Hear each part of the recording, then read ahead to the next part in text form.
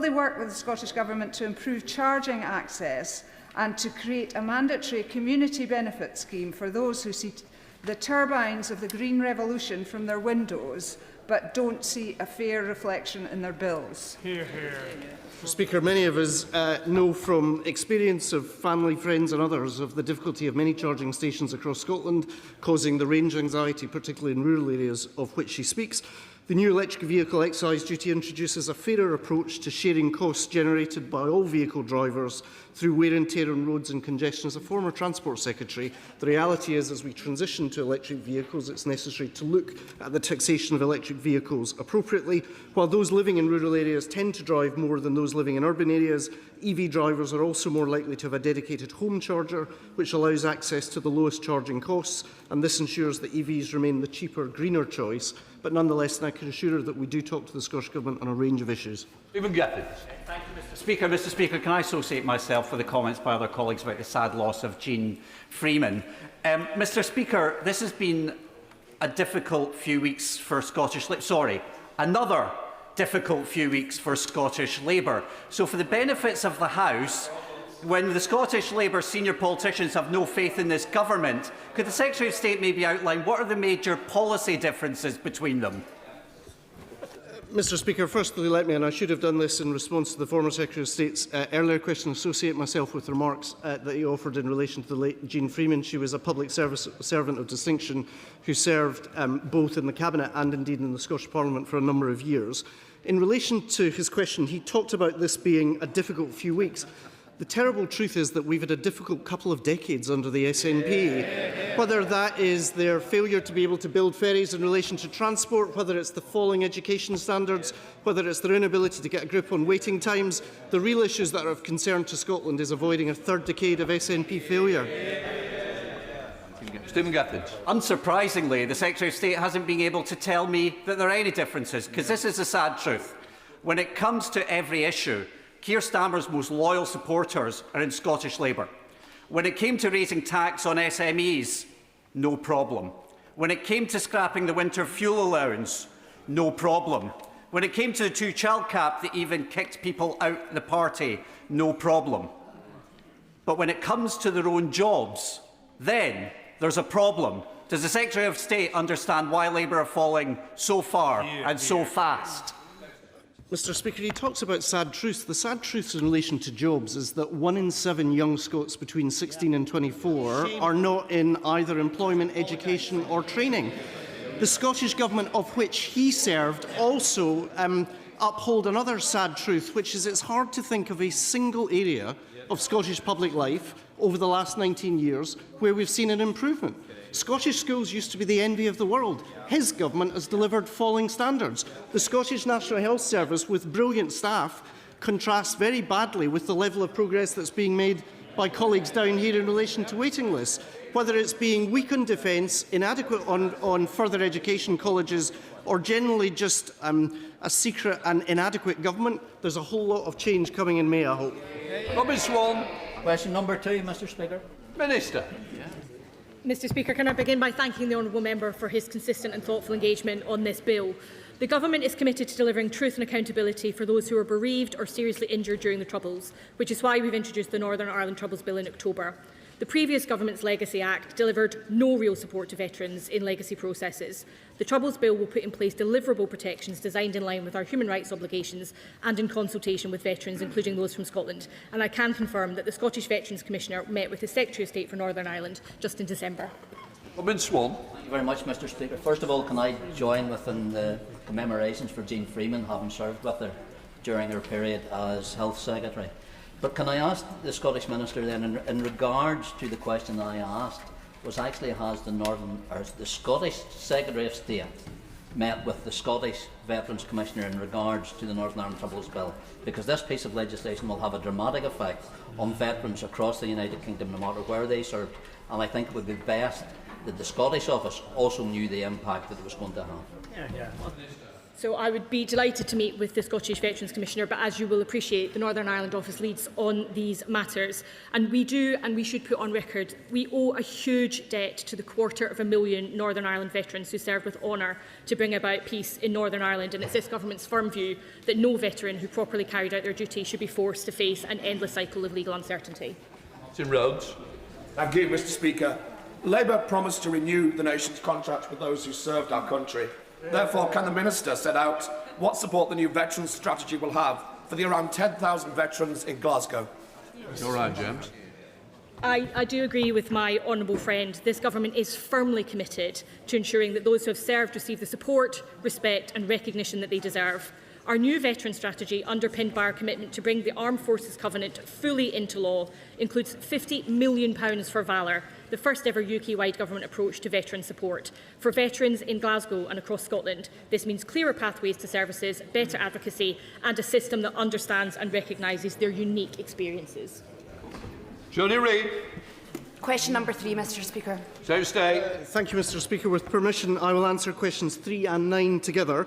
Scotland is at the heart of keeping the UK secure at home and strong abroad. Just last week, as has already been referenced, I visited Australia, New Zealand and Singapore, working to strengthen our defence partnerships and increase export opportunities for the Scottish defence industries.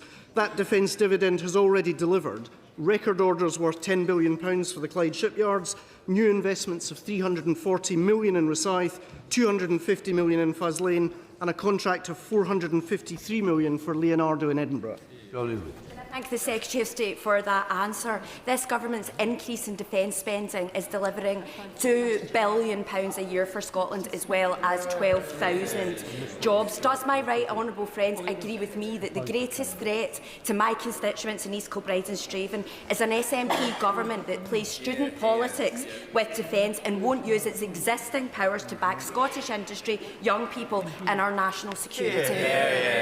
Not for the first time, Mr. Speaker. I find myself in agreement with my honourable friend. The UK Labour Government has committed to the biggest sustained increase in defence spending since the Cold War, totalling £270 billion in this Parliament alone. And in contrast, the SNP-led Scottish Government's position on public funding for defence is risking jobs, skills and investment in Scotland. Despite record funding provided by the UK Government, they are weak in defence, dismal on further education, and Scotland deserves better than a third decade of a failed SNP government. Kevin Bolivar. Thank you, Mr. Speaker. Labour's defence industrial strategy will strengthen our security across the whole United Kingdom and deliver an unprecedented growth deal for Scotland. £250 million of UK-wide investment and £182 million for skills. And for me, this is personal. My grandfather worked on the Glasgow shipyards, part of a proud tradition that has served the whole UK. Does my right honourable friend agree that a strong Scottish defence sector delivered by a UK Labour government strengthens all of us? Mr. Speaker, can I thank my honourable friend for his question? My own grandfather worked as an engineer in Glasgow, so I appreciate the proud heritage of which he speaks. The Government's defence industrial strategy will deliver a record boost for Scotland's economy, creating highly skilled jobs for years to come. Alas, when the SNP-led Scottish Government stepped back, it took the UK Labour Government to step in and give young people the welding skills they needed. As we mark the 4th anniversary of Putin's invasion of Ukraine, the security challenges facing NATO are clear for almost all of us to see, and yet the Scottish Government remains committed to unilateral nuclear disarmament. Christine Jardine. Very much, Mr. Speaker. Many of my constituents in Edinburgh West work in the Leonardo's factory, which the Secretary of State mentioned, and they contribute hugely to this economy. But they are concerned at the contradiction between what the UK government says and what the Scottish government says about defence spending. So can he detail just exactly how the government will support them going forward? Join the European. So, Mr. Speaker, I had the chance to visit the Leonardo facility with my right honourable friend, the Secretary of State for Defence in recent works, and saw for myself the transformation that had been witnessed since it was originally Ferranti, with the strong support of the UK government behind it. But she raises a really important question, which is when you talk to the defence prime companies in Scotland, they cannot get Scottish Government civil servants to even explain the policy that the First Minister announced last September. That is imperiling investment, it is imperiling apprenticeships, and it is imperiling jobs in Scotland, and Scotland deserves better. Alex Easton. Thank you, Mr. Speaker. Would the Minister agree that increased defence orders in Scotland have the potential to strengthen the defence industry and the industrial base across the whole of the United Kingdom? And will he make an assessment of the opportunities this presents, in particular for Northern Ireland companies? Well, Mr. Speaker, I find myself in agreement that with that biggest sustained increase in defence expenditure since the Cold War, not simply in Scotland, where it supports about 12,000 Scottish jobs, but in Northern Ireland, in Wales and in England, there are real opportunities for a defence dividend. That is why the defence industrial strategy is UK-wide. It's why, notwithstanding the weakness on defence and on economic support from the Scottish Government, we remain committed to that strategy. Gregory Stafford. Question number 4, sir. Sarah State. Firstly, I would respectfully remind the honourable gentleman that it was the Conservatives who brought in the energy profit levy in 2022. Oil and gas will be a central part of the energy mix in the UK for decades to come, but it's also right to recognise that there's a transition that needs to be managed, and there was an abject failure of the previous government to manage that transition. The Chancellor confirmed at the budget that we are ending the EPL on the 31st of March 2030. Gregory Stafford. Mr. Speaker, it's clear that the Secretary of State is totally uninterested in the reality of what's happening in the industry because of the EPL. 1,000 jobs a month are being lost as a direct result of this government's decision. All the while, we're importing more at a higher cost with higher emissions. Jobs are being lost, investments being turned away, and our energy security is being undermined. At the same time, despite what the Minister says, bills are going up for my constituents. Why will he not actually rectify this and sort this problem out for the whole country? So, Mr. Speaker, I don't know if he's had a chance to listen to the radio this morning in terms of see the progress that is being made there. But let's introduce some facts. Let's introduce some facts to the debate. This isn't a trend in terms of the North Sea that emerged yesterday. This is a mature basin. There's been a 75% reduction in production between 1999 and 2024. We've been a net importer since 2003, and we lost more than 70,000 jobs from the basin in the last 10 years when the Conservatives were in power. And can I associate myself with the remarks on Jean Freeman? Does my right honourable friend agree that while oil and gas in the UK will play a vital role for decades to come, we have great opportunities for Scottish businesses in renewables, including at the Methil Yard in my constituency, ideally placed to deliver renewables infrastructure as well as vital defence contracts, for example, programme Euston? Mr. Speaker, my honourable friend's entirely right. I had the opportunity to visit the Navantia Yard in Methil just a couple of weeks ago. It was just over a year ago that, as a Labour government, we stepped in to secure the future both of the Methil and the Arnish yards.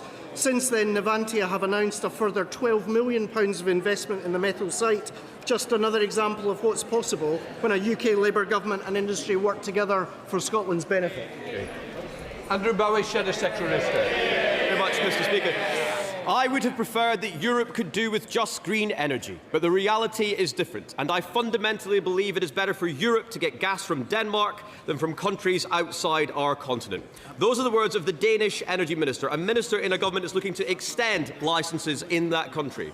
The Danes can see what is blindingly obvious, Mr. Speaker. We will continue to have a demand for oil and gas for many years, and it is better we use our own, support our own economy, support our own workers, and support the existing industry that will invest in the future. So who does the Secretary of State agree with? The Danish Energy Minister, the head of GB Energy, Scottish Renewables, trade unions, everyone else, or his colleague, the Secretary of State for Energy Security and Net Zero? Well, Mr. Speaker, it's worth reminding the honourable gentleman that it was actually a Conservative government that introduced EPL. We've been clear that the EPL comes to an end in 2030. It's also worth pointing out, of course, that oil and gas in the North Sea is sold into global markets. And it's also worth pointing out that we lost a third of the jobs in the North Sea under the government in which he served. So I'm very happy to listen to other voices. About the last voice I'd listen to would be the Scottish Conservative Party. Andrew Bowie. But global markets, supporting the Scottish oil and gas industry supports 90 times more jobs than imports. Supporting the oil and gas industry yields 150 times more income tax and national insurance revenues than imports. Supporting the Scottish oil and gas industry delivers 400 times more oil and gas company taxes than imports. And supporting the Scottish oil and gas industry has a gross value added of £96 million to the UK compared to zero from imports. Everyone else understands it. So please, can the Secretary of State explain to everyone in the country what on earth is this government playing at? Mr. Speaker, there is an aching gap, the width of the North Sea, between what he says and what they did.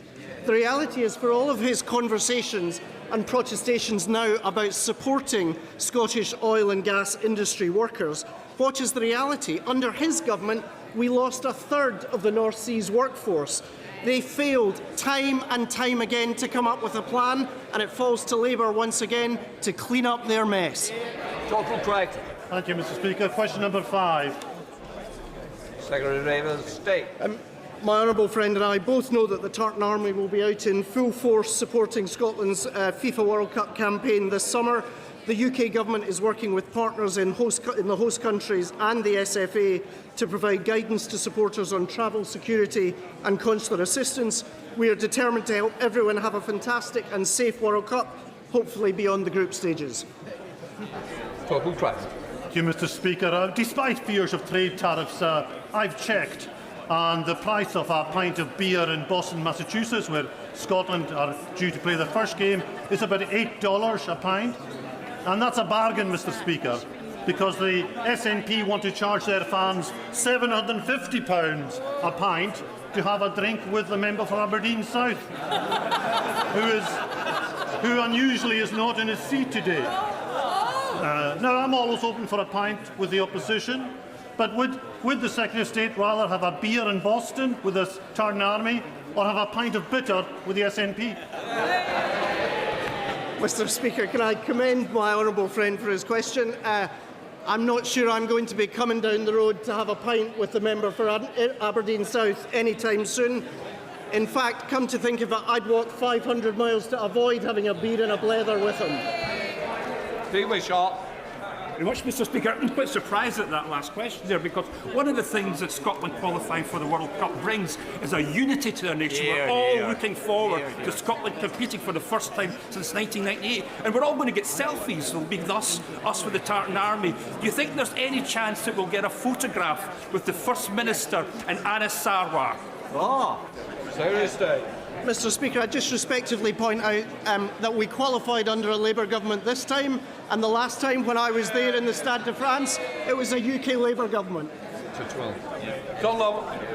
Speaker, question number 6. Minister. Thank you, Mr. Speaker. Scotland's hospitality businesses at the heart of our high streets communities are the engines of Scotland's economy. The UK Government has helped businesses across the country by stabilising public finances, focusing on driving economic growth and putting more money in people's pockets. In Scotland, of course, key levers such as rates, business development, skills and planning are devolved to the Scottish Government. So perhaps the honourable members in the SNP benches can explain why the Scottish Government has failed so miserably to support Scotland's hospitality sector in the way it deserves. John Lowe. Thank you, Mr. Speaker. Last week I met with Nick and Trish, who own Burt's Hotel in Melrose. Like many other people have done, they explained the immense pressure they're under as a result of her government's jobs tax and the SNP government's eye-watering hike in business rates. So does the Minister think that the government's increase in employers' national insurance has helped or hindered the hospitality sector? Mr. Speaker, our changes to employers' national insurance were part of raising the revenue needed for the changes in public services from which his constituents will benefit, and mine, due to the record settlement for the Scottish Government. I would just say to the honourable gentleman, however, that protestations of fealty to the hospitality sector would ring more true had 7,000 pubs not shut under the Conservatives. Yeah. Please, Patricia Ferguson. Thank you, Mr. Speaker. Of course, any support for Scottish hospitality businesses is welcome. However, the recent Scottish budget simply tinkers around the edges, with many businesses still falling for a 400% tax rise hike. Does my honourable friend agree that a fundamental overhaul and redesign of the current system is required, and so that we can deliver a stronger economic growth in Scotland? My honourable friend is, as usual, quite correct. Scottish businesses are facing eye-watering rate hikes while the SNP government tinkers around the edges of a fundamentally broken system. Meanwhile, Anas Sarwar has been clear. Scottish Labour would revive our high streets with a fundamental overhaul of business rates. Right now, jobs and businesses are at risk, and we want to reset the balance between our local businesses and the online giants. Shadow Secretary of State Andrew Barr. Thank you very much, Mr. Speaker. Mr. Speaker, given the Secretary of State still expects us to believe the Prime Minister has faith in Anna Sarwar's judgment, it's quite clear the Labour Party can still have a laugh. But they do seem to have an aversion to having fun. Why else would they be waging a war against Scottish pubs? Because just like Scottish Labour's election campaign, the sector in Scotland is hanging on by a thread. Last year, one pub in Scotland closed every single week. But it isn't just pubs, cafes, restaurants, chip shops, all facing the same. So will he and his Scottish Labour colleagues join Russell Finlay and the Scottish Conservatives in our call for a pubs and hospitality business to be exempt from business rates rises this year? And will he do what he can to ensure his government stands up for Scottish hospitality? That would surely be something to raise a glass to. Minister. Mr. Speaker, I don't know if the honourable gentleman heard me about the Conservatives' record. 7,000 pubs lost under their watch. A package of support has, of course, been presented by my right honourable friend for pubs in England by the Treasury, meaning that there is already extra money for the Scottish Government to spend in this area. So I would encourage Scottish Government ministers to step up support for the hospitality sector using the Badenoch consequentials that this Government has already provided. Right. Before we come to Prime Minister's questions, can I welcome into the gallery the Speaker of the Parliament of Fiji and the President of the European Parliament. We start with questions to Prime Minister Edega. Number one, sir. Prime Minister. Thank you, Mr. Speaker. 4 years into Putin's barbaric assault, the courage of Ukrainians burns bright. We are extending sanctuary to Ukrainians in their time of need, providing the weapons and aid to support them in their fight for a just peace. We're degrading Russia's economy and planning for a ceasefire that protects Ukraine's sovereignty. That support will never falter. And yesterday, Mr. Speaker, I recommitted to President Zelensky and the Ukrainian people that we stand with them in the fight for freedom, democracy and the values that we all hold dear. Mr. Speaker, let me also congratulate Team GB for their superb performance in the Winter Olympics. They are brilliant ambassadors for our country, and I know the Paralympics GB will also do us proud. Mr. Speaker, this morning I had meetings with ministerial colleagues and others. In addition to my duties in this House, I shall have further such meetings later today. Thank you, Mr. Speaker. And may I associate myself with the remarks of the Prime Minister in respect of Team GB and Ukraine. A great former Prime Minister once said, "U-turn if you want to, the lady's not for turning." Like the leader of my party today, she was a leader of principle and backbone. But we know this current government is no stranger to the U-turn. So given that, can I gently tempt the Prime Minister to add one more to the current tally to help get Britain working again by backing the fantastic shops and businesses in Melton Mowbray Town Centre and high streets across my constituency and beyond to succeed and grow by scrapping the government's business rate changes that will hit so many of them hard in April? Well, it's good to see him in good form, particularly, if I may say so, after his health scare, which he and I have discussed a number of times. He discusses a former leader of his party. He was the former health minister, I think, who presided over record waiting lists. He was the former prison minister who left the prisons overcrowding. And he was the former economy minister under Liz Truss. We're picking up the mess and we're turning it around. Rachel Hopkins. Thank you, Mr. Speaker. I very much welcome the fact that our Labour government has recognised the state of Palestine, and I also welcome the Foreign Secretary's statement last week as Chair of the UN Security Council, setting out the UK's commitment to increasing humanitarian access to Gaza and advancing a two-state solution. Does the Prime Minister agree that protecting civilians, upholding international law and supporting Palestinian-led governance are essential for a lasting peace? Prime Minister. Well, can I thank her for raising this really important issue, because the ceasefire in Gaza remains fragile. and protecting Israeli and Palestinian civilians is critical to the next phase of the peace plan. Mr. Speaker, I'm proud of our commitment to a two-state solution, and we will be hosting the peace-building conference in March to build lasting peace and security for both Palestine and Israel. Hamas must decommission its weapons, destroy its terrorist infrastructure, and can have no future role in running Gaza. And Mr. Speaker, whilst aid flows have increased, the level of need is still dire, and the Israeli government must stop blocking supplies and preventing work of international NGOs. That is unconscionable, and it is costing Palestinian lives. We come to the Leader of the Opposition, Kemi. Thank you, Mr. Speaker. And can I associate this side of the House with the Prime Minister's comments about Ukraine and Team GB? Mr. Speaker, before the Prime Minister and I became MPs, parties of every colour increased the cost of going to university. The system is now at breaking point for graduates. I believe the student loans have become a debt trap. It is time for all of us to do something about it. Will he cut interest rates on student loans? Prime Minister. Well, Mr. Speaker, I have to say I'm glad to learn that the Leader of the Opposition has finally admitted that they scammed the country on this. And that applies to everything they did in government. We inherited their broken student loans system. We've already introduced maintenance grants to improve the situation, which they scrapped. And we will look at ways to make it fairer. And we will do other things within the economy to help students. What other things they say? The news this morning, Mr. Speaker, 7 a.m, energy bills coming down by £117 for millions of families and young people struggling. That's guaranteed money off bills in April, driven by the action that this Labour government has taken. We promised to cut the cost of living. We are cutting the cost of living. Mr. Speaker, I asked him if he would cut interest rates on student loans.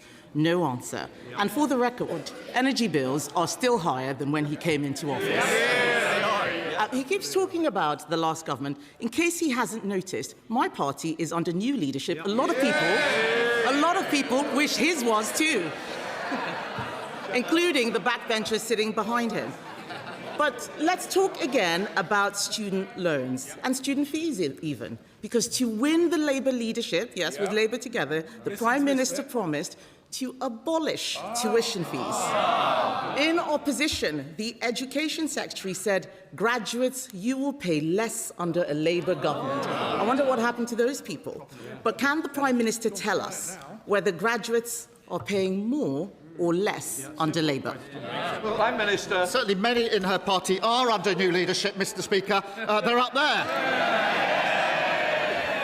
The only change she's brought to her party is to make it smaller. And she talks about interest rates on loans. Mr. Speaker, not only have energy prices come down this morning, but since we were last here across the dispatch box, inflation has fallen as well, which has a huge impact on interest rates. Fallen to 3%. And the Bank of England say it's going to keep on falling.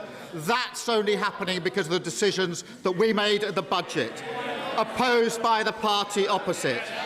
They talk about the cost of living. This government is taking action, and under their watch, inflation was 11%, which crippled the state of finances for students as their loan rates went up. Mr. Speaker, I am amazed that while we're trying to talk about student loans, the Prime Minister has the cheek to talk about my party being smaller. His party is smaller too, including one MP who was arrested for child sex offences. So perhaps before he gets on his high horse, he should ask why his backbenchers are saying that they're being called the Pedo Defenders Party. Yes. So why don't we get back? So if he... Yes, I didn't say it. I didn't say it. I know it makes them... Yes. Sorry. OK, let's have less. Badenoch. I know they don't like it, Mr. Speaker. Does the honourable member want to leave at this stage? Just understand, I want to hear the question, because it's very important that I do hear, because I may have to make a judgment. So I don't need any more shouting. I know they don't like it, Mr. Speaker, but I haven't said anything that's not true, have I? So perhaps, well, they should get off their high horse, stop making stupid jokes, and why don't we talk about student loans? Yes. Policies that may have been fine for 2012 with low interest rates are not fine for 2026. The fact is, graduates are paying more, not less. On Monday, the Schools Minister was asked on the BBC why Labour froze the repayment thresholds. She said the government has, and I quote, huge pressures. Those pressures have been created by his taxes and his borrowing to pay for more welfare. Why is the Prime Minister taking from students to give to Benefit Street? What a nerve. Under their government, student loan thresholds were frozen for 10 years. 10 years. They broke the system. They did it with a bloke over there when they were in coalition together, and we're fixing it. Now, she used to say just a few weeks ago that she was going to focus on the economy at the exclusion of everything else. So I'm doing her a favour by bringing it back to the economy, because 117, desperate to talk about the economy, £117 off energy bills, inflation going down. The other thing that was confirmed on Friday, Mr. Speaker, borrowing is coming down, the biggest surplus on record. That means we've got the economy back under control. We're fixing the public finances. Now, I know the party of Liz Truss don't understand any of this, but she should welcome those changes when she next stands up. Mr. Speaker, he says they're fixing the student loan system. How? He wasn't even talking about this until I raised it. The fact is, those policies... And it goes for the row as well. Chair Select Committee expects a standard, not to shout somebody down. Mr. Speaker... I don't need any back chat. Thank you, Mr. Speaker. He's only talking about student loans now because I raised it. He says they're fixing the problem. The fact is, he's not. Why is it that I'm willing to ditch old Conservative policies that don't work and he wants to keep them? He's not going to do anything about it at all. On Monday, they voted to increase benefits yet again. The fact is, he is taking money out of the pockets of graduates and giving it to people who are not working. It is not fair. It is not just that he is saddling graduates with debt. It's not just that he is saddling graduates with debt. Yesterday, the Bank of England, yes, where she used to work in customer services. Yesterday, the Bank of England... Yesterday, Mr. Speaker, the Bank of England said that his policies are fueling youth unemployment. That's not us, that's the Bank of England. For the first time ever, youth unemployment is now higher here than it is in the EU. And while he blames everyone else, our young people can't get jobs, they are losing hope and even leaving the country. Will the Prime Minister tell us how he plans to deal with it? Prime Minister. Mr. Speaker, she says she's ditching failed Tory policies. It's a very long list. 14 years of list. And it starts with the word sorry. And when she says that word, we'll take her seriously. And Mr. Speaker, she talks about the Bank of England. The Bank of England have reduced interest rates 6 times. We've seen the fall in energy bills. Inflation is coming down. Borrowing is coming down. She hasn't welcomed any of that. I know she wanted to talk about the economy. She wants to talk anything other than the economy. Perhaps she'll welcome the surge in retail sales as well. People are spending more on our high streets because of the action that we took. Wages boosted for millions of workers, opposed by the party opposite. Free breakfast clubs, opposed by the party opposite. Free childcare, opposed by the party opposite. Every measure we're taking to improve the economy, what do? They oppose it. Mr. Speaker, he is desperate to talk about the last government so that he can distract from the mess that he is making now. The fact is, he is the Prime Minister today. This is a man who got legislation in to fix his own pension, just him, no one else's. He won't sort out student loans for other people. He has no plan to get young people into work. He has no plan to help graduates get out of the debt trap. They can complain as much as they like. These are facts. 411 MPs, and not a single one of them has any imagination. We are the ones doing all the thinking. Yes, he has already... Mr. Speaker.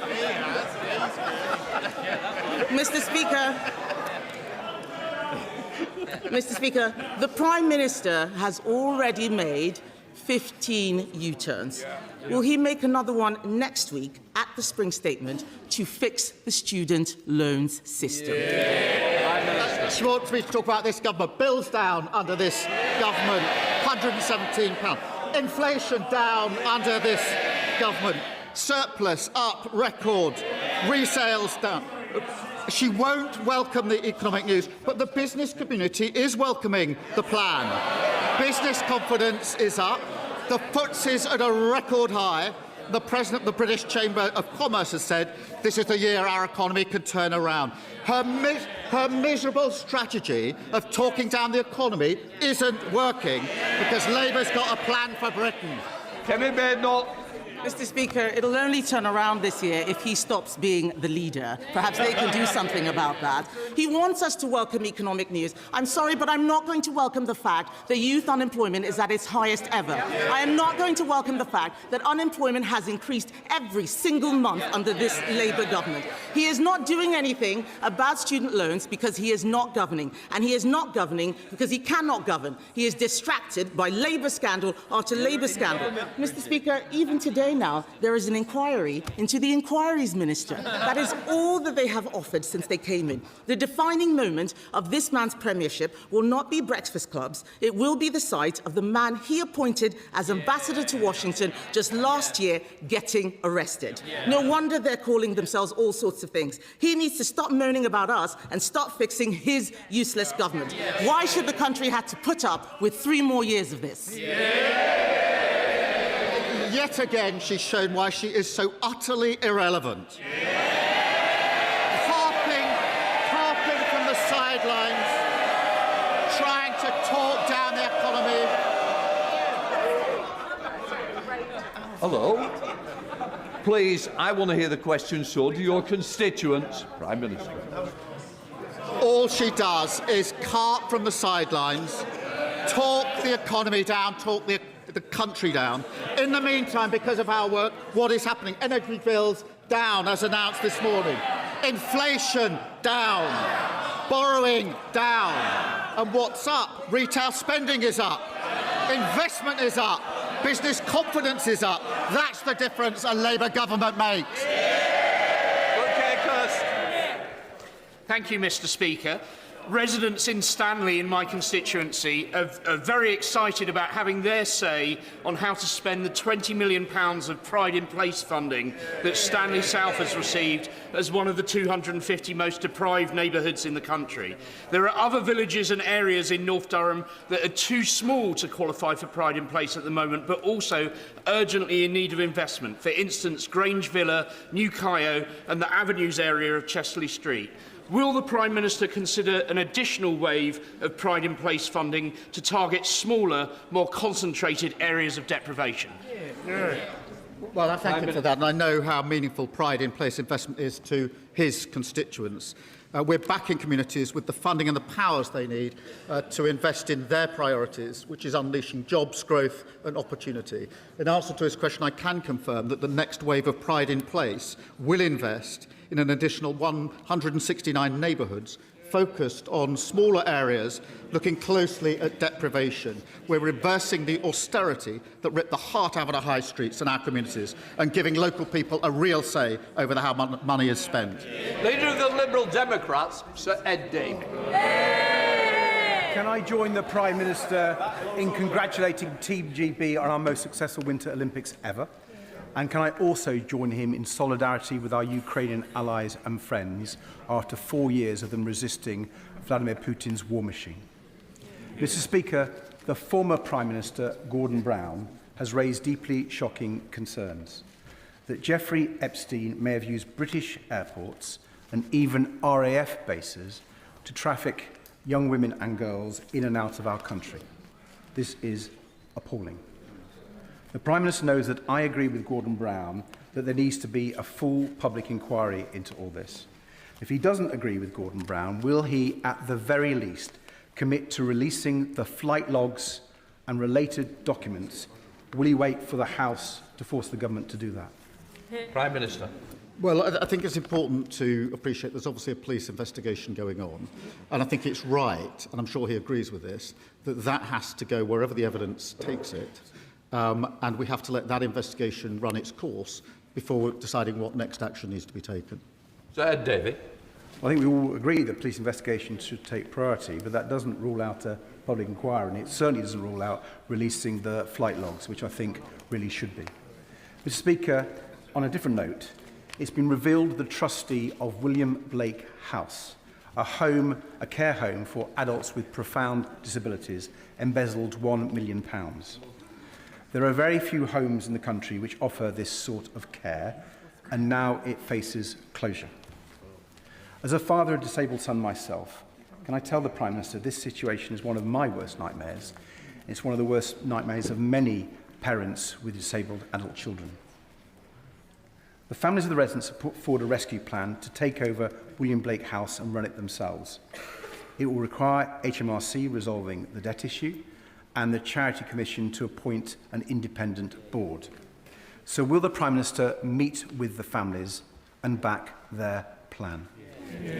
Prime Minister. Can I thank him for raising this case, which is obviously a cause of considerable concern, and of course I'll make sure that the relevant meeting is put in place for all of the individuals who need that meeting.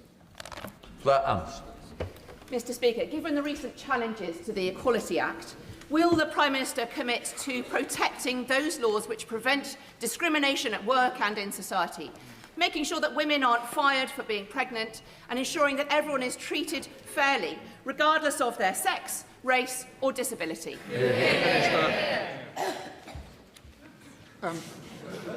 Mr. Speaker, I'm proud of the Equality Act that was passed by the last Labour government. We will always fight for working people, and compare that to Reform, who want to go back to the dark days where people can be discriminated against because of who they are, ripping up protections for workers and renters, and ending the right for grieving parents to take a few days off work if the worst should ever happen to their child. But, Mr. Speaker, I also have to raise this.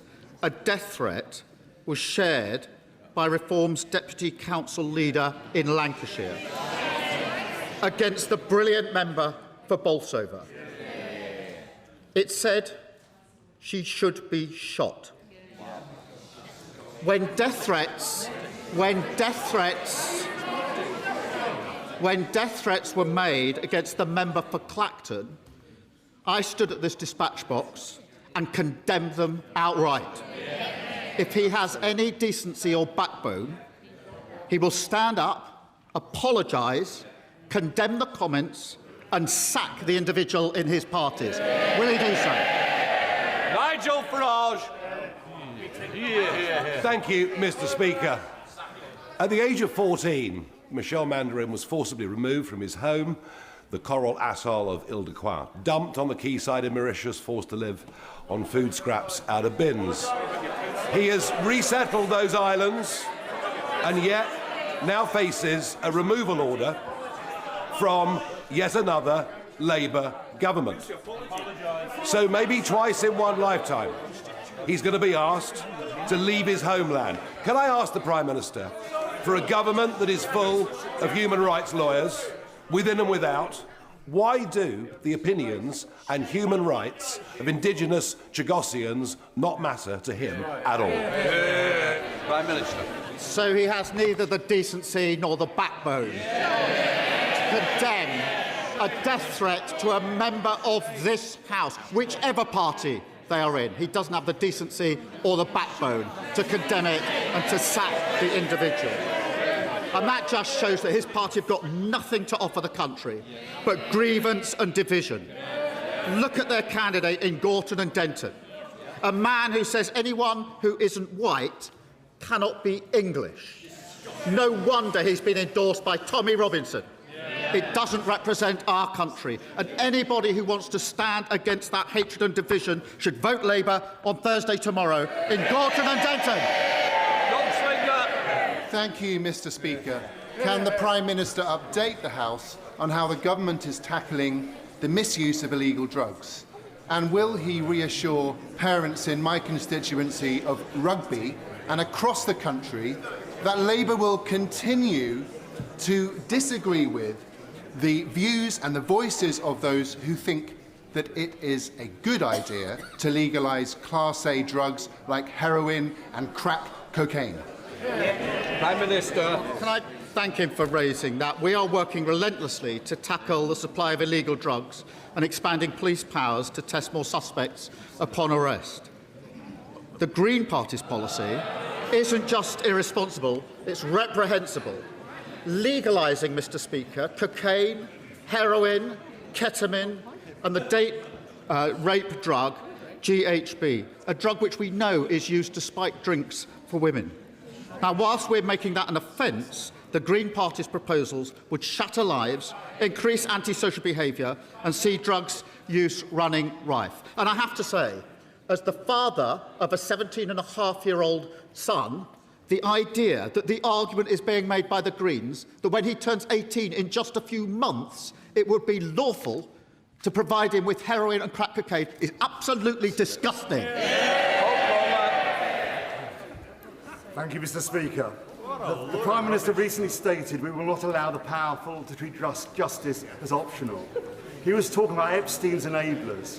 But my constituent, who uses the pseudonym Isabella, has asked me to ask the PM whether his words also apply to those who assisted Britain's Epstein and Hamid al-Fayed, a monster who, with others, abused her and hundreds of other women and girls in a human trafficking scandal that the Met, unlike the French authorities, are still refusing to treat as such.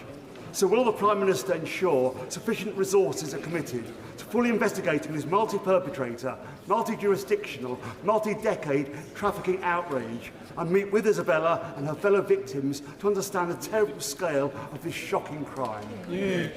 Well, can I thank you for raising this really important case on behalf of really important victims, and I'm sure the thoughts of the whole House are with those victims. Every report of sexual offence should be treated seriously, every victim should be treated with dignity, and every investigation should be conducted professionally.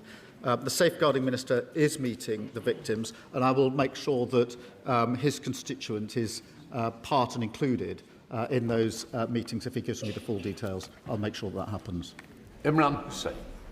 Thank you, Mr. Speaker. And we have all heard the horrific news that a man entered Manchester Central Mosque last night in this, the holy month of Ramadan, carrying weapons, including a hammer, a knife and an axe.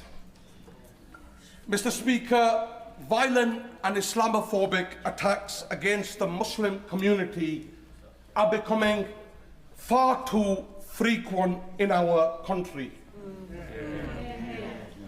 Prime Minister, is it not the case that every single politician in this place, and I mean every politician, especially that lot over there,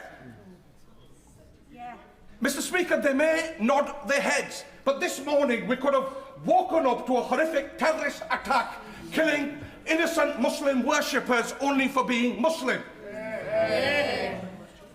Prime Minister, is it not the case that every single politician in this place and every single journalist has a responsibility to stop fanning the flames of hatred against the Muslim community? Well, can I thank him for raising this really important case and tell him that I share his deep concern and the deep concern of the community over the incident at Manchester Central Mosque, particularly during the holy month of Ramadan. And we will not and must not relent in the fight against anti-Muslim hatred. We must not. Mr. Speaker, I remember visiting Peacehaven Mosque in the wake of the awful attack there. And when I did, I committed £40 million to protect mosques and community centres. It's a shame that we have to do that, but we do have to do it. And we're establishing a new fund to monitor anti-Muslim hatred and support victims. And I want to reassure my honourable friend and the House that we will fight hatred and protect freedom of worship in this country. Lord Miller. Thank you, Mr. Speaker. Bicester is one of the fastest growing towns in the country, but the town will be cut in two when rail services start between Oxford and Cambridge and the London Road level crossing closes. Campaigners were ignored by the Conservative administrations for over a decade, but today we're in touching distance of a solution. East West Rail has a detailed plan for an underpass, the Rail Minister is fully engaged, we have financial support from the County Council, and thousands of local residents have pledged £1 to go underground. So can the Prime Minister now confirm that the Government will back the plan and keep London Road open? Minister. I thank him, and I know he shares our support for East West Rail, which is a vital project that will deliver better journeys, tens of thousands of jobs and unlock up to 100,000 new homes. I agree that access to Bicester must be maintained. Access to Bicester Village must be maintained, my children say, as well. And I think the company have put forward two options on replacing the crossing, and I'll reassure him and his constituents that they will have the opportunity to express their views during the upcoming consultation into relation what would work for them. Thank you. Gorton and Denton. Thank you very much, Mr. Speaker. The regeneration of the Belper Mills, a large site with buildings including Grade 1 listed ones dating from the start of the Industrial Revolution at the heart of the East Midlands' only UNESCO World Heritage Site, took a significant step forward last week when planning permission for its redevelopment and conservation was finally granted. The government wants to provide more housing, rightly so, and sites like this, though while very challenging, provide a very important opportunity to support that aspiration and share our national story.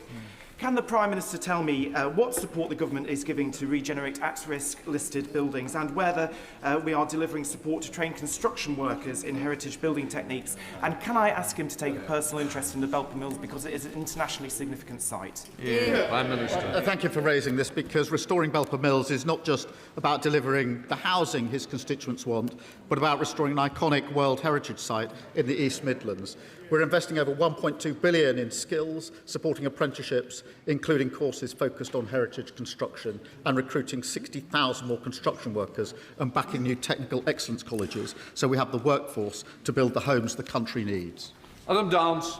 Thank you, Mr. Speaker. In January last year, Somerset received around 2,000 pothole reports. This January, it was nearly 7,000, a 250% increase. I recently stood on the Fossway in my constituency, where one resident had blown a tyre and another one was checking the damage under his cars. Families and small businesses are paying the price. Rural counties like Somerset have some of the largest rural networks in the country, yet funding does not reflect that reality. Will the Prime Minister commit to fairer funding for rural areas so we can properly maintain and resurface our roads rather than constantly patching them up? Prime Minister. Well, I thank him, and I know how important it is that we fix the crumbling roads that we inherited from the party opposite. His county council will receive over £225 million as part of our £7.3 billion investment to tackle potholes. We're also implementing tough new standards, so councils have to prove they're fixing the roads properly, and delivering £78 billion for councils to ensure they can deliver excellent local services. Campbell. Thank you, Mr. Speaker. In 2024, 2.64 million animals were used in the UK in medical experiments. As chair of the all-party group in phasing out animals in medical research, I think it's important to note that an estimated 92% of drugs fail in human clinical trials, even though they have passed preclinical tests, including animal tests. Innovative non-animal research methods are increasingly available and provide viable alternatives. Whilst I very much welcome our Replacing Animals in Science strategy, for this to be meaningful, a robust implementation timeline must be set.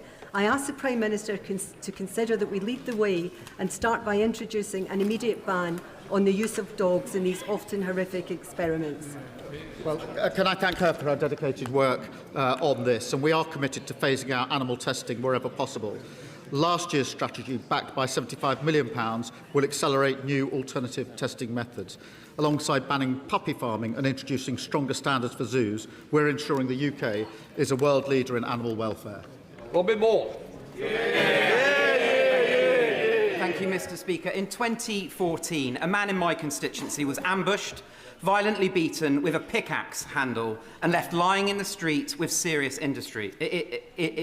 injuries. At the time of the conviction, the judge called it a brutal attack. Mr. Speaker, many constituents have contacted me to express their concern that the perpetrator of this attack is still a sitting Labour councillor in Keighley and was recently pictured celebrating an election with convicted crack cocaine and heroin dealers. Prime Minister, on behalf of all victims of serious crime, will you, as the leader of the Labour Party, ensure that Councillor Mohsen Hussain is not permitted to stand in the local elections this May? Prime Minister. I thank you for raising this. I will look into it straight away and give him a full answer. Sir Edward. Thank you, Mr. Speaker.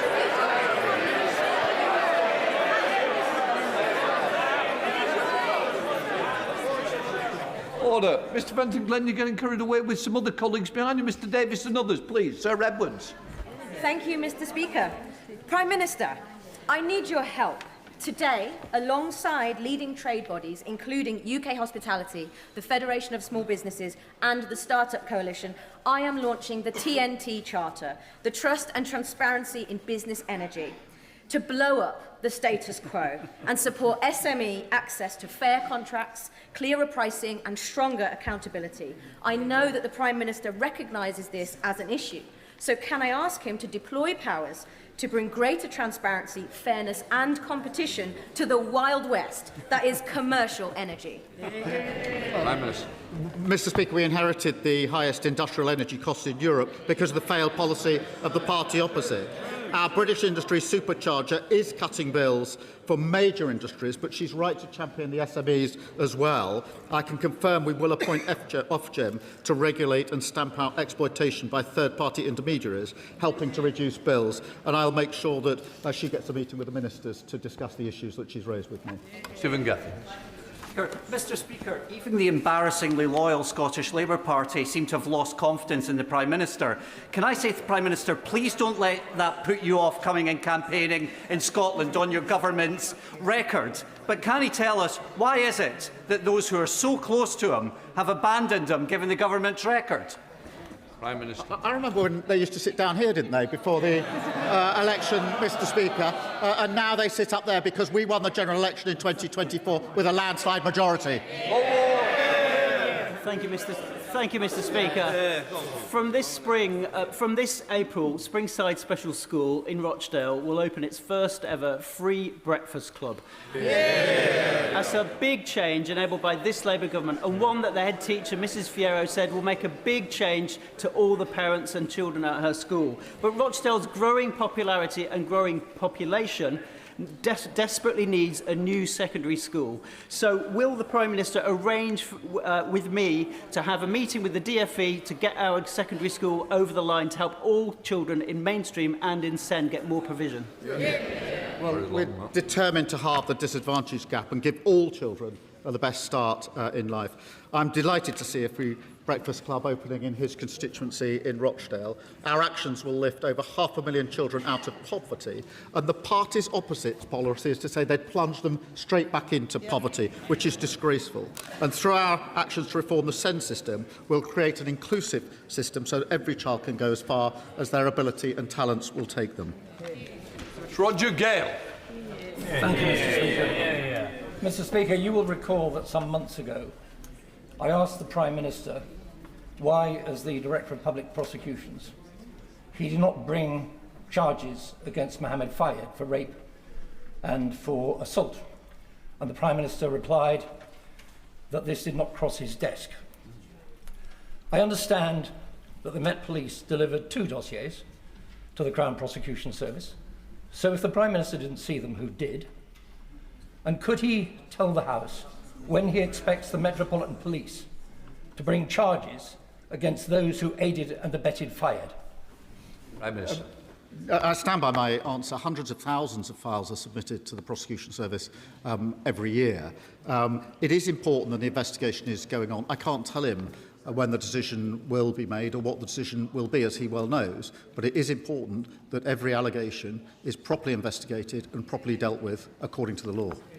Final question, Kelvin Bear. Thank you, Mr. Speaker. 4 years after Russia's illegal invasion, Britain backs Ukraine's fight for freedom. The same freedoms that Labour used to forge NATO to defend. But while Ukraine fights to join NATO, the Green Party wants to break it up. So does the Prime Minister agree with me that as war continues and as Russia broadens its attacks across Europe, those who attack NATO are betraying our security? And, to coin a phrase, are they becoming Putin's useful idiots? Well, my honourable and gallant friend is absolutely right. Our support for Ukraine is unwavering. And yesterday, I chaired the Coalition of the Willing Call and announced new sanctions to weaken Putin's war machine. The Greens, by contrast, want to pull out of NATO and negotiate with Putin our nuclear deterrent. And Reform are still parroting Kremlin talking points after their leader in Wales was jailed for taking Russian bribes. Both of them are weak on NATO and soft on Putin. Can please Prime Minister's questions.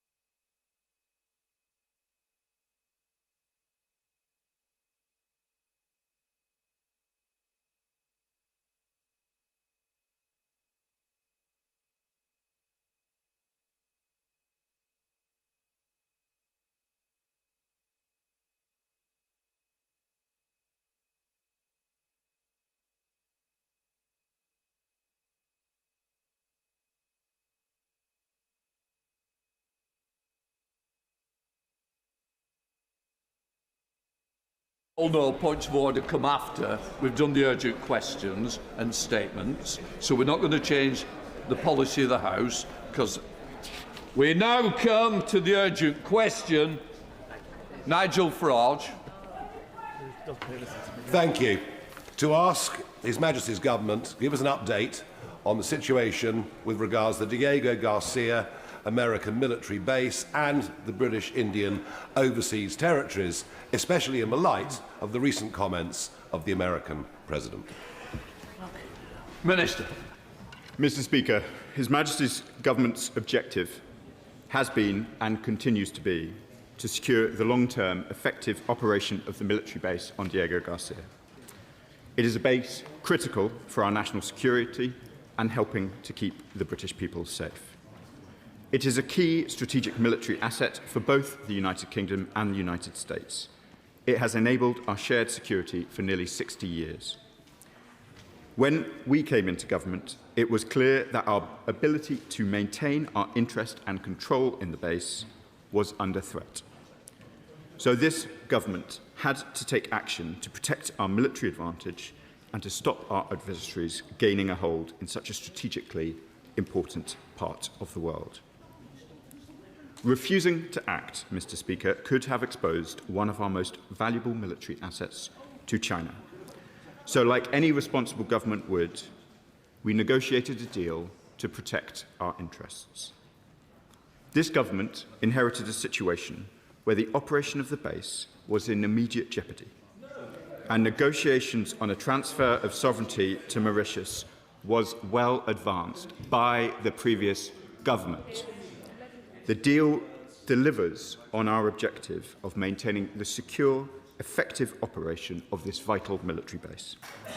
It would allow us to operate this joint UK-US base as we have always done.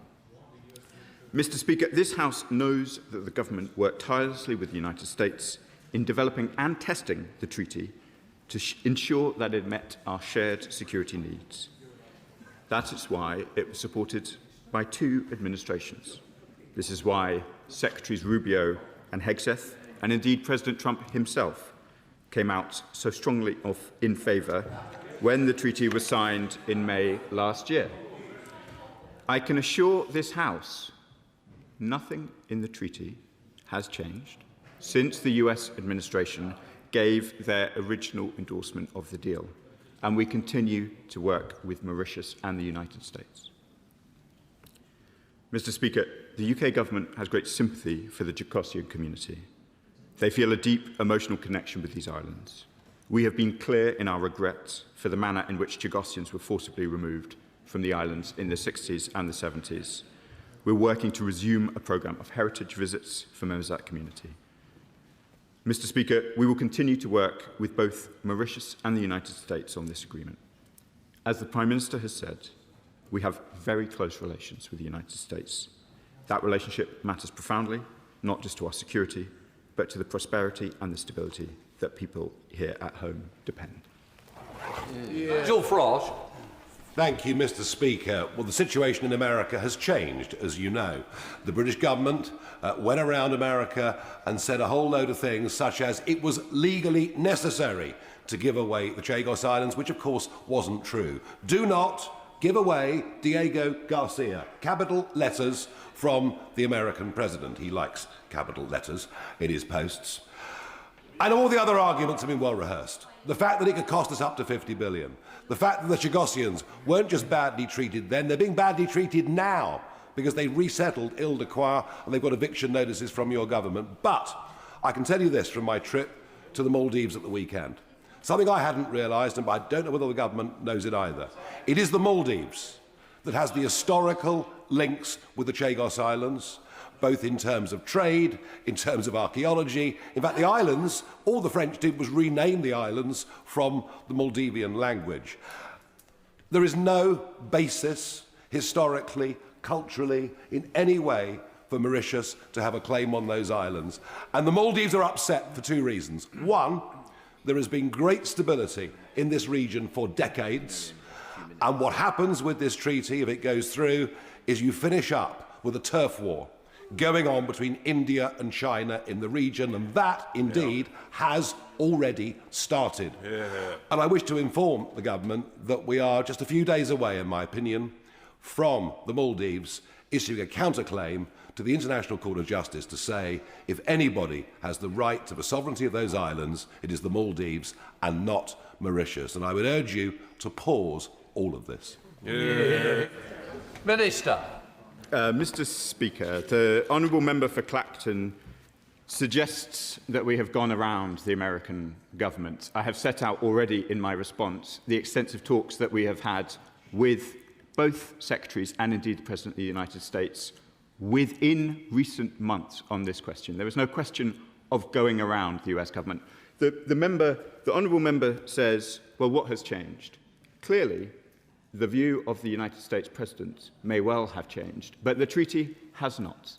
We have discussed this treaty in great detail in this House. It is a treaty that emerges from talks initiated by the previous government and completed. Mr. Speaker, I would find it more plausible to hear chuntering from the benches on the other side from me were I not a diplomat in the Foreign Office during the period they were negotiating this deal for 11 rounds. Exactly. I do understand that the members opposite, honourable and right honourable, wish to now distance themselves from the 11 rounds that they conducted, but let us at least... Order. No, one of us is sitting days, don't we? Look, people that put a UQ in, others members of this side put it, want to hear it. I want to hear it. I expect them to hear it. I expect them to hear it in silence. Minister. Thank you, Mr. Speaker. Returning to the substance of the honourable member's question, I would just like to remind him that if he turned up with a selfie stick to RAF Waddington in Lincolnshire, a similarly sensitive military base, he would be turned away. I do not understand his surprise, or those who travelled with him, that when you sought over the weekend to film a video on a sensitive military site under the control of the UK. It is part of the British Indian overseas territories. as you know, and I would encourage the honourable member and indeed every member of the public to check British travellers. Order. You keep saying you. I am absolutely not responsible about this filming or the involvement. Please. I'm being drawn into something I don't wish to be at this stage. Mr. Speaker, I can only apologise. We'll not seek to draw you into such a flagrant incident of ignoring travel advice. The treaty is, as it was signed, it is going through both houses of Parliament. We are discussing this with our American colleagues. The fact that the honourable member sought to take a selfie video on the islands does not change any of those facts. Chair of the Select Committee. Thank you very much, Mr. Speaker. Could the Minister please assure the House that international law will apply to Diego Garcia, either by way of the ownership or the use of Diego Garcia, either by our military or the Americans? Minister. I thank my honourable friend for the question. Of course, the UK government will abide by international law and will continue to do so. The Minister, Wendy Moore. Thank you, Mr. Speaker. Labour's Chagos surrender is a shameful, unnecessary and reckless deal that leaves Britain weaker, poorer and less secure. This is not a legal necessity, it's a political choice made by a floundering Prime Minister, and it is British taxpayers who are left to pay the price. No other government would pay £35 billion to hand over its own sovereign territory and make its country less secure in the process. At a time when families are being squeezed, ministers are asking them to subsidise another country's budget, potentially funding tax cuts in Mauritius while taxes rise here at home. That's indefensible. So can the Minister confirm that no payments will be made under the treaty of the so-called strategic partnership unless and until ratification is fully complete? Because this is a national security crisis too. Diego Garcia is one of the most strategically vital military bases in the world, and yet ministers are pressing ahead before resolving the binding 1966 UK-US treaty, before addressing concerns raised by President Trump, and without guaranteeing that the lease can never collapse or be legally challenged. On UNCLOS, will he confirm that Article 298 provides an opt-out from compulsory dispute settlement for military activities, meaning this is a political choice, not an unavoidable legal trap? So I ask the government, will they suspend the bill until the legal position with the US is settled and any amendments have been scrutinised under CRAG? Will he confirm whether the Pelindaba Treaty would apply were Mauritius to take sovereignty? And if so, what ironclad safeguards protect our nuclear deterrent? And finally, what of the British Chagossians, some of them now on the islands? Can he guarantee there will be no forced removal and that their rights will be protected in full? Mr. Speaker, British sovereignty is not for sale, and this House should not be bounced into surrendering it. Minister. Mr. Speaker, as I said earlier, I would find the Conservative position more plausible had there not been 11 rounds of negotiations. The attempt from the other side, from both benches, to act as if though there was no issue here to be addressed, that the reason they started with 11 rounds was some sort of lack of focus. Well, if there was not an issue to address, I am not sure why you started, why honourable members on the benches opposite began the negotiations. I can assure the House, Mr. Speaker, that of course the passage of the treaty will go through the full process of Parliament in the usual way, and we are discussing these questions with the Americans in the usual way. Grimsby. Thank you, Mr. Speaker. And can I say, risking the accusation of creeping, it's a great pity you aren't in charge of these negotiations. The deal we have come to, or are coming to, is inexplicable, both in principle and in costs to my constituents. And I very much doubt, at the time of the next general election, most Labour candidates, and indeed our manifesto, will point to the cost of £100 million a year and giving up ownership of these islands. Can I remind my honourable friend, and I'm sure he knows it off by heart, of page 120 of the Labour manifesto, which says, defending our security also means protecting the British overseas territories and Crown dependencies, including the Falklands and Gibraltar. Labour will always defend their sovereignty and right to self-determination. We haven't even consulted the Chagossians. Will my honourable friend not reconsider? Minister. Mr. Speaker, I would not like to accept the connection being made between the British Indian Ocean territories and Gibraltar and the Falklands. We are four square behind the sovereignty of Gibraltar and the Falklands, who have repeatedly chosen to remain British, and long may it continue. So we are abiding by our manifesto commitments, Mr. Speaker. The issues around the continued operation of the base have been discussed many times in this chamber. They are being scrutinised in both chambers as the treaty goes through the full process that Parliament would expect, and that will continue. Dr Alpington, Liberal Democrat spokesperson.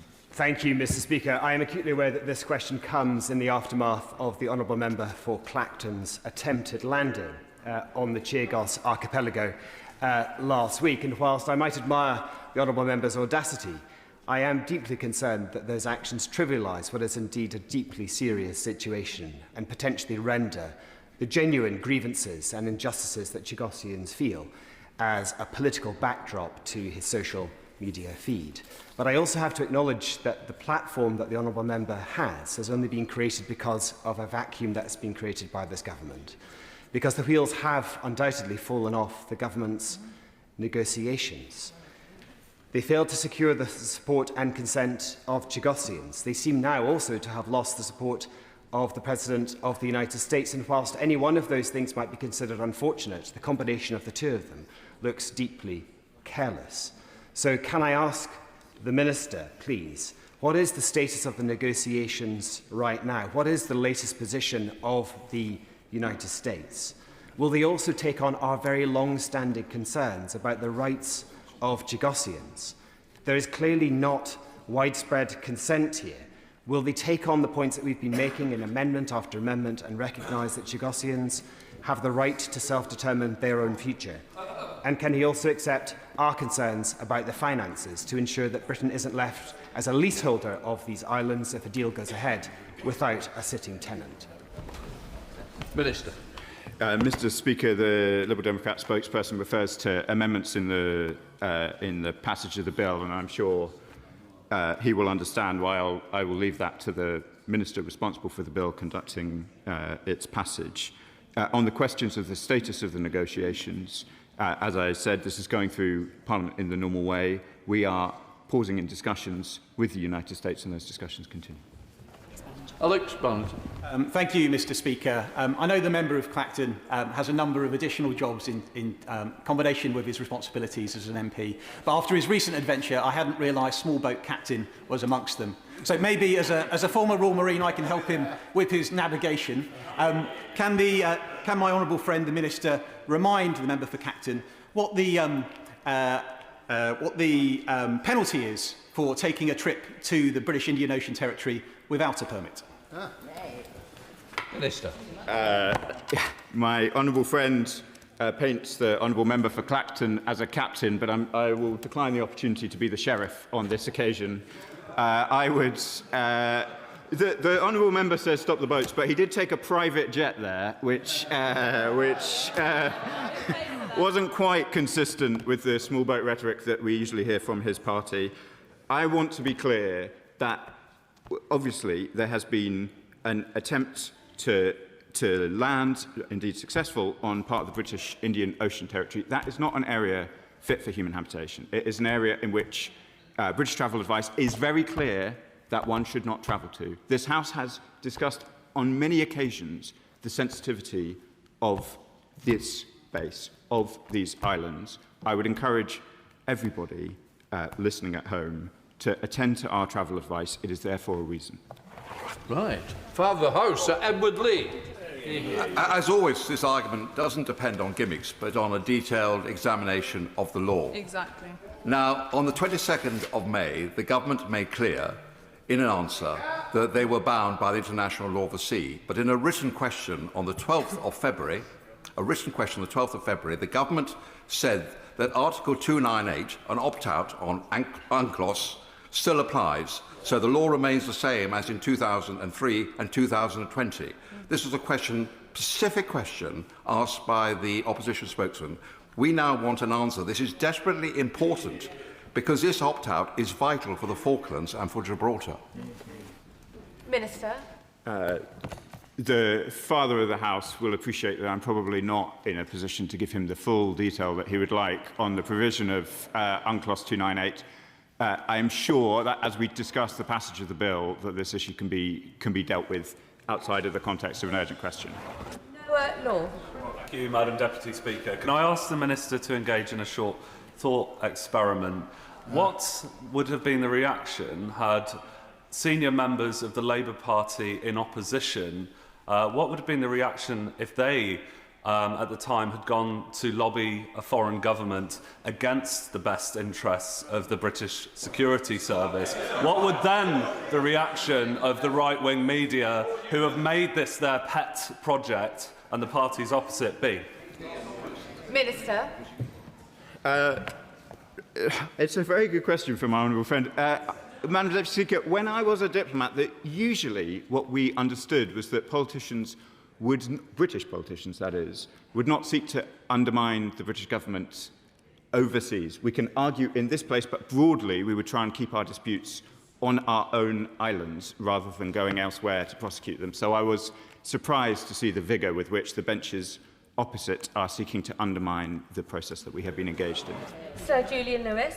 Will the government pause any steps in this matter until the judicial review proceedings being brought on behalf of the Chagossian people have been resolved one way or another in the High Court? Minister. Madam Deputy Speaker, I'm endeavouring to answer the urgent element of the question and leave the question about the treaty and its passage through the two houses to that process, as that's my understanding of how best to deal with these questions. So in response to the question about the judicial review, which I understand is not urgent but related to the passage of the treaty through the two houses, then I'll leave the Minister who is responsible for that to respond in the usual way.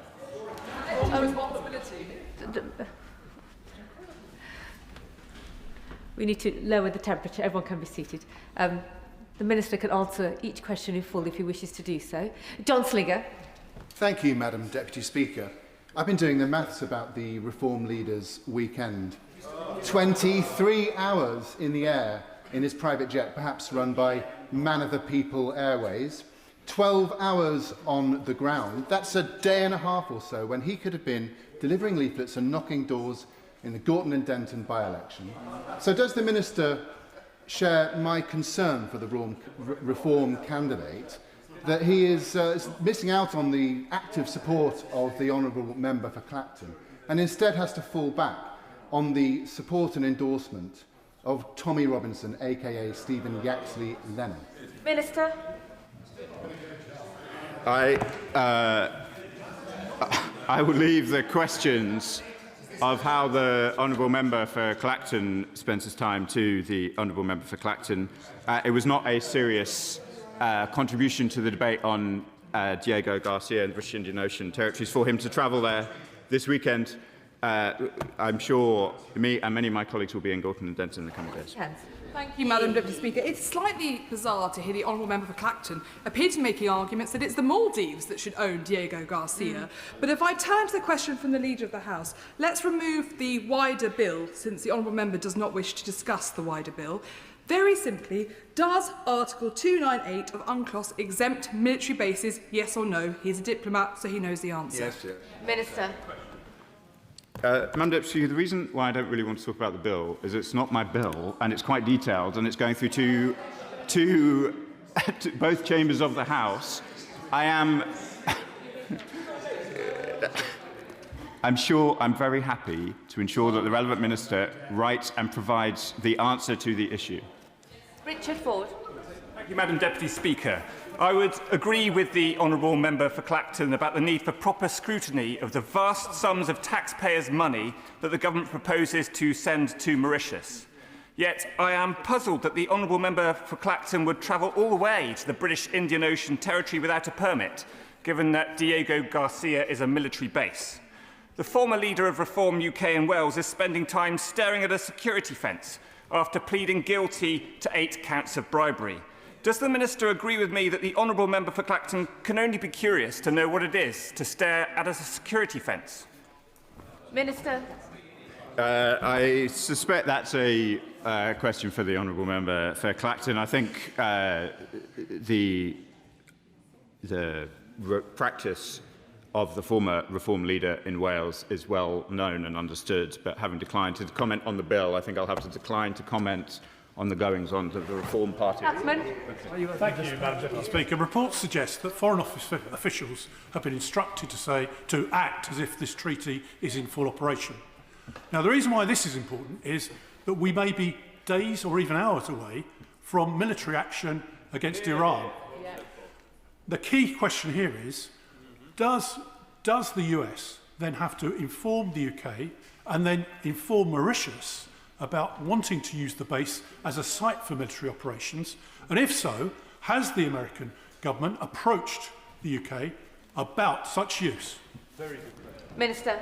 Madam Deputy Speaker, for a reason long well established in this House, I won't be drawn on hypotheticals or ongoing military operations, but I would also like to reassure the House and the honourable member that the treaty is in force only once it has passed Parliament in the usual way. Robert Shenrick. Madam Deputy Speaker, the surrender of British sovereign territory began under my former party and has only been made worse by this Labour government. It is a damning indictment of the two old parties. The Minister represents the neighbouring town to me, and when he's not jet-setting, he presumably walks the same streets and talks to the same people. How can he hand on heart say that his constituents should spend up to £50 billion on this policy at a time when taxes are rising, bills are rising, and everyone in this country feels hard up? Minister. Madam Deputy Speaker, I am appalled by the honourable member for Newark. Newark may well be a market town, but Lincoln is a city and has been for a very long time, and so I'd invite him to withdraw that remark. I don't receive a great deal of correspondence from constituents in Lincoln on this question. Mostly, my constituents in Lincoln prioritise Britain's national security. They understand, through our extensive history in Scampton, in Waddington, in Cranwell, of the importance that Lincolnshire plays in the UK's national security, and they would expect me and the rest of the government's ministers to prioritise that at all times. David Reid. Thank you, Madam Deputy Speaker. I think the vast majority of this House can agree that the arguments for giving away our Chagos Islands have been threadbare at best, which leads one to believe that there must be sensitive elements of this deal. So it's interesting to listen to one of the former FCDO special advisors, Ben Judah, and I quote, "Once you've been briefed, even partially, on what it does, i.e. the islands, the information gives you vertigo. Both now and in government, communicating the details to the public would be violating the Official Secrets Act." Now, given that this is going to cost the British taxpayer billions of pounds, does the Minister not believe that the government, it should be incumbent on the government to declassify some of this information so that us here in Parliament and the British public know what they're paying for? No. I mean, we won't declassify what we do in RAF Waddington. We won't declassify what we do in defence of the realm. And it's not a serious proposition. There are obviously mechanisms through Parliament by which secret material can be considered through the ISC, and we'll continue to use that mechanism. Andrew Rosendale. Madam Deputy Speaker, I think we're getting to the crux of this issue. The Minister was in the Foreign Office when these negotiations were taking place. He should know that the Île de Coin and Penos Banos, which is the atoll where Misli Mandarin, the First Minister appointed by the Chagosian people, is currently situated, he should know that it's nowhere near Diego Garcia. It is over 120 miles away from that military base. It poses no threat. The people on those islands pose no threat to security or to the military base at Diego Garcia. This is a sham. This government and the last government have been denying the truth. The truth is that the Chagossian people are British and they should be given the same rights of self-determination that the Falkland Islanders, the Gibraltarians and all British overseas territories rightly deserve.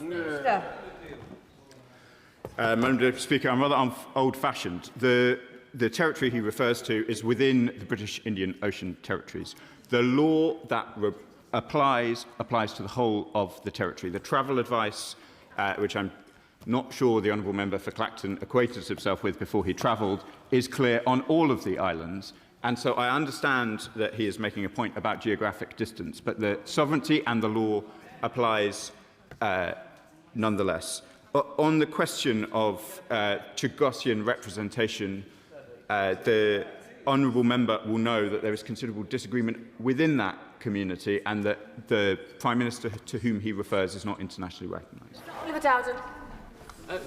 I genuinely have respect for the Minister, as he knows, but I'm also very confused as to the government's position, because as he will know from his time in the Foreign Office, one of the principal issues to which he refers is the fact that the previous US administration was not comfortable with the disputed status of this territory under international law.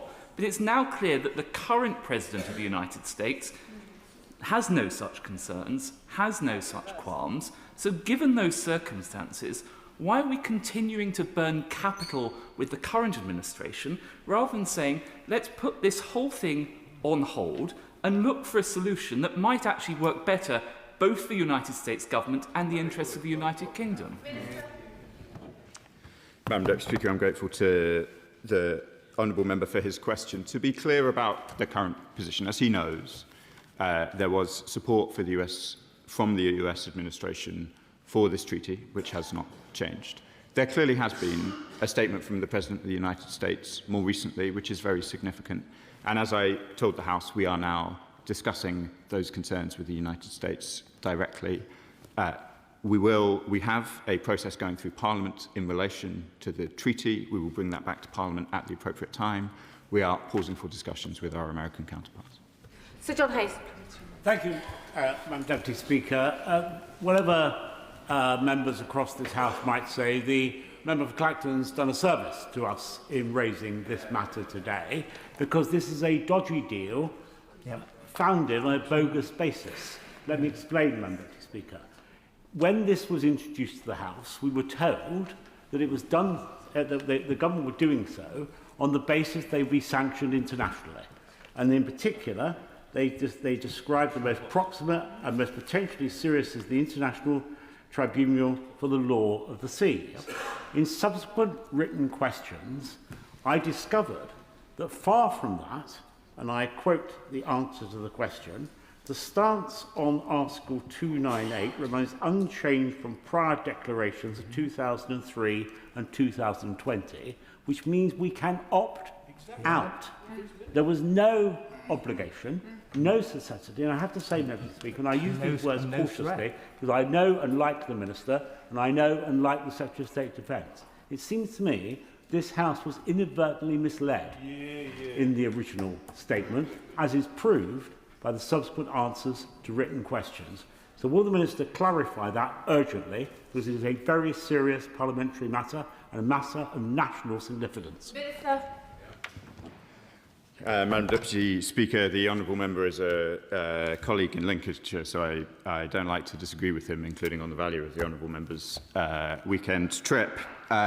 On this question of 298, I can hear the strength of views across the House. As I understand it, this is a particularly complex and contentious area of law. I hear the House's desire for further clarification from the government, and I'm sure the relevant minister will be very happy to write. I am not the relevant minister. I'm the Minister for the Middle East, as you know. Alistair. Just to continue on this theme, it was only a few months ago that this House was told that if we didn't approve this treaty, there would within weeks be binding international judgments against us. What international tribunal was ever capable of ruling on a military base.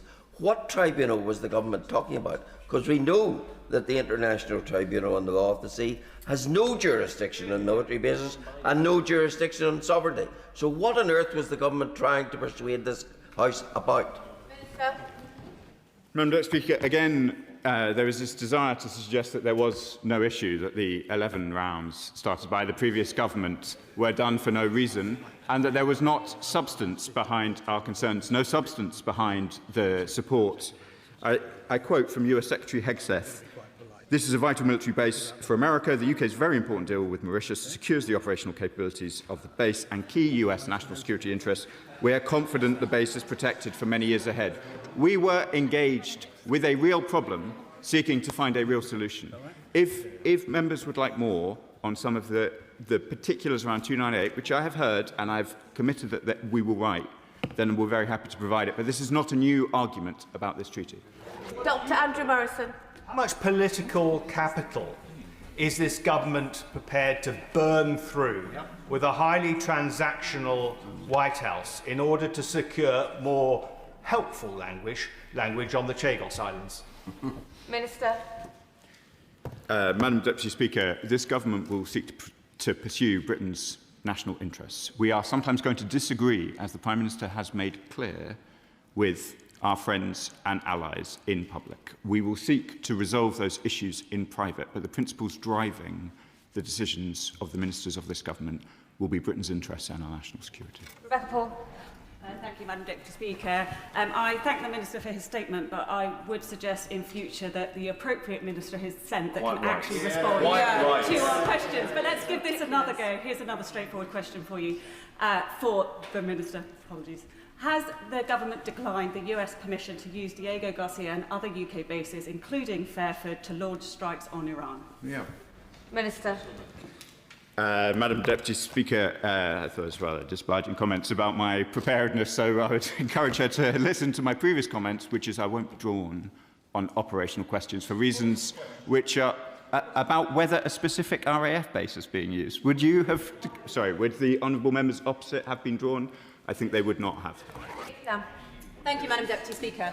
We have been saying for months that to give away the Chagos Islands and pay for the privilege is complete and utter madness. Having ran this through, we are now told that the government is taking, and I quote, a pause for thought. Can the Minister explain why the government signed off on this disastrous and disastrously expensive handover agreement without having thought about it first? Minister.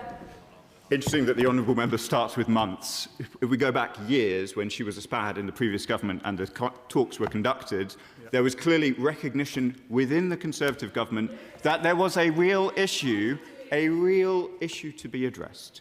You pursued talks. You took them into text. You took them into... Order. The two U's in one go, Minister. Have another go. Come on, off you go. Madam Deputy Speaker, I apologise. I am failing again. The honourable member will appreciate the scepticism on this side of the House when the Conservative government started this process, when two American administrations recognised that there was a real issue to be addressed here, when this American administration supported the steps that we had taken in May. Objective. Thank you, Madam Deputy Speaker. I would push back slightly on what the Minister is saying. As we know, the discussions between the UK and the government of Mauritius around the sovereignty of the Chagos Islands started in January 2009 under the previous Labour government, as confirmed to me by the Minister for the Overseas Territories. So I think you might want to bear that in mind. But the question that I want to raise is around Jonathan Powell, the National Security Advisor, who prior to being the National Security Advisor was the Prime Minister's Special Envoy to the British Indian Ocean Territories and still is today. Prior to being appointed on the 6th of September, he conducted meetings with the FCDO. He confirmed that he has already seen the deal prior to being in post and was then given a hard copy of the deal when he reached Port Louis. When did he attend Port Louis? Was it prior to his appointment as the PM Special Envoy? And what security clearance did he have when he saw the Chagos deal for the first time? Minister. Madam Deputy Speaker, on the honourable member's first question about when talks started, as I understood it, it started on the Conservative government. I'm very happy to check the Foreign Office record and come back on that question. whether they were started in 2009 or indeed in 2010, that was, if I may say so, quite a long period in which the Conservative government was in charge, in which this strength of feeling was not demonstrated, and indeed other honourable members did not raise these issues in their time. Well, the suggestion, if I may say so, Madam Deputy Speaker, from the Conservative benches that they were vociferously against this, they just took 11 occasions to try and work that out, doesn't feel very plausible to me. But the honourable member asked me some specific questions about the Jonathan Powell's work as an envoy. I thought I answered the first set of questions. Got a question, Jim Shannon. Thank you, Madam Deputy Speaker. Can I thank the Minister very much for his answers? If the Minister was a goalkeeper, he would be tired out and exhausted at this stage. But maybe he's kept the ball out of the net. But we'll see how that goes. You know, the Minister will forgive me for being a bit obtuse. But it was my understanding that the leasing of the base at massive cost to the working person in this country was to secure national interest and safety. Forgive me, I therefore cannot grasp why government would possibly be working against our greatest ally, the US of A, and sending an internationally resounding message to outline that our base cannot be used if it is deemed necessary. So will the Minister please do this, outline what discussions have been held in the last number of days to correct any belief that we do not stand fully with our American allies? Madam Deputy Speaker, the honourable member usually thanks me for my tone and on this occasion, so I'll reflect on that afterwards. He asked me about sensitive security discussions between the United States and the United Kingdom, and I'm not really in a position to be drawn. We do discuss questions of Middle East security with the United States. The Foreign Secretary set out very clearly at the Security Council the malign influence that Iran, which is what I think he is referring to, have played in the region, and our efforts to ensure that they do not get a nuclear weapon. A diplomatic solution is the most desirable, and that is what we're working towards. That is the end of the urgent question. Point of order, Sir Edward. A point of order on this specific urgent question. You or your advisers, Madam Deputy Speaker, will be aware of a letter that I and my colleagues have sent to the Speaker about this issue, particularly pertaining to the apparent discrepancy between answers given in this House on the 22nd of May and in a written question on the 12th of February. The Minister said that he was not able to answer that, although in my long experience in this place, Ministers are bound by collective responsibility and therefore they answer for the whole government. I give notice, Madam Deputy Speaker, that I will give... The Minister has said he wants an answer to be given on this point. I give notice, Madam Deputy Speaker, that I will give the government time to consider, and on Monday morning I will put in for an urgent question specifically on this discrepancy of the information given to the House. The Father of the House, no doubt, has a huge amount of respect across the whole House, and the Father of the House knows that we don't discuss urgent questions publicly, let alone on the floor of the House, so that was a slight error on his part. Let me just deal with this point of order. The honourable member also knows that the Chair is not responsible for the content of the responses provided by ministers, if only we were, but he has no doubt most robustly got his point on the record. Point of order, James Hotley. Thank you, Madam Deputy Speaker. And just further to that very point, and there is a concern on this side at least, that we have heard repeatedly from the Minister that he is not the correct Minister for responding to the questions we have asked. Our understanding procedurally is that Ministers are accountable to Parliament and that in coming before Parliament they are here to be held to account. The key question, just to remind you, Madam Deputy Speaker, which refers to the previous point of order, is about the fact that the Secretary of State for Defence last May said that Diego Garcia would be weeks away from a legal ruling unless this treaty was agreed to. We are concerned on this side that that is not correct, that he may have inadvertently misled the House, because under Article 298 of UNCLOS, it provides an opt-out for binding rulings in relation to, and I quote, military activities. It's a fundamental legal question on the treaty. We should surely have a minister in front of us who can answer questions on the treaty. I thank the honourable member for giving me notice of his point of order. First of all, the Chair is not responsible for which minister the government puts forward to respond to an urgent question. If the minister wishes to respond at this point to that urgent question, he chooses to do so. Okay.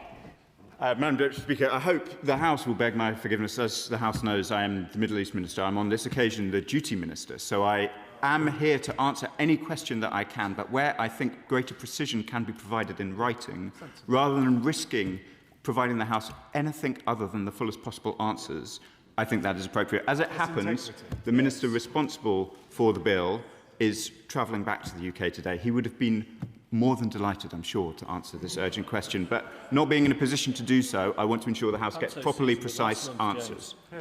The honourable member may not be satisfied with the response, but that is a response nonetheless. We will not continue the debate. Point of order, Ben Obsujecti.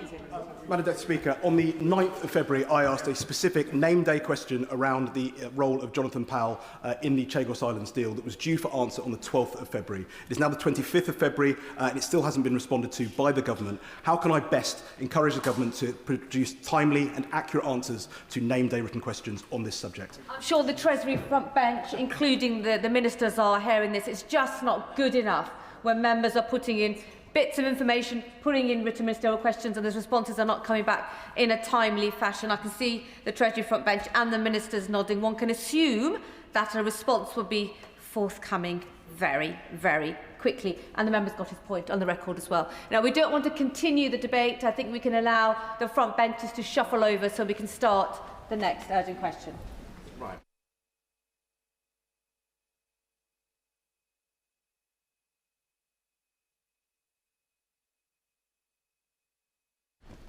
Urgent question: impact of the UK's electronic travel authorisation (ETA) rules on British citizens who are also dual nationals. Manuela Patagella. To ask the Secretary of State for Home Department to make a statement on the impact of the UK's electronic travel authorisation rules on British citizens who are also dual nationals. Minister? Thank you, Madam Deputy Speaker, and I thank her for her urgent question. The introduction of electronic travel authorisations, or ETAs as they're known, is part of plans to modernise and digitise the UK's border and immigration system by providing a much clearer picture of who intends to travel to the UK for shorter periods.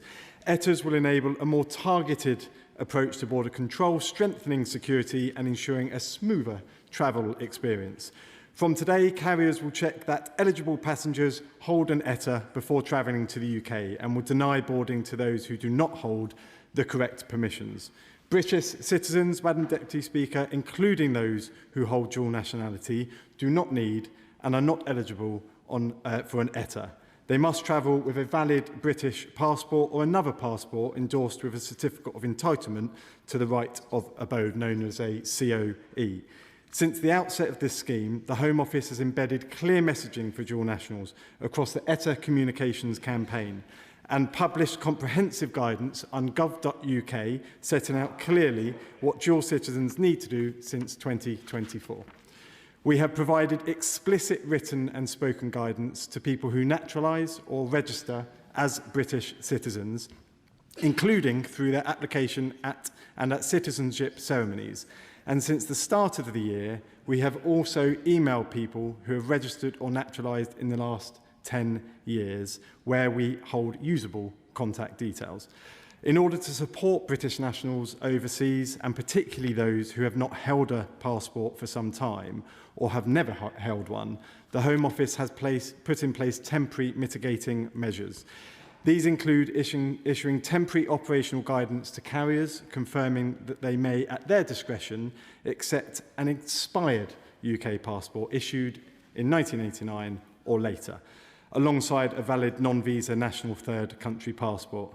Carriers may also choose to accept alternative evidence and can contact the Home Office's Carrier Support Hub, who may be able to confirm British citizenship for those with a digital record on the UK's immigration and passport system. It is not the intention of the ETA scheme to penalise our citizens who choose to live abroad.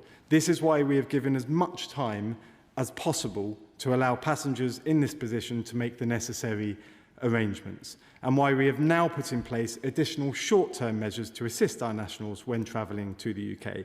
I'll finish by noting that the approach we have taken is comparable to that taken by many of our closest international partners, including the USA, Canada and Australia, who have already introduced similar systems, for example, the ESTA for visitors to the United States, and we also expect the EU to launch their own version. We're doing these checks to ensure illegal migrants and foreign criminals cannot set foot here through our ports and borders by screening them before they travel. I am delivering a more secure, modern border. Manuela Patigella. Thank you, Madam Deputy Speaker, and I would like to begin by declaring my interest as a British dual national and chair of the APPG for Citizens' Rights. From today, British citizens are at risk of being prevented from returning to their own country because of the government's mishandling of the electronic travel authorisation scheme. British dual nationals cannot apply for an ETA, they do not have any visa, so unless they hold a valid British passport, they must produce a certificate of entitlement costing £589. That's simply to prove that you are British, compared to £16 for a tourist. Carriers face 2,000 fines, so it's not good that discretion is left to them, because the result is chaos for law-abiding British citizens, and families will be separated. Communication has been wholly inadequate. Putting guidance on a website is not a communications strategy. I understand that people who recently naturalized were not warned in their grant letters or at their ceremonies, and there have been no clear messages at the border. When Canada introduced a similar scheme, it delayed enforcement and created a low-cost temporary authorization, and it worked. Why has this government refused to adopt the same common-sense approach? I'm asking the Minister, will the government now postpone enforcement to prevent British citizens being wrongly denied boarding? Will the government introduce a low-cost, one-off travel authorization, like Canada did, for dual nationals whose citizenship can easily be verified? And will the government ensure urgent help through consulates, high commissions, and the UK VI helpline? These are British citizens who have followed the rules. They deserve better than confusion, silence, and a 589 bill simply to come home. Minister. I thank the honourable member for her urgent question and response to my answer. I'm clear there has been absolutely no mishandling from the Home Office on this important issue. As I said in my speech, this has been on the government website since 2024. We've also spent significant sums of money getting this message out there, including through the relevant media and through communications to those who are naturalised over the last decade. Communications, as we all know in this place, Madam Deputy Speaker, can be difficult, and of course some people can be missed. I myself have been on Australian television to ensure that I've worked as hard as I can to get this message out there. You're right, she's right in saying that the ETA is not eligible, and that is due to the Home Secretary's power to grant an ETA deriving from the immigration rules, which do not apply to British citizens. A passport is £100. The turnaround times that we're seeing after the increase in demand is well within the limits that we expect, taking 4 weeks for those who are applying from outside of the country, and the average being around 9 days. So the turnaround time is fast. They can also apply for an ETA, also apply for an emergency travel document in extreme circumstances, and those turnaround times can be as quick as just 2 days. There's also transitional methods in place, such as expired passports that were issued after 1989, and there has been significant communication and advice given to carriers, including myself meeting with many of them to ensure they fully understand the new measures that are in place. The carrier support line is also active, and anyone who may be encountering any issues can make contact through that. It's important that we introduce these measures. These measures are modernising, they're making our border more secure, they're very much in line with what other nations are doing. I do have sympathy for those that may be encountering issues. On Monday next week, I will be holding drop-in sessions for all members of Parliament, and those with specific cases, which of course on the floor of the House, Madam Deputy Speaker, I won't want to go into too much detail on, can then visit there. Thank you. Party. Thank you, Madam Deputy Speaker. I was contacted in the early hours of this morning by 2 constituents who became proud British citizens in December, but they didn't have a time to apply for British passports because they're off on an extended honeymoon in Southeast Asia. They're from other EU countries, and that's their passports. They're now in a position they don't feel that they can actually get back into the UK from their honeymoon. They're absolutely stranded there. I can pass the details of the case to his officials, but can he tell me what he would advise? My constituents need to get back into this country as soon as possible. They shouldn't have to pay a fortune for the privilege. Yeah. I thank my honourable friend for this important question. My suggestion at this point is that your constituents, of course, visit the government website. Also call the support line to see what advice can be offered there. What I can't do is go into specific details right now about that case, but if she comes to my drop-in session on Monday, where there will also be officials, we can deal with that, and also I'm happy to speak after this session. Thank you. Shadow Minister Lisickan. Thank you, Madam Deputy Speaker, and I thank the Minister for his response. The ETA scheme was introduced by the Conservative government to secure and modernise Britain's borders. Under the previous system, someone holding a passport from a non-visa nation could enter the UK for 6 months with minimal formality. That left the Home Office unable to distinguish between a genuine British citizen travelling on a foreign passport and someone who had simply overstayed. These changes strengthen our borders, and the Liberal Democrat suggestion that 3 years' notice is somehow insufficient, I'm afraid, is not serious policy making. Most immigration and border changes take effect within months. Tax changes happen within a single budget cycle. A 3-year transition for a documentation requirement is not unreasonable. This change does not remove rights. It does not strip anyone of citizenship. It concerns the evidence required when travelling. People have known since 2023 that change was coming, and therefore this is not a radical change. Citizenship carries rights, but it also carries responsibilities. Maintaining appropriate documentation is one of them. If the Liberal Democrats wish to argue for weaker evidential standards at the border, they should do so plainly. What they should not do is pretend that 3 years' notice is somehow an injustice. Now, turning to practical questions, the Minister has set out what plans there are, contingency plans to support those dual nationals. But can the Minister confirm that consular services within the Foreign Office will be properly resourced to support individuals? Will he also commit, however, to improve the communications plan, which has been insufficient? I note that ahead of today there has been no communications on his Twitter account, when normally he's so busy creating Twitter videos that he believes may or may not go viral. I also understand some airlines are expecting expired British passports issued since 1989, but can the Minister confirm whether this will become a consistent approach across all airlines, because that is the minimum expectation that the government should be putting in place with them?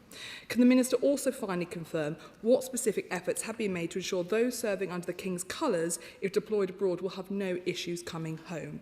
We on this side support robust improvements to make sure we have enforceable borders. Minister. Thank the right honourable member for her questions, and agreement across the House on much of this is welcome, despite the mess that we inherited from the previous government on immigration. On the question of consular services, yes, they are in place, but of course they are unlimited. So this is for the most extreme cases, such as bereavements and funerals or urgent medical care. On the use of social media, I have actually posted a tweet on X this morning relating to this. I'm surprised that the honourable member isn't monitoring that, and I suggest that she puts me on alerts. In terms of the advice to airlines around the passports that that were issued after 1989, that is the advice that has been issued, but of course we can't control exactly what each carrier does. And when it comes to our military, as a veteran myself, a very proud veteran, it's important that they are served correctly by the government, and of course they'll have no issues returning to the country. Thank you, Madam Deputy Speaker. The Minister will know I wrote to the Home Secretary in a letter co-signed by 30 Labour MPs raising serious concerns about these new rules and how they will impact British dual nationals. The reality is, Minister, British citizens will be left stranded abroad. Many will be priced out of returning home, and this just adds them now to a growing list of people who are effectively classed as second-class citizens. And the Minister will also know that hundreds of thousands of people could be affected by this ill-thought-out, rushed reforms, lacking any parliamentary scrutiny. So I say to the Minister, gently, please pause these new rules to allow for meaningful consultation, proper parliamentary scrutiny, and please remove the outrageous £589 charge for the certificate of entitlement. Minister. Thank the honourable friend for his question. I reject some of the framing of that. This has been public knowledge since 2023. It's been on government websites since 2024. We've spent a significant funds on media. Of course, communication is always going to be difficult. And if this was extended for another year, there would still be people who may not know about it. Travelling to the country, if you're a British citizen on a British passport, is not controversial, and we have built-in measures to ensure that anybody who has missed the messaging does have those transitional arrangements to make it easier to come back to the country. This has not been rushed. There are many nations around the world who have an equivalent scheme, and this brings a more secure, modern border. Democrat spokesperson Will Forster. Thank you, Madam Deputy Speaker. I want to congratulate and thank my honourable friend for Stratford-upon-Avon for securing this urgent question. The government's lack of planning and haphazard communications over these changes is totally unacceptable. Countless dual British nationals have found themselves in heartbreaking circumstances, unable to visit family members or attend weddings or funerals, or having to stump up huge sums of money to face long waits just to get back home. Take Nick from my constituency of Woking. He found out about these regulations by chance. Had he not found out in good time, his two daughters are dual nationals and would have faced the real prospect of being stranded in France, a very dangerous situation for someone's children to be in. More urgently, his nieces and nephews, aged just 2 and 4, were born in Canada. They are British by descent. They do not currently have UK passports and have not yet registered with the UK passport system. These rules are literally tearing families apart. The Minister's solution is a drop-in event a week after the events. That isn't good enough. Will the Minister explain why the government continues to refuse families like Nick's a grace period? And if he refuses to take steps to introduce a grace or a transition period, will he compensate those who are losing out? Thank the honourable gentleman for his question. I find the frame of this absolutely absurd. It's nonsense. There's been years in planning from the officials and from ministers. And like I said, Madam Deputy Speaker, this has been in the public domain for some years. For those that are looking to travel for emergencies, there are emergency travel documents, and I urge those to explore that through the government website to see if they are eligible. It's great that his constituent did find out in good time, and for me that says to me that the communications in that instance did work. On the specifics of that case, what I would ask him to do is to visit on Monday for the drop-ins with officials, and we can go into that further. And I'll just finish by saying we should all be very proud to hold a British passport. Creasy. Thank you, Madam Deputy Speaker. The Minister says this hasn't been mishandled, but I'm sure even he would accept there are elements that could have been done better. One of those is to do with babies. I have 2 little babies, one a 3-month-old little boy currently stuck in Italy, another a little girl currently stuck in Uruguay that was born in Whipps Cross Hospital in Walthamstow. Both of these constituents of mine have mothers who have dual citizenship. Both want to be back in the United Kingdom within the next month. If they come home with their families, under this current policy, they face being turned away or separated from their mothers upon arrival. Alternatively, families who've just extended the biggest cost of all, having a baby, have to find hundreds of pounds to pay for a certificate that will take months to arrive. In these circumstances, will the Minister at least accept there should be a waiver on these fees for babies so they can come back home to their country? Minister. Thank my honourable friend for this very, very important point around babies. There is no exemption at this time. I'm happy to meet and talk about that further. The turnaround time at the moment is an average of 9 days, so that 4 weeks shouldn't be a problem. If there are any problems, then please do approach me on that. And of course, we will not separate any families at the border.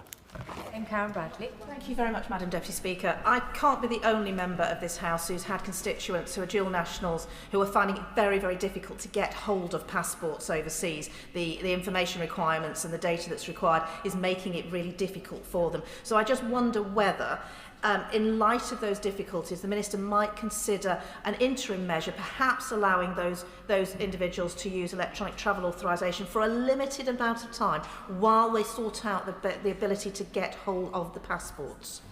Minister.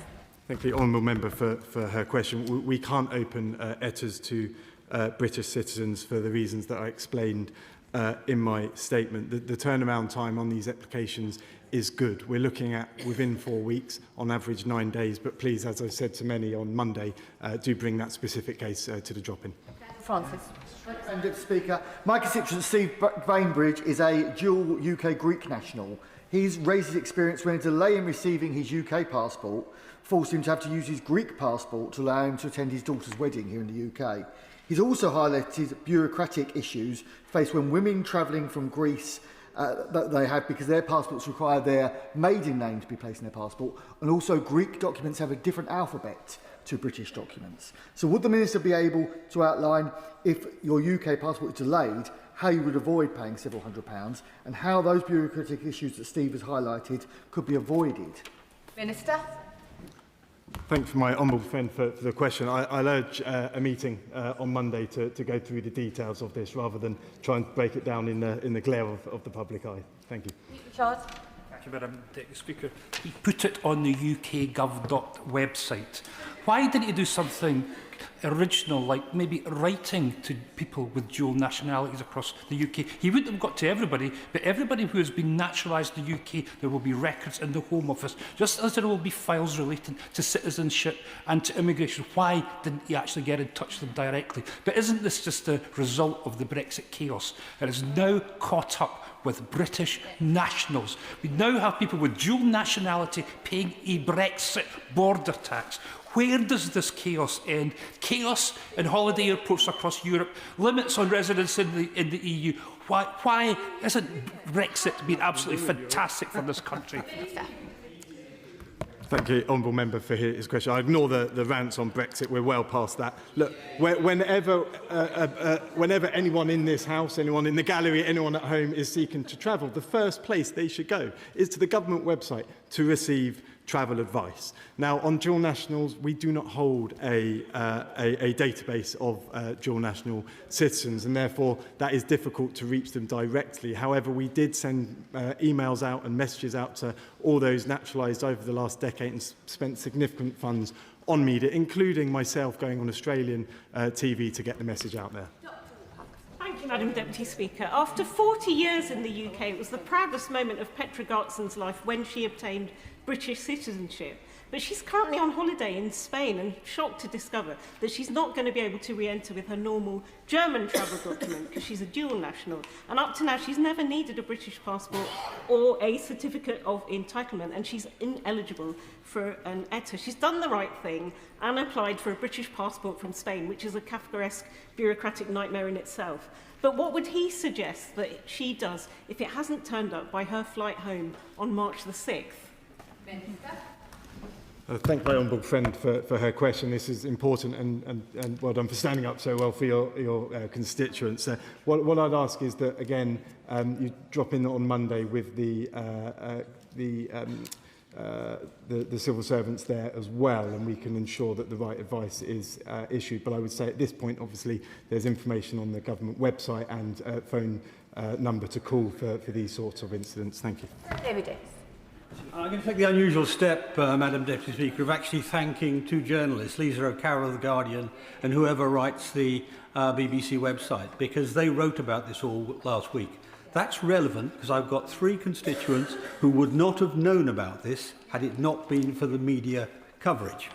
And that's really serious for some of them. I've got one constituent in their 90s who's had a number of strokes, and their daughter, who's a dual national, whose passport ran out last month, felt she could not return to see her own parent. And that is a disaster, a family disaster for them. I take the view that one of the absolute constitutional rights of British citizenship is the right to return to your own country and not to be intimidated out of doing so. So can I say this to the Minister? I don't particularly demand a reply today, but I've written to him or written to Home Secretary, will they consider having a simple grace period of 6 months to allow people to get across this and stop people having their families disrupted? Minister? Thank the Right Honourable Member for his question about his 3 constituents. I'm going to let him into a little secret here that perhaps that media coverage is as a result of the Home Office's efforts to get this information out there as widely as we possibly can. There is no intimidation here. This is about a secure border and modernising. The equivalent nations around the world are doing exactly the same. On the individual circumstances, of course, no answer today, but let's get together on Monday and we can go through that. Tom Hayes. Thank you, Madam Deputy Speaker. On behalf of my constituent David, I want to ask his question, which is whether the ETA regime has created a de facto UK passport requirement for British citizens. And on behalf of Dolores, my constituent, her son, Tommy Roberts, was murdered in Bournemouth, aged 21, an aspiring Royal Marine. He was killed by somebody I won't name in this Parliament, who shouldn't have been in this country. I want to thank the Minister for Border Security and Asylum, who met with me recently about this matter. We are not past Brexit because that murder was possible because of a lack of intelligence sharing. Would the Minister share how the Home Office is acting through these changes to stop illegal migrants and foreign criminals from coming into our country? Minister? Thank my honourable friend for his question, and my sympathy, of course, goes to his constituent. These changes do make a more secure border. It means that we can check whether foreign criminals are coming into the country, and if they are, we can stop them, and that makes us all safer. Thank you, Madam Deputy Speaker. Can I thank the Minister very much for his answers? And as always, when we have constituent problems, we realise where the small print doesn't really work. With many of my constituents travelling to Dublin to fly, as it can be more cost effective, the need to have a British passport can be incredibly cost prohibitive in occasions. Would the Minister and Home Office not give consideration, trying to be helpful, trying to be positive, not give consideration to an ID card which can be accessed online, providing the birth certificate and proof that is provided free of charge at a very minimum cost?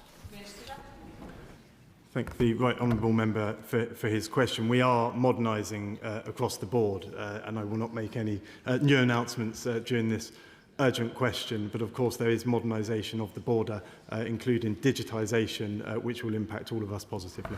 Final question, Helen Hayes. Thank you, Madam Deputy Speaker. In 2018, many of my constituents suffered the detriment of being denied access to their own country under the Windrush scandal.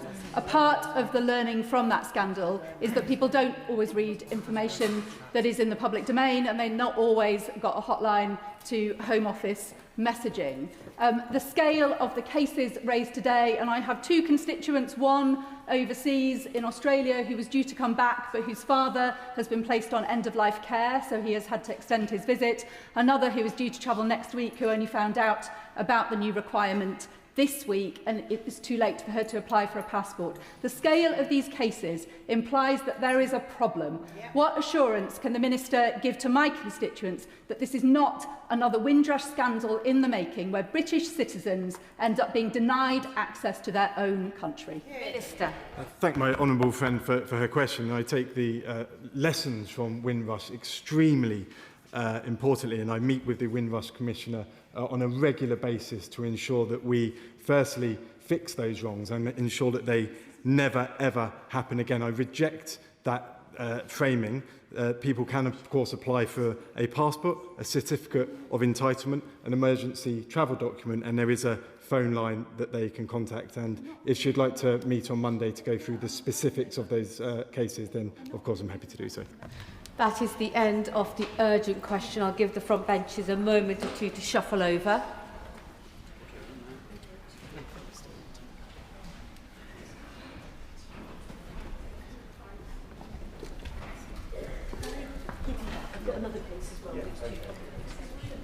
Right, if we're ready, we'll come on to the first statement. Grenfell Tower inquiry annual report, and I call the Secretary of State.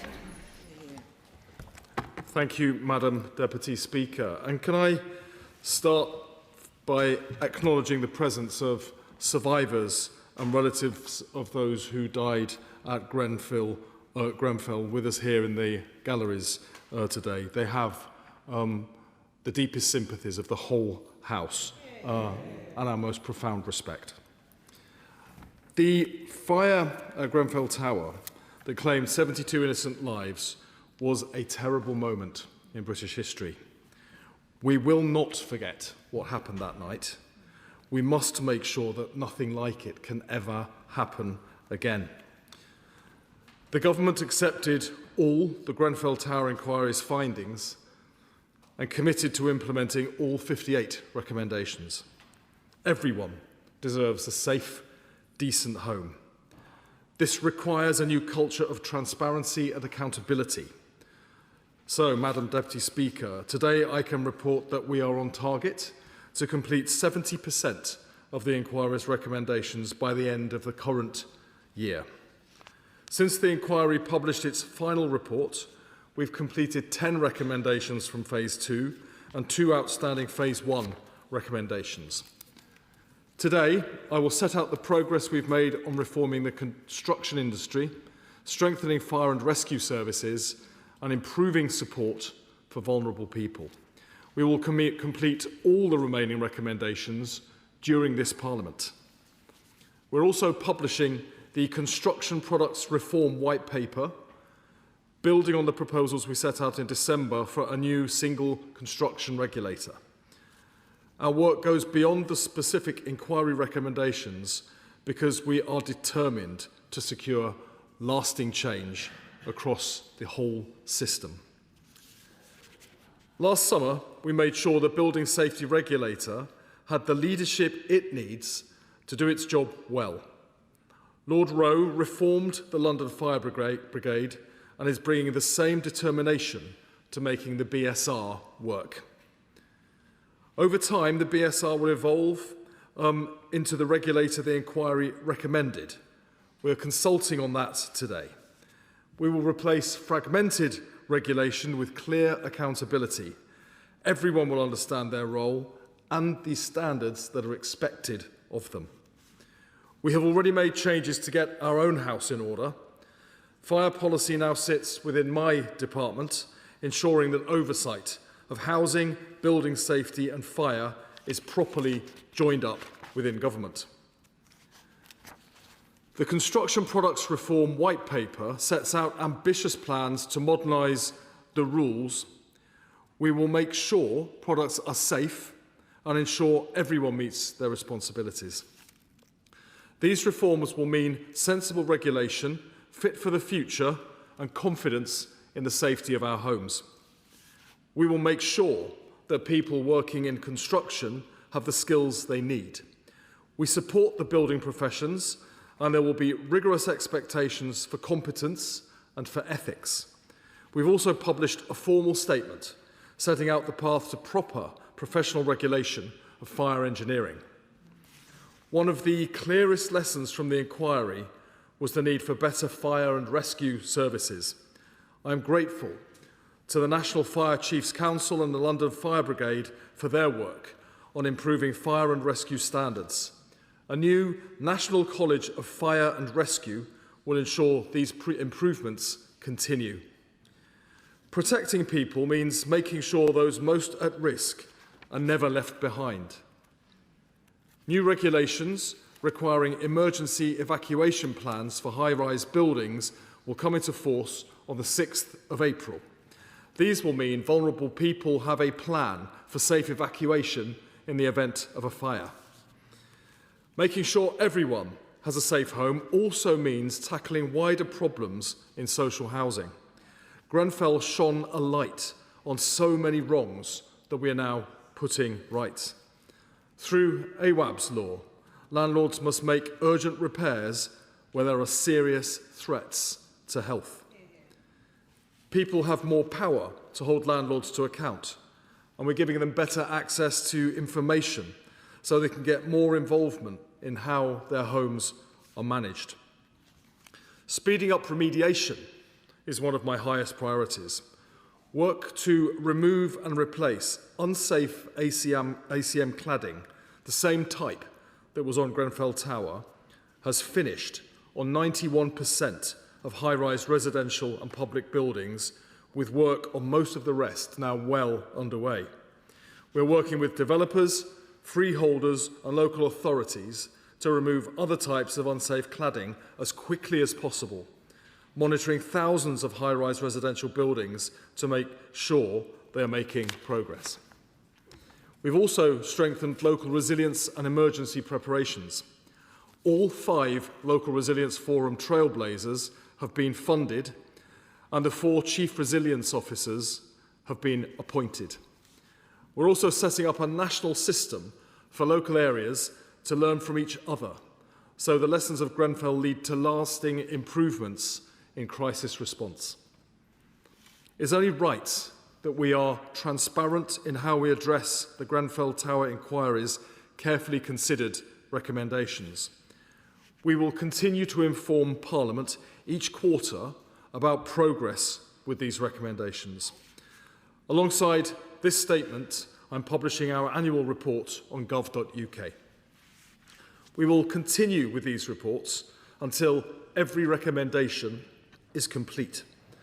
The Government's new public dashboards for inquiry recommendations will continue to be updated quarterly. Throughout this work, the Government has acted on the inquiry's findings to address the culture that allowed failure to happen. Yet we recognise that for many, something is still missing. For the bereaved and survivors and the wider Grenfell community, the need for justice is deeply felt, including decisions on criminal charges. The Metropolitan Police investigation, independent of government, is one of the largest and most complex in the force's history. But I know the slow progress is painful for those who have already waited too long for the justice they deserve. Nothing can erase the grief suffered by the Grenfell community. Their loss, strength and determination to change things for the better guide all that we do. Failures of government under successive administrations made this tragedy possible. This brings an enduring duty to honour the memory of the 72 men, women and children who lost their lives. As part of that duty, I can inform the House that we are introducing legislation to provide the spending authority required to support the Memorial Commission and the community in building and maintaining a lasting and dignified memorial. I know there is much still we need to do, but there has been real progress. The foundations for lasting change are in place. A reformed regulatory system, empowered residents, accountable landlords, stronger professions and greater transparency. Our objective is clear and we remain true to it. Never again. Never again should people go to bed unsure that their home is safe. Never again should public institutions fail in their duty to protect. And never again should the voices of residents be ignored. The actions we are taking honour those who died at Grenfell, support those who survived, and serve our shared obligation to make every home a place of safety, dignity and trust. And in that spirit, Madam Deputy Speaker, I commend this statement to the House. I call the Shadow Minister, Paul Holmes. Thank you very much, Madam Deputy Speaker. And can I thank the Secretary of State for advance sight of his statement, and can I join him in welcoming survivors from Grenfell with us today. Madam Deputy Speaker, the events which took place on the 14th of June in 2017 was an avoidable national tragedy that should not have robbed 72 people of their lives. This cannot ever be repeated. It is right that, in consultation with the survivors, the bereaved and those directly impacted. A fitting and lasting memorial is in place to remember the 72 lives that were lost that day and the wider Grenfell community. And we welcome the new legislation that the Secretary of State has announced this afternoon. It is right that we remember the victims, and I thank the Secretary of State for giving us the opportunity to do this while he updates the House. The victims must be at the heart of how we remember Grenfell, and the government must work with them in a sensitive manner as humanly possible. We will support and scrutinise how they proceed with a memorial to ensure that victims are at the heart of what is decided. We believe that this should be cross-party, as this goes beyond party politics, and it is simply the right thing to do. Madam Deputy Speaker, the inquiry's findings, decades of systematic failure, dishonesty and negligence are a damning indictment of successive governments, regulators and industry. The government's response last year, with acceptance of all 58 recommendations, is a step forward, and we welcome the commitment to action. I am glad to hear today that a few of these recommendations have already taken place. The creation of a single construction regulator, the appointment of a chief construction advisor, and the consolidation of fire safety functions under one department are long overdue reforms. And while we welcome the formulation of a single construction regulator, can the Secretary of State confidently state that he believes that this will be more effective and help safely build the homes we need? And can he confirm that we will not be left with the potential delays that we've seen under the building safety regulator? Madam Deputy Speaker, in government we took decisive action to initiate this public inquiry immediately after the tragedy to learn the lessons and prevent it from ever happening again. We strengthened the regulatory regime and implemented the inquiry's recommendations following the report from the first phase. It was welcome that this government also accepted the recommendations. Will the Secretary of State publish a detailed plan on how all of these recommendations are being implemented and the status of these? The Secretary of State updated us that 91% of high-rise residential and public buildings has had cladding removed. Will he update us with a roadmap of when the rest will be completed? Madam Deputy Speaker, all building owners must step up, do the right thing and fix their buildings without delay or face the consequences of their inaction. Those who intentionally cut corners on building safety must be held to account. The Metropolitan Police and CPS should continue to pursue criminal charges against the small number of developers and contractors who knowingly and fraudulently cut corners on building safety for greed and financial gain. The Secretary of State has promised to complete all the remaining recommendations during this Parliament. Will he lay out key dates for when key parts will be achieved? And will he update us on what stage he is at with the Grenfell site itself and future plans for it, and how he is working with the victims' families to support them on this? Madam Deputy Speaker, those who profited from cutting corners who were criminally negligent must face consequences, not just fines, but criminal charges where evidence allows. We will support and scrutinise the support for victims and their families that the government are putting forward to ensure that we get this right. And I know, Madam Deputy Speaker, that the Secretary of State and the Building Safety Minister want to get this right. Madam Deputy Speaker, Grenfell must be a watershed, a legacy of safety, transparency and respect for every resident. I make clear this side of the House's commitment to work with the Secretary of State and the government on a cross-party basis to meet that promise. Secretary of State. Thank you. Can I thank him for his comments and welcome the tone that he's adopted in this. I think it's quite right that we should all be working cross-party on this, both to speed up the outcomes that we're all looking for, but by working together in a way that shows respect to the families and to those who've lost their lives in this tragedy. He asked about the single construction regulator. The BSR became standalone from the HSE on the 26th of January, and work is progressing to bring into the BSR all the other aspects that will allow it to function in due course as the single construction regulator, which the inquiry identified as such an important part of fixing the building safety system. And Lord Rowe is overseeing rapid improvement in the performance of the BSR, even as we speak. Remediation, he asked about. It's welcome, of course, that 91% of high-rise residential public buildings with unsafe ACM have now been remediated, but we recognise there's further to go, and there are further acceleration plans available. I'll be happy to write to him if you would like to have access to that information. Similarly, he asked about key dates in implementing further recommendations. We will continue to publish quarterly reports so that the whole House could scrutinise progress that the government is making with these recommendations. And my honourable friend, the Minister, and I are meeting regularly with families and affected groups to make sure that we are hearing directly their concerns and can feed that straight into the system. Call the Kensington Bayswater MP Joe Powell. Take your time.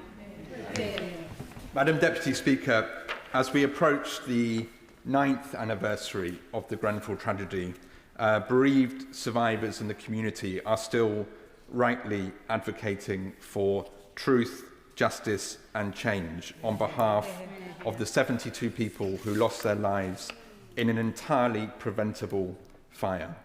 And I pay tribute to all of those who have joined us again today and those who are watching this statement. I know the whole House will agree with the Secretary of State that criminal accountability cannot come soon enough. But in the meantime, I welcome this annual report and the progress being made in many areas, from building safety to social housing management. We know that too often lessons have not been learned from public inquiries, and implementation of recommendations has not been transparent and accountable. So I would also welcome an update from the Minister on the proposal in Chelsea Council. Many residents are highly sceptical about this progress. A seriously failing housing department, according to the independent regulator. The third worst record on complaints, according to the local government ombudsman.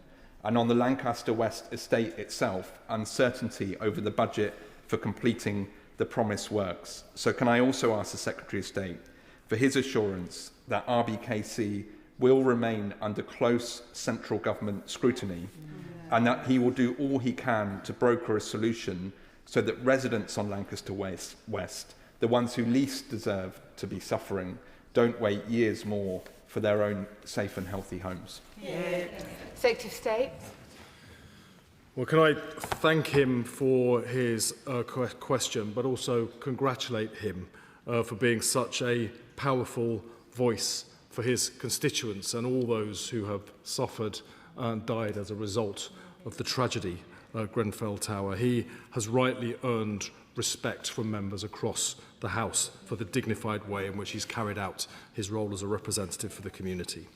The government is very keen to make sure that we learn the lessons and are implementing the report. So we will continue to publish quarterly reports to update the whole House and indeed members of the public on the progress that we're making. And work is continuing across government, including my department, on setting up a national oversight mechanism to make sure that the recommendations of this and indeed other inquiries do not just sit on shelves but get implemented and inform improvement in the way that we deliver public services, including in this important case, fire safety. He refers to the Lancaster West estate, which I've had the opportunity to visit with him. The government has made £25 million available to allow work to continue on upgrading and improving the estate. He'll be aware that we have concerns about the Council's delivery capacity and cost control, and I'm in contact with the leader of the Council about those concerns in the hope and expectation that we can address them together. But for all of us, it will be the residents who live on the estate whose interests must come first. I call the Liberal Democrat spokesperson, Gideon Amos. Thank you, Madam Deputy Speaker. Clearly, the Liberal Democrats' thoughts, like those of everyone in this House, are primarily with the 72 tragic losses of life that occurred at the Grenfell disaster. And I welcome the spirit of cross-party discussion that the Secretary of State and the opposition spokesperson, Member for Hemel Valley, have already set out. And I certainly endorse the points made by the Honourable Member for Kensington and Bayswater in his contribution just now. I welcome many of the recommendations and the actions being taken by the government. In passing, those applied to architects, chartered architects, and I myself have begun the training that is now required of all architects as a result of the Grenfell report, and I declare an interest as a member of the Royal Institute of British Architects. And that brings home in a salutary way the failure of the professions, the failure of successive governments, the failure of industry, and the failure of regulation on a tragic and horrendous scale. Buried within the report, or I should say, one of the key recommendations in Sir Martin Morbick's report is set out in typically neutral language of a High Court judge, a request for the government to reconsider whether it is in the public interest for building control functions to be performed by those with a commercial interest. And similar questions were raised on the construction product testing system by Sir Martin Morbick. The white paper refers to the unethical manufacturers are able to exploit systemic weaknesses with appalling consequences. The follow-up Morel Day report on construction product testing highlighted again, I quote, conflicts of interest and virtually absent enforcement, which are all shocking parts of this tragedy. I would like to ask, my first question to the Secretary of State, therefore, is whether that decision has been taken, because for us, we would go further and say that commercial interests have no place in building control and inspection and have no place in product testing. And my second question... I know this is a very sensitive issue, but the honourable member has 2 minutes. It's over by 39 seconds. Timing is everything, so please be quick to your next question. I will, Madam Deputy Speaker. Thank you very much. My second question, therefore, is in relation to those who are excluded from the Building Safety Fund. There are tens of thousands of families who are in buildings under 11 metres or living with products that might last an hour in a fire under PAS 9980. That is the wrong standard. We need all highly flammable materials to be remediated and all buildings to be remediated that are fire safety risks. And I ask the Secretary of State to address that question. State. I thank him for his questions as well, and his shared commitment, shared clearly across the whole House, that we need to resolve the problems that led to the tragedy at Grenfell Tower. He asked about building control issues, and indeed we set up the independent panel under the chairmanship of Dame Judith Hackett last year. That is looking at decisions that may need to move into the public sector, and she's due to report shortly, so I won't anticipate the findings that we can expect from her panel. He asked as well about the construction products white paper. Well, that's been published today. I hope he will take the opportunity to have a look at that and consider what it includes, and then I'm sure he will let me or the Minister know what his thoughts are on following on from that. And in terms of remediation for buildings below 11 metres, it's important that we prioritise buildings based on safety risk, and that's what we're doing. We will, of course, keep that under review, and there is a commitment to fund by exception those buildings below 11 metres where the risk is assessed to be high. Shalami. Thank you, Madam Deputy Speaker. Madam Deputy Speaker, in 109 days on the 14th of June, the community and many of us will come together to remember the 72 people who tragically lost their lives. And almost 9 years on, to see the government accepting the 58 recommendations is an acceptance that the tragedy at Grenfell should not have happened. That tragedy was born out of systematic failure. And I stand here today wearing my green heart to recognise the fact that the community had to come together in the aftermath of that fire, because that fire happened because no one listened to them, no one believed them. So I commend them for their campaign and their ongoing campaign to get full justice, including criminal justice.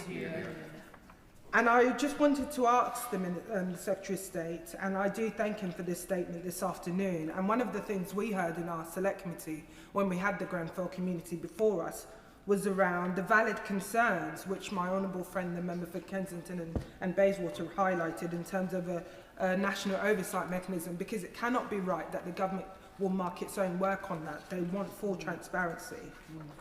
I also thank the Secretary of State for outlining that the government will lay papers with regards to spending authority for the memorial. It is really important, if we are really to allow the community to have a lasting and fitting tribute, that this memorial is built with them and designed with them and working with the Memorial Commission. And most importantly, can the Secretary of State outline that the funding for this has been ring-fenced and there will be no issues when this funding for that memorial is discussed? State. I thank the chair of the Select Committee for her question and indeed her comments. She raises perhaps the most important point in all this, which is that no one listened to the voices of the people living in Grenfell Tower when they raised their own concerns. And that must never happen again. And it is why the government is seeking to strengthen the voice of tenants living in social housing. AWAB's law is one example of the way that that has been achieved, and it's gratifying that that too has been done with cross-party consensus and cross-party support. Regarding the memorial, my honourable friend, the Minister for Fire Safety, will be introducing the legislation in this House later this afternoon, and we then expect it to proceed at speed through both houses so that it can support the Commission and the community into funding and securing the lasting memorial that needs to be placed to remind all of us forevermore what went wrong and why it can never happen again. Sir Julian Lewis.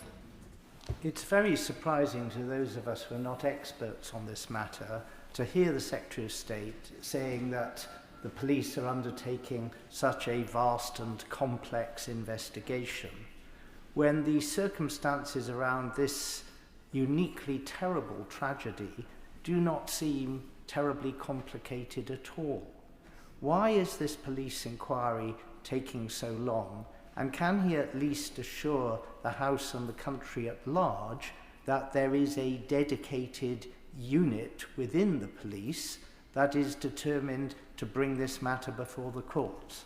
Secretary of State. Yeah, thank you for his question. In fact, it's an incredibly complex set of circumstances that the police are investigating, and that is why we have one of the biggest teams in the Met's history focused on getting to the bottom of this, and if there is need to pursue any prosecutions that would follow. But it is one of the biggest and most complex police investigations that's ever happened, and that's quite right, because we need to follow culpability and find those who were responsible and bring them to justice, because the victims of what happened deserve that justice, but so do the survivors and the relatives, so they can finally, at long last, have some closure on the tragedies that affected their lives. But we are making sure the government is providing the Met with the resources that they require to fund the size of teams necessary to deliver that justice. Butler. Thank you, Madam Deputy Speaker. Madam Deputy Speaker, I pass Grenfell on my way home every evening, and I see the green heart move lower and lower and lower down as the building becomes dismantled. And I wonder, when that goes, what then happens? And I think about the survivors, I think about the families, I think about the 72 lives lost. And I wonder, and thank you, Secretary of State, for your statement today, but the police, 9 years, and nobody has been arrested. Somebody should already been arrested. My honourable friend from Kensington and Bayswater, we are often told about some people who should already be arrested. And I do think that the police need to at least arrest somebody and begin the process so that the community can begin to heal. Will the Minister please just clarify that he will push the Met to move quicker, faster? Thank you. I thank her for her question, and it is very emotional to see the tower coming down slowly, brick by brick, but important for the community and all who are concerned about what happened to know that the Memorial Commission is working with the community to secure a design for the memorial that will be a lasting testament to what happened on that fateful night, and to honour the memory of those who lost their lives and those who lost their loved ones. She's quite right, of course. 9 years is a painfully long time to wait for justice. It's important that in such a complex investigation, the police are given the time and resources they need to properly investigate. But of course, we will be encouraging them to do that work as quickly as they reasonably can be expected to do it. And we all expect them to bring to justice those who bear culpability for the deaths on that night. Sir Ashley Fox. Thank you, Madam Deputy Speaker. Can I thank the Secretary of State for his statement? Can I welcome the funding he's announced to support the Memorial Commission? We have a shortage of skilled builders, plumbers, electricians and other construction workers in this country. Is he confident that we have a sufficiently trained workforce to meet the requirements of his statement, to carry out all those remedial works in the timescale he's outlined? And if not, what additional steps can the government take to ensure that they are completed on time? Secretary of State. Yeah. No, he's quite right to point to that as a concern. It's one that we all share, but it's why in the most recent budget, the Chancellor announced £600 million to fund skills and training in the construction sector, so that we can make sure we have the skills available, not just to carry out the work on the Grenfell site and remediation work on other sites affected by unsafe cladding, but make sure that we can build all the homes to the higher safety standards that will now be required right across the country. Uma Kumara. Thank you, Madam Deputy Speaker. The tragedy at Grenfell exposed the scale and devastating consequence of the building safety crisis in this country. We've heard today that survivors and family are still waiting for truth and justice. Sadly, the building safety crisis is still unfolding. In my constituency, as we neared Christmas, over 350 households at Stratford Halo were forced to leave their homes because of serious structural safety concerns with the building. At the time, they were told to leave immediately and they didn't know when they can return. This was terrifying for them. Can the Minister update the House on what the construction reform white paper will do to strengthen standards for building safety, safe and secure homes, so that residents like mine in Stratford Halo never again have to be evacuated from their homes because their buildings are too unsafe to live in, and ensure that developers are held to account? Yeah. I thank her for her question, and I'm aware of what happened in her constituency recently, and how worrying that has been, not just for the people who were living there, but right across the country. Because just like what happened at Grenfell, it attests to the fact that building safety regulations in this country and the building safety system were inadequate to meet the expectations that the public quite rightly have, that their homes should be safe. Now, we've published the Construction Products Reform White Paper today. I hope she will take the opportunity to have a look at that. It outlines some of the changes that we will be looking to make to the products themselves, but there are other aspects of building safety that we will also continue to work on.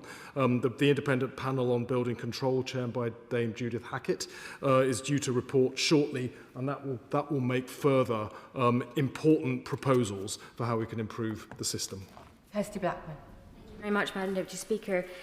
Nothing can ever undo the harm that was caused, and I was in Parliament that day swearing in when we saw unfolding everything that had occurred.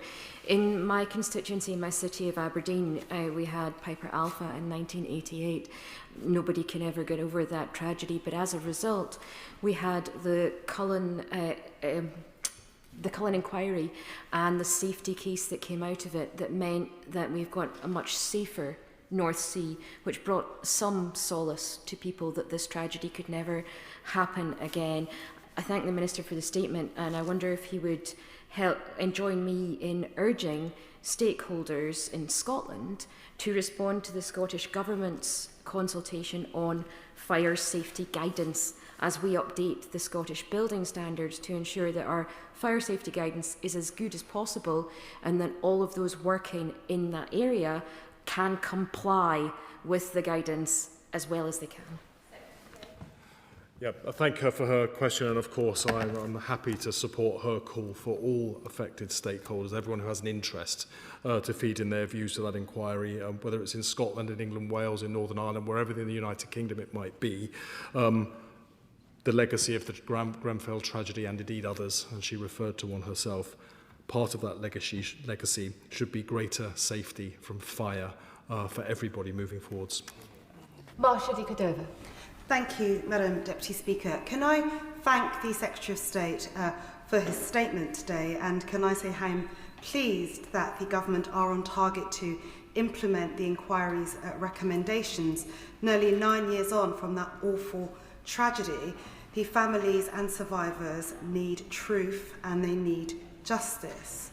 Now, leaseholders in Battersea have been facing astronomically high service charges and also for costs for fire safety remediation works. And in one particular case, in their building, which is under 11 metres, individual leaseholders are expected to pay approximately £8,000 a week for waking watch.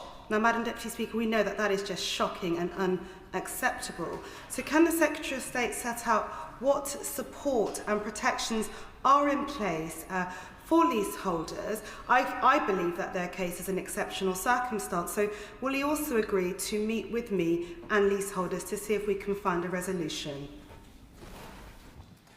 I thank her for her question, and I would be happy to arrange for a meeting with her, with the Fire Safety Minister, so I can discuss her concerns in detail. But she's quite right to point to the very severe concerns about leasehold charges. That's why the government published a consultation last year on the costs for major works and other costs that fall on leaseholders, and we're due to publish our findings and response to that consultation later this year. That is the end of that statement. I'll give the front benches a few moments to shuffle over.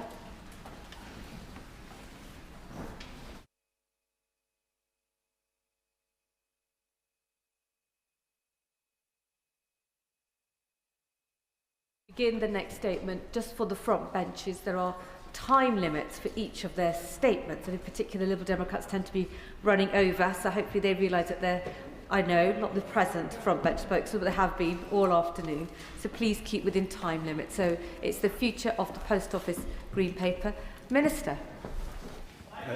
Thank you, Madam Deputy Speaker. With your permission, I'd like to make a statement on the Government's response to the results of the future of the Post Office Green Paper. We published the Green Paper in July, starting a national conversation about the future of the Post Office, an institution that has served every community in every corner of the United Kingdom for generations.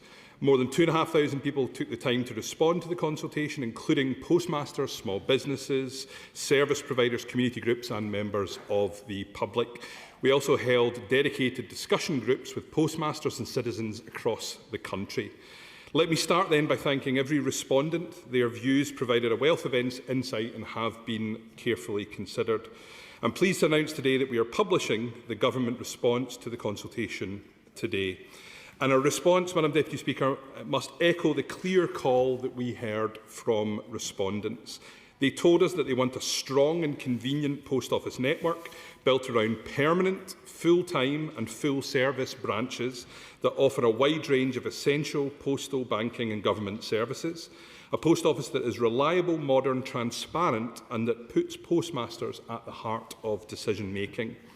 So today I can confirm that the government will keep the minimum network size of 11,500 branches and will retain all 6 geographical access criteria, ensuring that communities across the UK, including rural and remote areas, continue to have local and reliable access to postal services.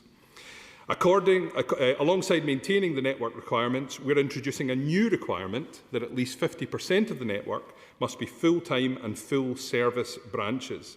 This requirement sets 50% as an absolute minimum and we expect the Post Office to continue to operate substantially above it. We're setting this requirement to ensure that the full-time, full-service branches remain the backbone of the network for the foreseeable future, as these are the branches that deliver the greatest social value and the strongest customer service. At the same time, we're not blind to the challenges facing the Post Office, and we've built an evidence-based process so that we know when it's the right time for government to look at the Post Office network again. But, Madam Deputy Speaker, stability requires investment. That's why over the next 2 years the Government is providing up to £483 million to support the transformation of the Post Office. This is on top of the network subsidy funding to support the cost of delivering government policy, which will be £70 million in financial year 26-27. The investment funding will modernise branches across the country, support new in-branch technology and the delivery of new products and services that will make sure the Post Office can do what its customers need it to do, whilst keeping the identity and role at the centre of so many UK high streets. The funding will also enable major technology transformation programme within the next 5 years that will transition operations away from Fujitsu and ultimately replace the Horizon system. Postmasters must be able to trust the technology that they use. It should make their jobs easier and help them to spend their time doing what they do best, serving their local communities. The days of the Post Office relying on outdated systems must end. This programme lays the ground for a modern, resilient and fit-for-purpose organisation. Madam Deputy Speaker, the consultation reinforces the importance of the Post Office for Post, of course, but also for banking and access to government services. And so I'd like to address some specific points on each of these. Firstly, on postage. Respondents told us they value the Post Office as a multi-carrier parcel hub and want more choice and convenience in how parcels are sent and received. We will support Post Office's efforts to innovate in this space while ensuring that essential services remain accessible. In banking, the public were clear. The Post Office plays a critical role in ensuring communities have access to cash and in-person banking. Being able to access essential banking services like cash withdrawals and deposits is valuable to many Post Office customers, in particular small businesses, and respondents expressed an appetite to increase their offer. Last month, the Government held discussions between the Post Office and the banking sector to explore where they may be able to work together on a commercial and voluntary basis to better meet the needs of individuals and businesses. Those discussions were based around areas of mutual interest like banking services, financial inclusion, modernisation and the importance of continuing to improve financial crime safeguards, and those conversations are ongoing. Finally, on government services, colleagues will know that many services have moved online, but respondents told us strongly that vulnerable, digitally excluded and rural customers continue to rely on the Post Office for in-person services.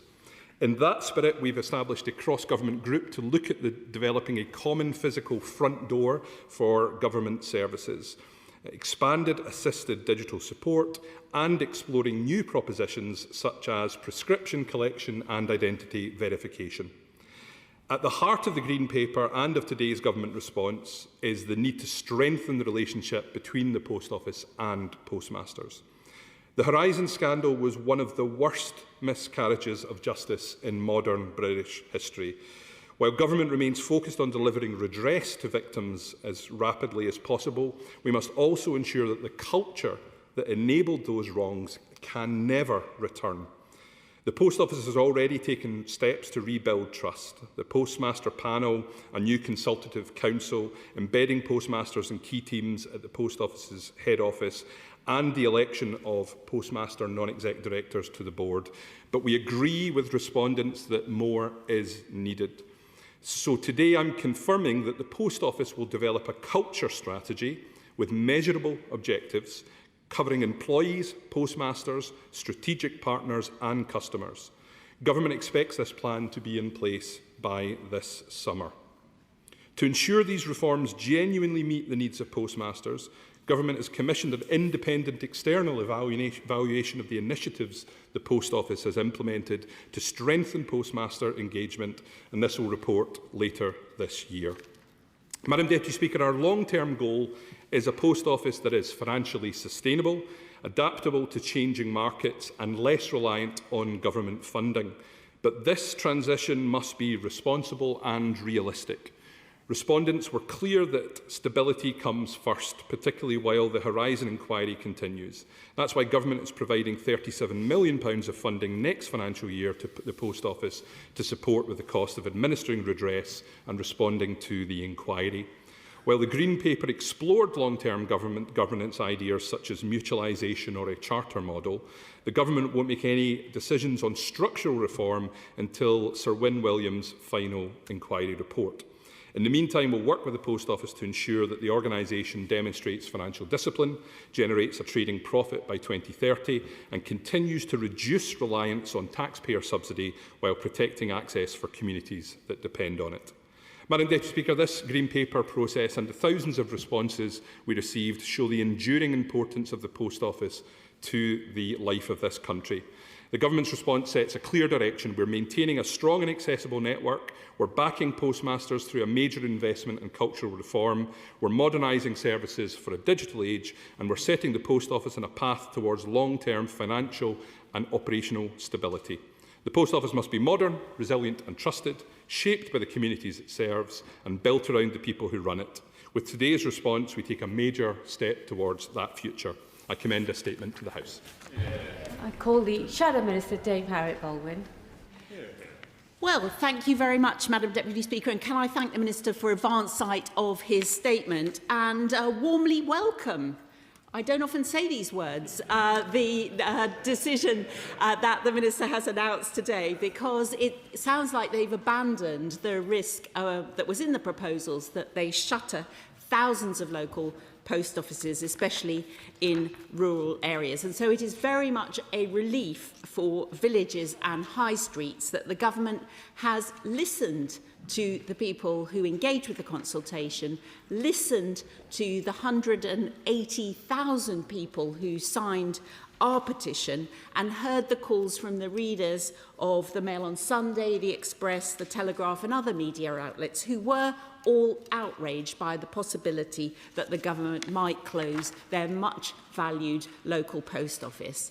And by keeping the minimum network size at 11,500 branches, as it was throughout the 14 years that we were in government, and keeping all the geographical access criteria, the Minister has avoided a U-turn. In fact, I would describe what he's done as avoiding a chasm that was opening up in the road in front of him and avoiding it niftily. The campaign that we led showed how important it is to voice the concerns of the vulnerable, those who are digitally excluded, and the small businesses who rely so much on our precious post office network. And can I add my thanks to the hard work of every postmaster and postmistress across Britain who keeps that network going. However, it's not all sweetness and light from me today, Madam Deputy Speaker. The Post Office network, like so many retailers, faces a £45 million hike in their taxes because of national insurance. Many post offices are also seeing increases in their business rates of over 100%. In fact, the chairman of the Post Office, Nigel, was clear when he said that these rising costs from national insurance and the national living wage were exactly why the business needed a fresh start, because you can't claim to support the backbone of the network while breaking its back with tax hikes at the same time. Madam Deputy Speaker, we on this side of the House have always stood up for our nation's high streets, and we would introduce a permanent 100% business rate relief for retail, leisure and hospitality businesses whose premises are under the rateable value threshold of 110,000. Now, I've got a few questions for the Minister. He announced a requirement that at least 50% of the network must be full-time and full service. I believe the number today is 79%, so isn't that a downgrade, and what does he expect from the other 29%? Could he also confirm that no small rural branches will be consolidated and replaced by city centre hubs under the guise of this new 50% full service requirement? would he please expand on what the minimum service he would expect these smaller branches to deliver? The Minister also committed to the technology transformation programme to replace the Horizon system within the next 5 years. I heard the first 2 years of funding, but could he give us some detail on how the current system will be maintained after those first 2 years? He mentioned the importance of the post office network with the number of banks that are closing branches up and down this country. Has there been a new specific agreement made with the banks to provide additional support to post office branches where banks are closing? And what update can he give the House about the discussions with Fujitsu and their financial contribution towards post office redress? But in closing, Madam Deputy Speaker, clearly the Minister has been forced to listen. He's been forced to do a pre-U-turn, Madam Deputy Speaker, on the proposals to reduce the size of our precious post office network. He's been forced to admit that our high streets do deserve better than the managed decline that was a risk under the previous proposals, and this is a victory for all our constituents. Thank you, Madam Deputy Speaker. I think if I'm praised much more from that side of the House, I'll get drummed out of the brownies. Can I welcome her response? And I think there is a consensus across the House of the importance that post offices play in our communities, and particularly in our high streets and in our remote villages in particular. I join her as well, Madam Deputy Speaker, in welcoming the campaigning by Mail and Daily Express readers who have made their voice very clear in terms of how important they feel the post office is to our communities. And I echo her words on the importance of, obviously, Postal Services Minister and also Small Business Minister, how essential post offices are in terms of having somewhere to drop off your takings if you are a small business. And I think that's incredibly important. She mentions the costs the post office are facing, which is a point well taken. We as a government are putting £483 million into the transformation of the post office to ensure that it is able to have that financially sustainable future as a business on our high streets and in our villages. She asked specifically about support for the IT transformation within that.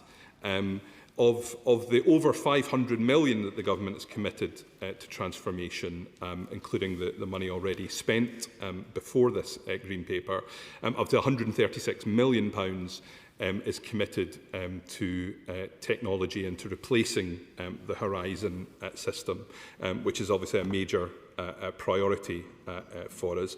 But that transformation investment beyond what we're putting into IT will also enable the Post Office to do new things. Often the debate about the Post Office, Madam Deputy Speaker, concentrates on the idea of the Post Office being the last place to do things. And I'm really encouraged, talking to the management of Post Office Limited, that they want the Post Office to be the first place you think of when you think of cash and other services on the high street. She asked about the additional 50% trigger that we have put in, and particularly and completely fairly raises the question of what that would mean for rural areas. So the access criteria in terms of access to the full sort of services that a branch provides are being maintained. So those protections are still there. This is very much an additional protection rather than an alternative to the protections that were already there for rural post offices. And for example, within the 11,500 criteria, drop and collect branches, those branches that don't offer the full service are included within that, but they're not included within the access criteria. So it is about protecting the access to the as full a range of services as possible for those. And then finally, on the point of Fujitsu, I met with Fujitsu shortly before the end of last year, and I made it very clear that we believe, as they have said themselves, that they have a moral responsibility to contribute substantially to the costs of the inquiry. They have said the cost of redress. They've said they wish to wait until Sir Wynn's inquiry before making a decision on that, but we will continue to have those discussions. 5 bets. Thank you, Madam Deputy Speaker. Could I ask the Minister, warmly welcome his statement today, 2 specific issues which relate to post office in my constituency. Mosborough Post Office, a fairly small one but growing business, but just on the margins of viability. Could you look again at how small post offices in communities which rely on them are supported going forward? And secondly, Woodhouse had the Lloyds Bank, his last bank there, closed. It's an old mining community. We thought it was an ideal place for a banking hub. We had someone willing to run it, Richard Trinder, who's the sub-postmaster at the Handsworth Post Office, but it was turned down because the banks aren't prepared to fund it. So he talked about discussions with the banks and the post office on a voluntary agreement that's been brought forward. Could he have a look at what he might do to enforce such agreements and change the criteria for banking hubs in these sorts of situations where they could be really vital to a local community? He makes an incredibly important point, particularly about those smaller post offices who, as he says, are often the ones who will struggle, who are less able to perhaps invest directly themselves to tackle some of these issues, which is where the money that we're putting into network transformation is so important for them, so that they do become viable businesses where perhaps they might struggle at the moment. The banking roundtable that myself and Treasury Ministers chaired just before the end of last year. It is, as you say, as the Honourable gentleman says, a voluntary relationship that we're talking about. But I have to say that the banks all recognise the absolute critical importance of the post office in giving access to banking services to their customers, particularly in the light of recent high street closures with banks, and that's something that's obviously shared from the government. Liberal Democrat spokesperson Sarah Olney. Thank you very much, Madam Deputy Speaker. Can I thank the Minister for the advanced side of his statement, and I promise to set a good example for colleagues by keeping my response brief. As the Minister has laid out, responses to the consultation underscored the importance of post offices as community hubs, which provide vital services, not least to NHS patients, for the delivery of important medical correspondence. 99.7% of the population live within 3 miles of a post office, and 4,000 of these branches are open 7 days a week. And this is an increasingly important statistic, considering the rapid closure of high street services such as banks over the past decade.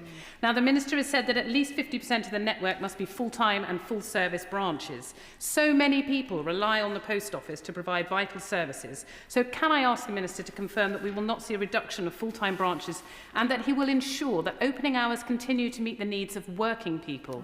The Minister also referenced the important community banking service that post offices provide, but he didn't provide specific assurances to the House about other services provided by the post office, such as DVLA services and passport office services. He's mentioned expanded digital services, but this will not be a help to many of our constituents in this place who live in remote areas with poor broadband access or difficult phone service access. So can he provide a commitment that the post office will continue to provide these physical services to those people who will have difficulty accessing DVLA passport services digitally? And so can he commit that these will remain in post office branches beyond March 2026? And will he commit to multi-year contracts with the, in particular with the DVLA? Thank you, Madam Deputy Speaker. I thank her for those questions and for welcoming today's statement. Firstly, on the 50% additional protection that we are bringing in that she references. Just to reassure, in addition to maintaining the network of 11,500 post offices, the access criteria, so 99% of the UK population to be within 3 miles of their nearest post office outlet, 90% to be within 1 mile of their nearest post office outlet, 99% in deprived urban areas to be within 1 mile, 95% of the total urban population to be within 1 mile, 95% of the total rural population to be within 3 miles, and then the additional protection for particularly rural areas of 95% of the population in every post office postcode district to be within 6 miles. They will all be maintained, which should reassure with that. The point she makes about ensuring that post office hours match people's lives is something that's actually happening. Postmasters are doing that already. I visited a post office in Acton where they stay open weekends. They are open till 11 p.m. so that other retailers, other grocers, can come and put their takings in. So postmasters are doing that. And then finally, with regards to government services, it's exactly because we recognise the importance of post offices for vulnerable people, for people for who, whatever reason, might struggle with the choices that many other people are making about accessing government services online. Because we recognise the importance of that, that's one of the key reasons we're keeping the network at the level it is at the moment. But as I mentioned in my statement, we're also doing work across government to look at that idea of the single front door for face-to-face government services and the role that the Post Office can play in that. So we're looking to enhance that role that the Post Office plays. Tom Hayes. Thank you, Madam Deputy Speaker. I welcome the announcement of £483 million to invest in our post offices around the country, and I join the Minister in thanking our postmasters and our postal staff, particularly in my constituency at Southbourne Grove, Malmesbury Park, Hengstbury Head and Sea Road. What happens in the Royal Mail affects our postal services. It's unavoidable. So I will say that I have some concern about the adoption of the optimised delivery network in Bournemouth and broadly, but my question to him, and we were at a meeting with the Post Office fairly recently, a private discussion around their future. Does he agree with me that the work of government in this area is key, but also to build pride in our communities, to tackle antisocial behaviour, to have a diversity, a mix of offer on our high streets, because that really is the only way in which we truly regenerate our high streets in Bournemouth and across the country? I thank my honourable friend for those questions, and I pay tribute to his own campaigning for his own high streets, and in particular for his local post office network. He's absolutely right that this response recognises the importance of post offices as an anchor in high streets. They help drive footfall. The community hub model that the Post Office are piloting is an example of how we can build on that and expand on their role as an anchor in the high street. But he's right, this has to be seen across that wider effort that we're undertaking to make high streets somewhere where people would choose to go, to make them more attractive, to make them places where people will choose to go to shop because they are not just part of the community. High streets and the high street businesses are where our community is made. Mike Wood. Thank you, Madam Deputy Speaker.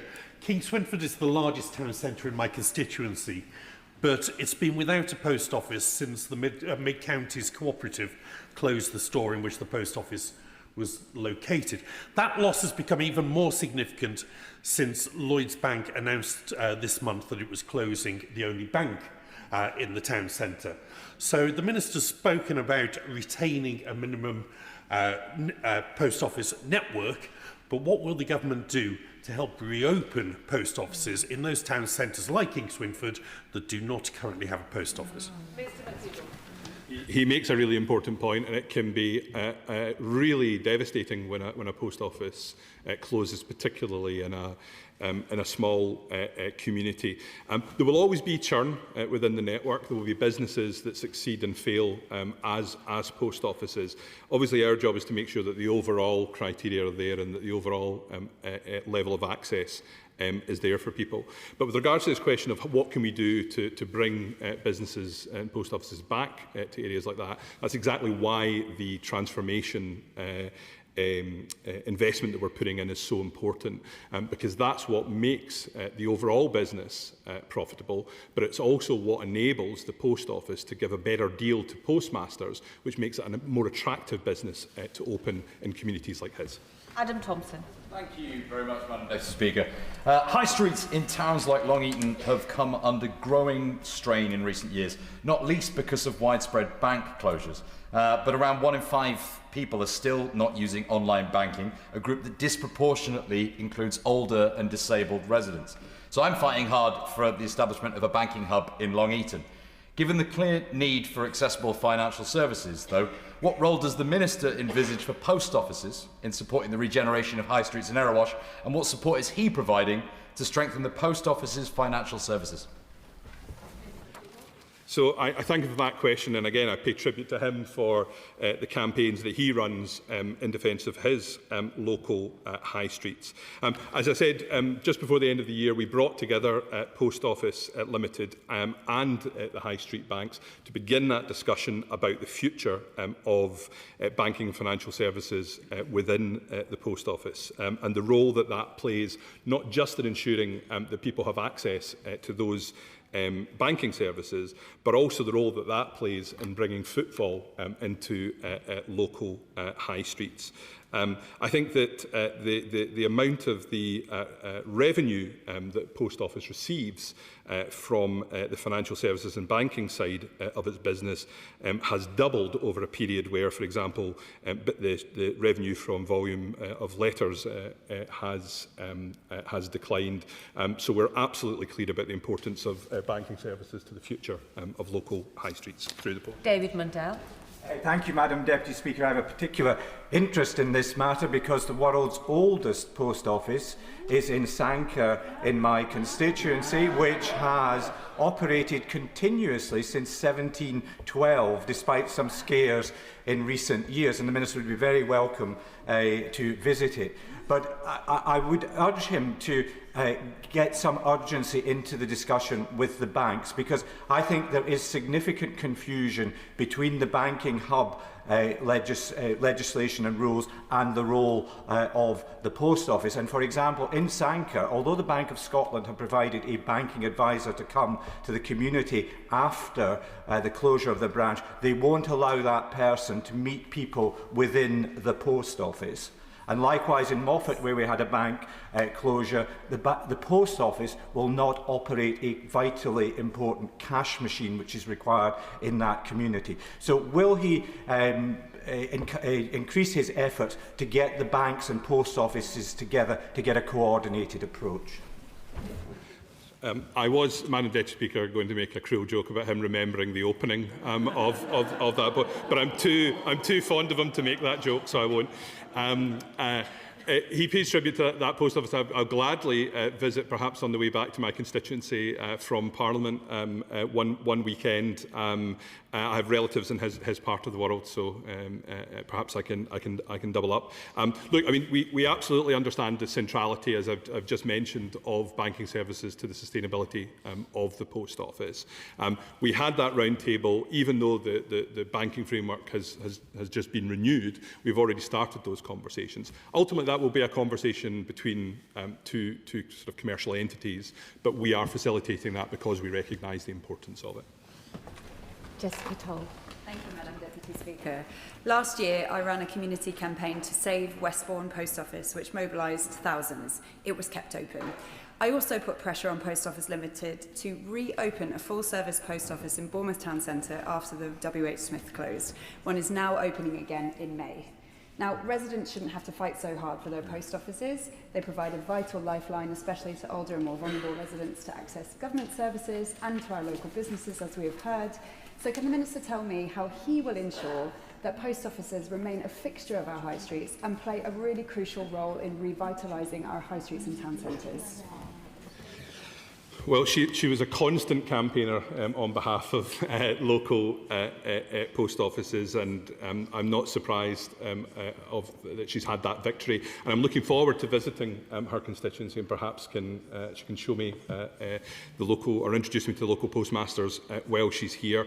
I mentioned earlier the transformation programme that we're funding, which is ultimately the way that while there will always be churn within the network and some businesses closing and some reopening, that should be a part of a natural cycle rather than because of business distress. And the transformation programme is about making sure that there is good postmaster remuneration so that the business succeeds. And I'll continue to work with her to make sure that the post offices in her constituency, but everywhere, thrive.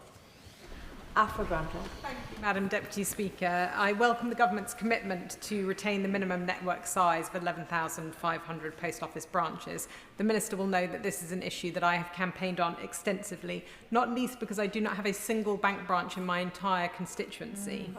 There is a particular need for post offices in rural areas where other service provision is limited.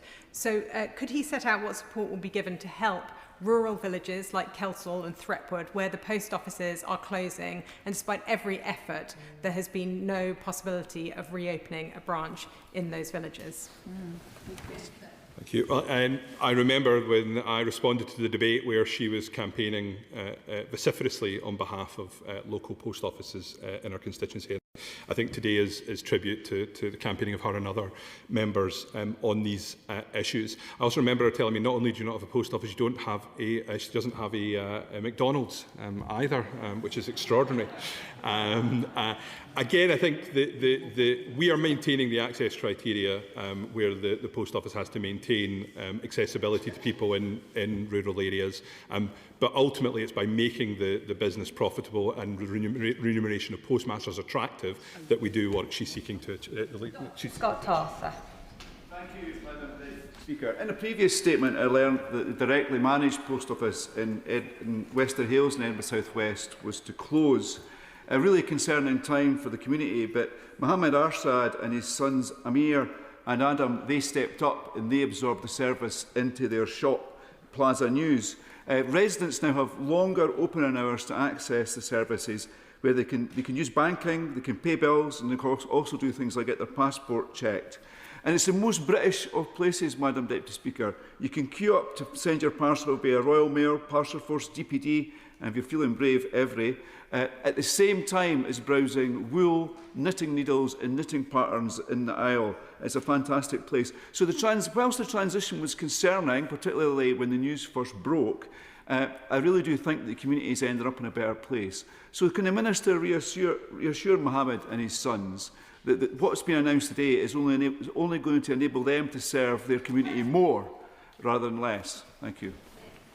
I'm very happy to reassure Mohammed and his sons on that, but also to thank them for the work that they do for the community. He mentions the post office staying open. That's typical of postmasters who are not just running a business, they also have this really clear sense that they're serving their community. And that's why getting this right and succeeding with the vision that we set out in this green paper is so important.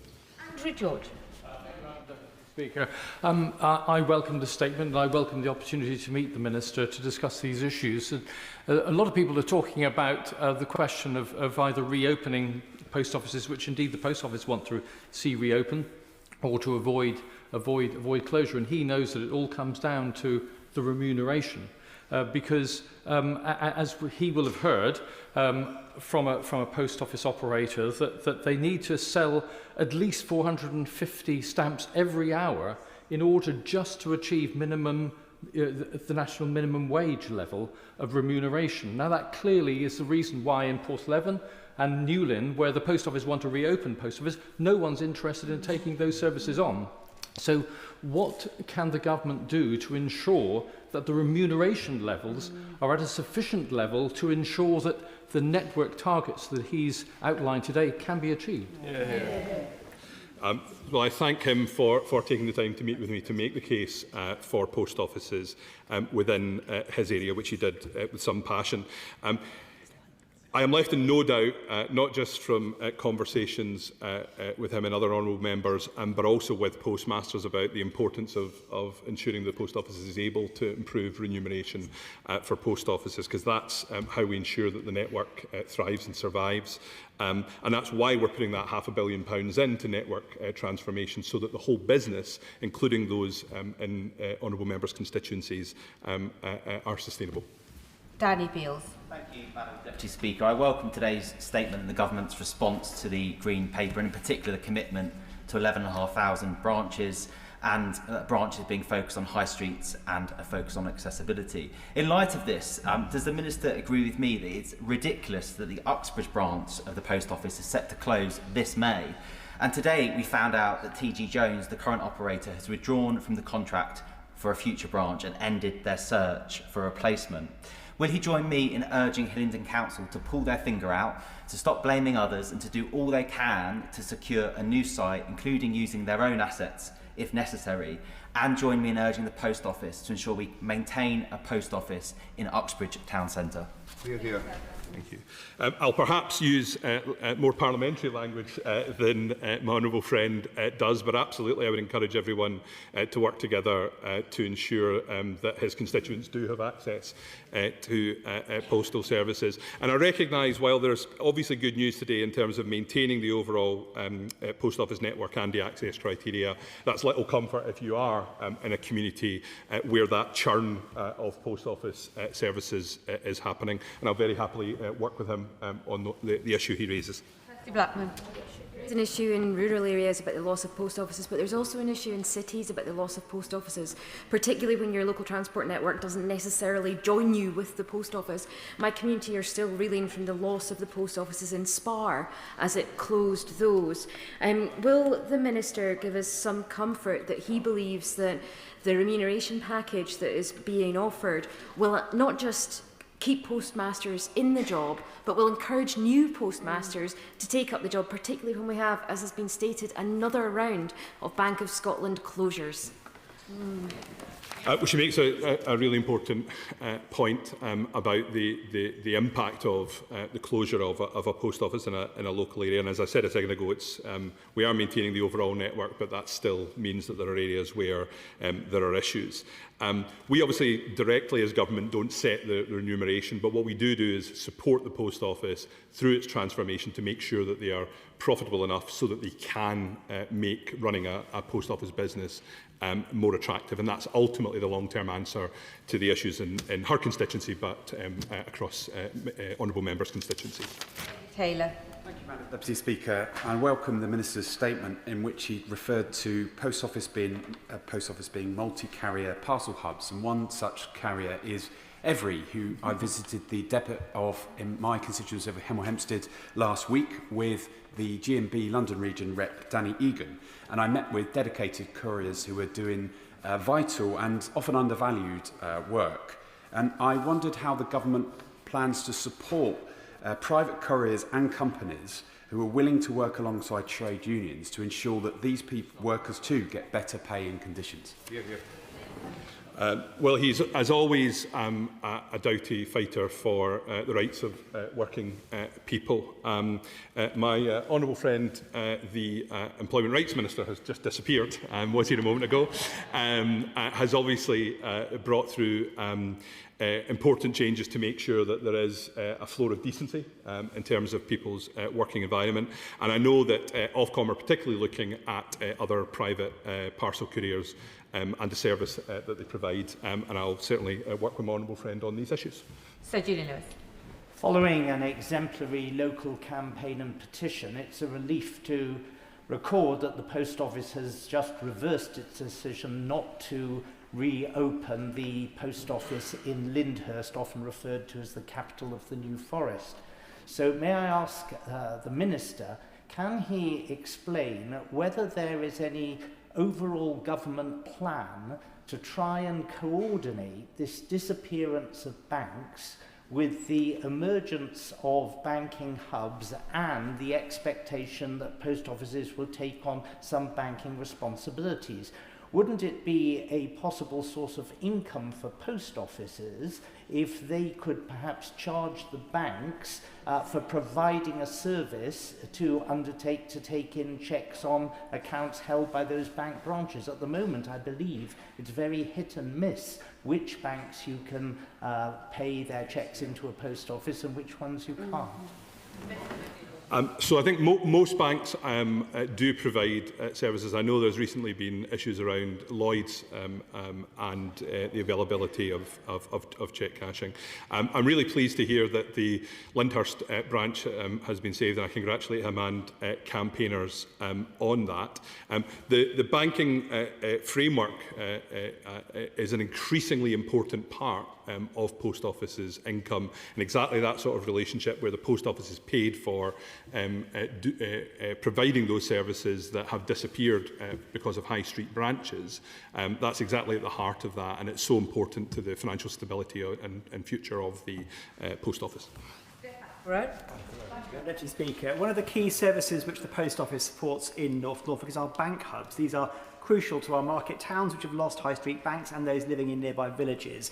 However, I'm frustrated at the number of banks who fail to provide crucial services in these hubs. I note his comments about the voluntary and commercial basis of participation, but can you tell me if he's considered reviewing the Financial Services and Markets Act itself to widen the requirement to include access to banking services, which would be of huge help to my rural residents and businesses? Thank you. He makes an incredibly important point. I've only been a minister for 4 months, but I've already learned it's not a great idea to trespass too far into Treasury Minister's territory. But I'll certainly discuss the issues, the point he raises with colleagues there. Obviously our overall strategy is to make sure that there is access to financial services through the post office in as wide a range of communities as possible. Ashley Fox. Thank you, Madam Deputy Speaker. Can I thank the Minister for his statement, and I welcome the commitment he has given to maintain the minimum network size of 11,500 and all 6 geographical access criteria. Now, currently 79% of the network is a full service branch. So can I ask the Minister to explain why the government has set the new 50% requirement so much lower than that? Is this to allow the post office to downsize by stealth? No, it isn't, because all 6 of those criteria remain, and they will guarantee that accessibility to the fuller range of services that the post office provides. So I'm happy to give him that reassurance. Thank you very much, Madam Deputy Speaker. I don't think it will have surprised any of us to hear the Minister talk about the level of response from our community saying how much they value physical post office services. I know my constituents in High Lane and round the Five Ways in Hazel Grove still mourn the loss of their physical post office branch. But when I was talking with Post Office Limited and local retailers after those closures, they talked about how it just wasn't viable to offer those services, the remuneration, but also the business model just wasn't fit for what fit in with their needs. The Minister in his statement talked about the desire to reduce the reliance on government funding, but also looking at additional services like prescription collection. So I wonder if he could talk a little bit more about where he sees the business model overall going for Post Office to ensure that running a post office or delivering post office services is viable so that my constituents get the services they need where they need them. So obviously the business model of the post office would be a matter for the post office, but what they would say to me is that it's about continuing that central role of banking and financial services through the post office. It's about experimenting with new models like the Hub of the High Street, where they can partner with other organisations that perhaps don't want the full expense of their own high street presence, but can use the vast network of the post office to agree that. And then finally, it's about particularly the technological transformation that we're funding, which will improve the customer experience and improve the remuneration for sub-postmasters. Final question, Helen Morgan. Thank you very much, Madam Deputy Speaker. I welcome the government's announcement today that it's going to maintain 11,500 branches. But in my constituency, outreach services that were only available maybe for an hour or two each week anyway, in Cockshut, Clive, Western Rhyn, Knockin, West Belton and Wrighton 11 towns, have all been lost because of the retirement of a single postmistress in Trevonnan. So the current criteria haven't protected those services, and the distance criteria aren't incredibly helpful when there's no public transport that can be relied on. And if you're a business, it's an incredible time waste to get in the car and drive 3 or maybe 6 miles to another post office to post something. So what can the Minister say to my constituents who are faced with long journeys to get to post offices? What likelihood is there of a post office reopening in their area, and how will that help them deal with these access problems of public transport and efficiency when they're running their businesses? She makes a really important point, and My honourable friend asked me the question about isn't this part of a wider need to regenerate high streets. I think it's also true that it has to be part of a wider strategy to support rural businesses like the ones she mentions as well. I've spoken many times about what we're going to do to improve postmaster remuneration through the transformation investment that we're putting in. Perhaps before I sit down and we move on to the next statement, I can also encourage, because I think there is a new generation of postmasters coming through, and not only is it a fantastic business opportunity for people, it's also an extraordinary opportunity to serve their community and become... Presentation of Bill, Secretary Steve Reid. Grenfell Tower Memorial Expenditure Bill. Second reading what day? Tomorrow. What day? Tomorrow. Tomorrow, okay. A minister should not, after I've asked the first question, for the next time round. Should we go again for the next one? Presentation of Bill, Secretary David Lammy. Courts and Tribunals Bill. Are you objecting, Sir Roger Gale? Marvellous. Then what, we are going to then postpone that, no doubt. Second reading what day? Tomorrow. Tomorrow.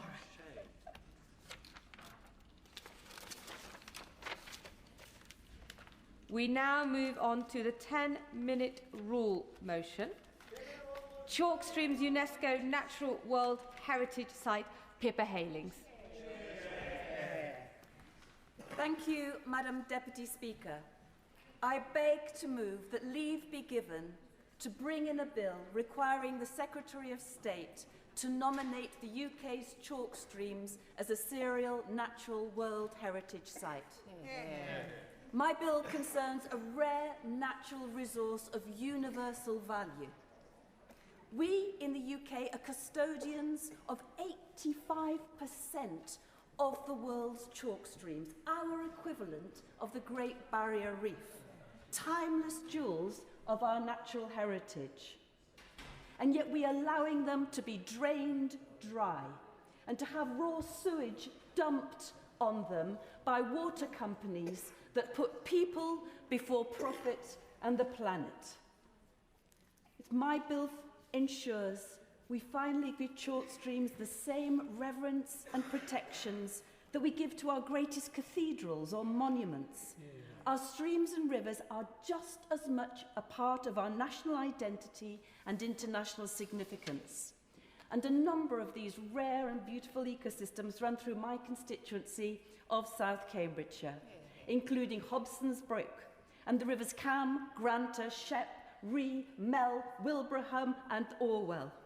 And they stretch far beyond my constituency, from East Devon through the North Wessex Downs and the Chilterns, up to the Norfolk coast, with a southern spur through the South Downs and into Kent, and a northeastern block in Lincolnshire and Yorkshire.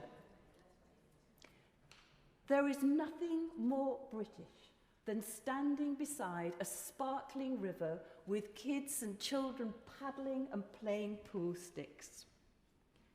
As the world around us changes, such scenes have brought joy to generations before us and should bring joy to many generations to come. But our responsibility is far greater still. Article 4 of the UNESCO Convention places a duty on our government of ensuring the identification and protection for all humanity of our natural heritage, of which chalk streams are the national jewel. This is a huge opportunity for the government to advance its Pride of Place programme, pride locally, nationally and internationally. And we are here today in one of our World Heritage sites, the Palace of Westminster. We are proud to have 32 World Heritage sites in the UK, and yet only 4 are natural World Heritage sites. My bill requires the government to remedy this and to nominate the network of chalk streams as a serial natural World Heritage site. The whole process necessarily takes a few years, But as I shall explain, the goal is clear, the justification is strong, and the work must start now. To approve a site for Natural World Heritage status, UNESCO must be satisfied that it is of outstanding universal value. In David Attenborough's words on his BBC series Wild Isles, they are one of the rarest habitats on Earth, supporting extraordinary richness and diversity of life, more plant species than any other type of river in the UK, providing critical habitat for rare species such as water voles, white-clawed crayfish, brown trout, and a unique chalk stream subspecies of the Atlantic salmon, alongside many specialised invertebrates. And, Madam Deputy Speaker, there are only 260 chalk streams worldwide. Their number is small due to the unique conditions and alchemy that's needed to form them. They exist only where water filters slowly through chalk aquifers, emerges at springs, crystal clear, mineral rich, and at a near constant temperature throughout the year. Or rather, that is what used to happen. Today, our chalk streams are in a perilous state. Climate change is one of the greatest threats to our nature and wildlife. Extreme droughts are exacerbating the damage already being done. We are letting our streams be drained dry because of untrammeled growth, allowing water companies and agricultural runoff to create a chemical cocktail of sewage and slurry. Wildlife is suffering. The chalk stream Atlantic salmon is close to extinction in some rivers, and rising temperatures threaten the survival of trout. That is why this House should make a clear commitment to restore and conserve these rivers. The government has itself recognised their value, and a minister once observed that if our chalk streams were buildings, they would be UNESCO heritage sites. Exactly so. UNESCO designation will help galvanise protection, public engagement and investment in their recovery. The nomination process will take time. Inclusion on the UK's tentative list is the first step, and for this, further research and monitoring, conservation planning and preparation of the case for nomination is needed. A fundamental requirement is the engagement of local governments and stakeholders and networking amongst them across the broad geographic span of the chalk streams. And in fact, this work has already begun in many communities where they treasure the value of a healthy chalk stream for their physical and mental health, recreation, where they're monitoring their water quality, acting as stewards, cleaning and maintaining them, fighting for their survival. Armies of volunteers, civil society groups, incredibly capable and connected, including the wildlife trusts, the National Cabba Chalk Stream Restoration Group, Wildfish, River Action, and in my constituency, here with us in the gallery, the Cam Valley Forum, the Cam Catchment Partnership, the Friends of the River Shep, the Granter, Fullborn Fen, and the Cambridgeshire Climate and Nature Forum. We need to see the government follow through and step up on its own assertions about its commitment to chalk stream conservation, because commitment to the national level for protection is an essential prerequisite for nominating a site for World Heritage status. And the UK has maintained certain legal protections. However, of the 200 plus chalk streams, only 11 are designated as a site of special scientific interest and only 4 as a special area for conservation. So much more needs to be done to ramp up to stop the sewage dumping and the abstraction that we've talked about. And that's why I'm joining many voices to call for listing chalk streams alongside ancient woodland as irreplaceable habitat, which they certainly are, in the National Planning Policy Framework, in line with the government's concession and promise during debate in this chamber, and I quote, to make clear unambiguously our expectations for how plan makers and decision makers should treat chalk streams. And we should also be ring-fencing substantial financing from the Water Restoration Fund. As a nation, Madam Deputy Speaker, that prides itself on its love for nature and prepares to celebrate the 100th birthday of nature's greatest advocate, Sir David Attenborough, we have a responsibility to act. It's a global responsibility handed to us by the rocks beneath our feet. So let's embrace it, celebrate it. Let's be the global custodians of our very own equivalent of the Galapagos Islands, the Great Barrier Reef, the rainforest. Madam Deputy Speaker, this bill would start the journey to secure UNESCO recognition for one of the rarest habitats on Earth. We hold 85% of the world's chalk streams. Yep. With that privilege comes responsibility. Let us rise to it. I commend the bill to this House. Yeah. The question is that the honourable member have leave to bring in the bill. As many of their opinions say aye? Aye. It's contrary no. The ayes have it, the ayes have it. Who will prepare and bring in the bill? Dr. Ros Savage, Victoria Collins, Charlotte Kane, Liz Jarvis, Dr. Danny Chambers, Vicky Slade, Alex Brewer, Ollie Glover, Simon Hoare, Carla Denyer, Chris Hinchliffe, and myself, Madam Deputy Speaker. Pippa Halings.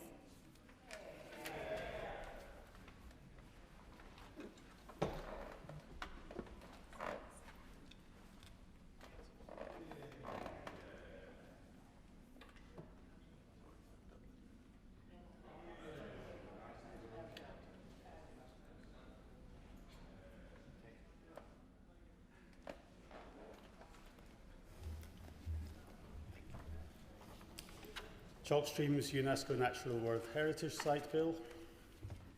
Second reading what day? February the 27th, Friday. Friday the February the 27th. Right, if ministers are shuffling, they should do so now, very quickly.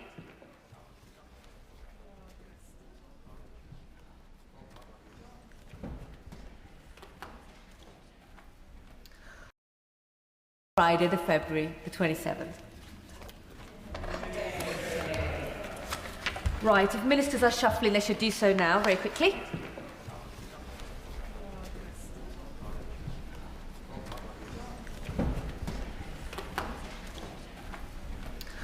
We now come to the general debate on Ukraine. I call the Secretary of State, I believe, the Secretary of State to move. Madam Deputy Speaker, thank you. Yesterday marked a milestone that none of us wanted to see. 4 years of Putin's war on Ukraine. 4 years of his brutal, full-scale invasion of this sovereign nation. A country, a proud country, that has fought back Putin's attacks and, let us not forget, has suffered 12 years under a pain of occupation. So this week, we stand with the families mourning loved ones, the troops fighting on the front line, and the millions displaced from home, yearning for the opportunity to return. Madam Deputy Speaker, 4 years ago today, a dozen Ukrainian border guards on the tiny isolated Snake Island in the middle of the Black Sea were surrounded by Russian sea and air forces. And when the Russians radioed to demand their surrender, the Ukrainians told the ship's command, "Get lost." Well, in fact, they told them in stronger terms that I can't repeat this afternoon in this House. But that defiance has driven Ukrainian resistance to Russia every day of the conflict since. And in Kyiv last month, that defiance burned fiercely when I met emergency workers, military chiefs, Ukrainian ministers and President Zelensky himself. Because Ukrainians, civilians and military alike, are still fighting with the same courage and determination which inspired the world in February 2022. I will indeed. I'm sorry this is thanks, Madam Deputy Speaker. I'm sorry this is early, but I just want to reflect. I was in Kiev at the same time as the Secretary of State, so I wanted firstly to thank him for his visit. We were there at the same time. And I was there also to see the apartment block where second responders were hit with a double tap strike, as in they'd gone to respond to rescue those and then they were hit. The Secretary of State is aware of the desperate need of air defence missiles and the lack of Patriots that are going in. Please, I know you'll address this, but is this something that's been raised with the utmost urgency? We need to defend Ukraine's skies. Well, first, I thank the honourable gentleman for his visit to Kyiv and the fact that members on all sides of the House have regularly been to Ukraine. That lifts the morale of Ukrainian people. It reminds the Ukrainian people that we, the UK, stand with them as strongly now as we did 4 years ago. And the honourable gentleman is right. That morning I arrived in Kyiv. It was a morning when 90 Shahid drones had hit the city overnight.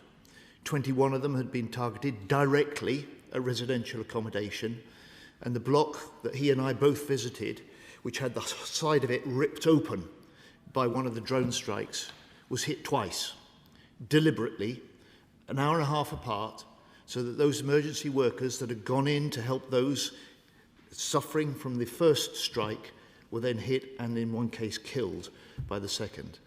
This is an indication of the cynical tactics, the illegal tactics, the war crimes that Putin is committing in Ukraine. And it reminds us that we must redouble our determination to stand with Ukraine for as long as it takes. Yeah. On the question of air defence, I'll come on to that later, but he's quite right. He and I were both told when we were out in Kyiv last month, it's President Zelensky's first priority, and he would have seen 2 weeks ago when I chaired the UDCG at NATO headquarters, I made a commitment that Britain was committing an extra £500 million package of air defence systems and missiles in order to meet that very urgent need, and he and I both saw that day. But, Madam Deputy Speaker, President Putin postures as a strong man. He wants the world to believe that Russia has unstoppable momentum on the battlefield, that Ukrainians have no choice but to concede on his terms, and that we, as Ukraine's Western allies, have grown weary. Well, he's wrong, wrong, wrong. This was a war Putin thought he'd win in a week, but 4 years on, he's achieved none of his strategic aims. Instead, he's inflicted terrible suffering on his own people as well as Ukraine. He is failing. Now, of course, Ukrainian troops are certainly under pressure on the front line, but Russia has now been fighting in Ukraine for longer than the Soviet Union fought Germany during the Second World War. Its forces are advancing more slowly than those in the Battle of the Somme, and nearly 1.25 million Russians have been injured or killed.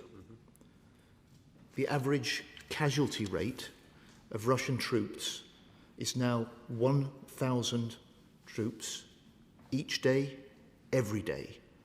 And the average life expectancy now of a conscript deployed to the Russian front line is less than 5 days.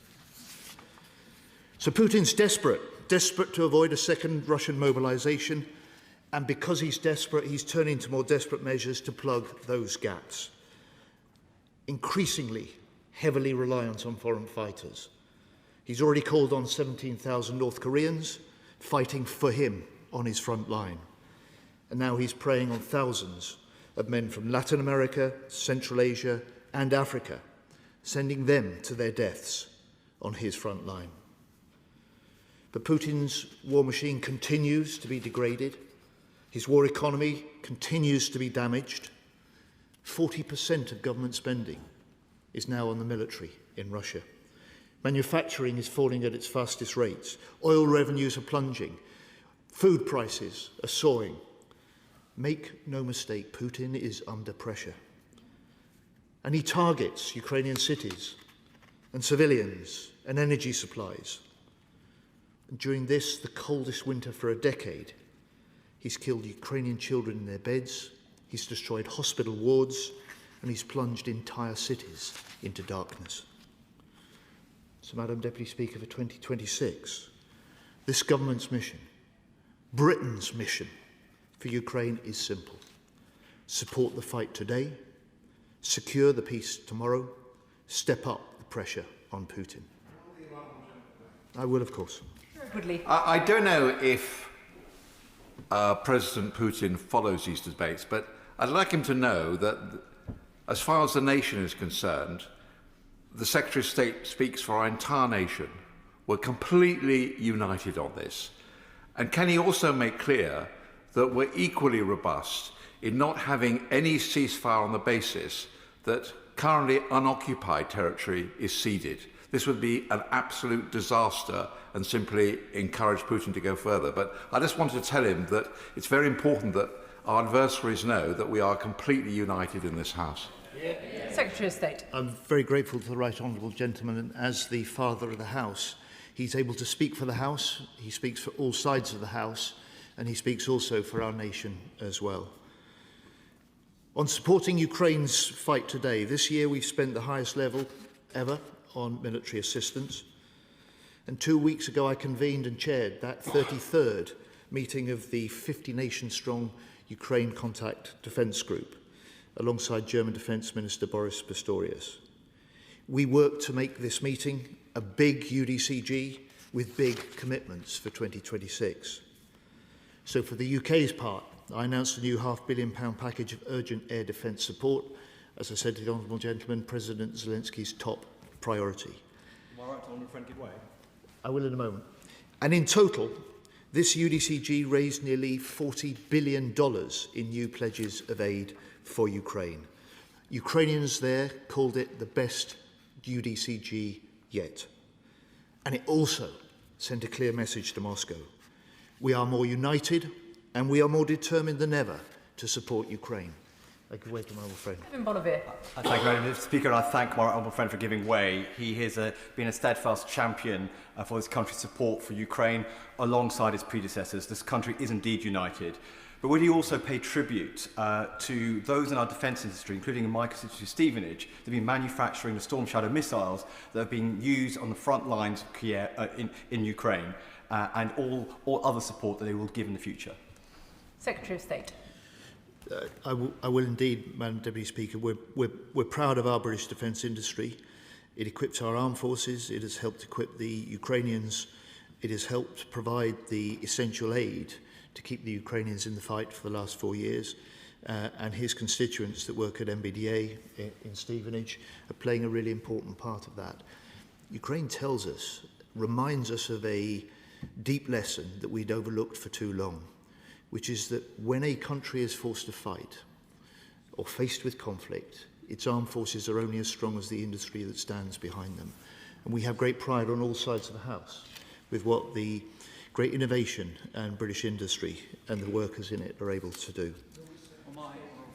I will. I'll give way to them. The honourable member's mention of Storm Shadow reminds me of the fact that, particularly in the early days of the conflict, there was resistance, often from the other side of the Atlantic, to supplying Ukraine with some of the longer-range missile systems that are necessary really to inflict pain on Russia in its centre.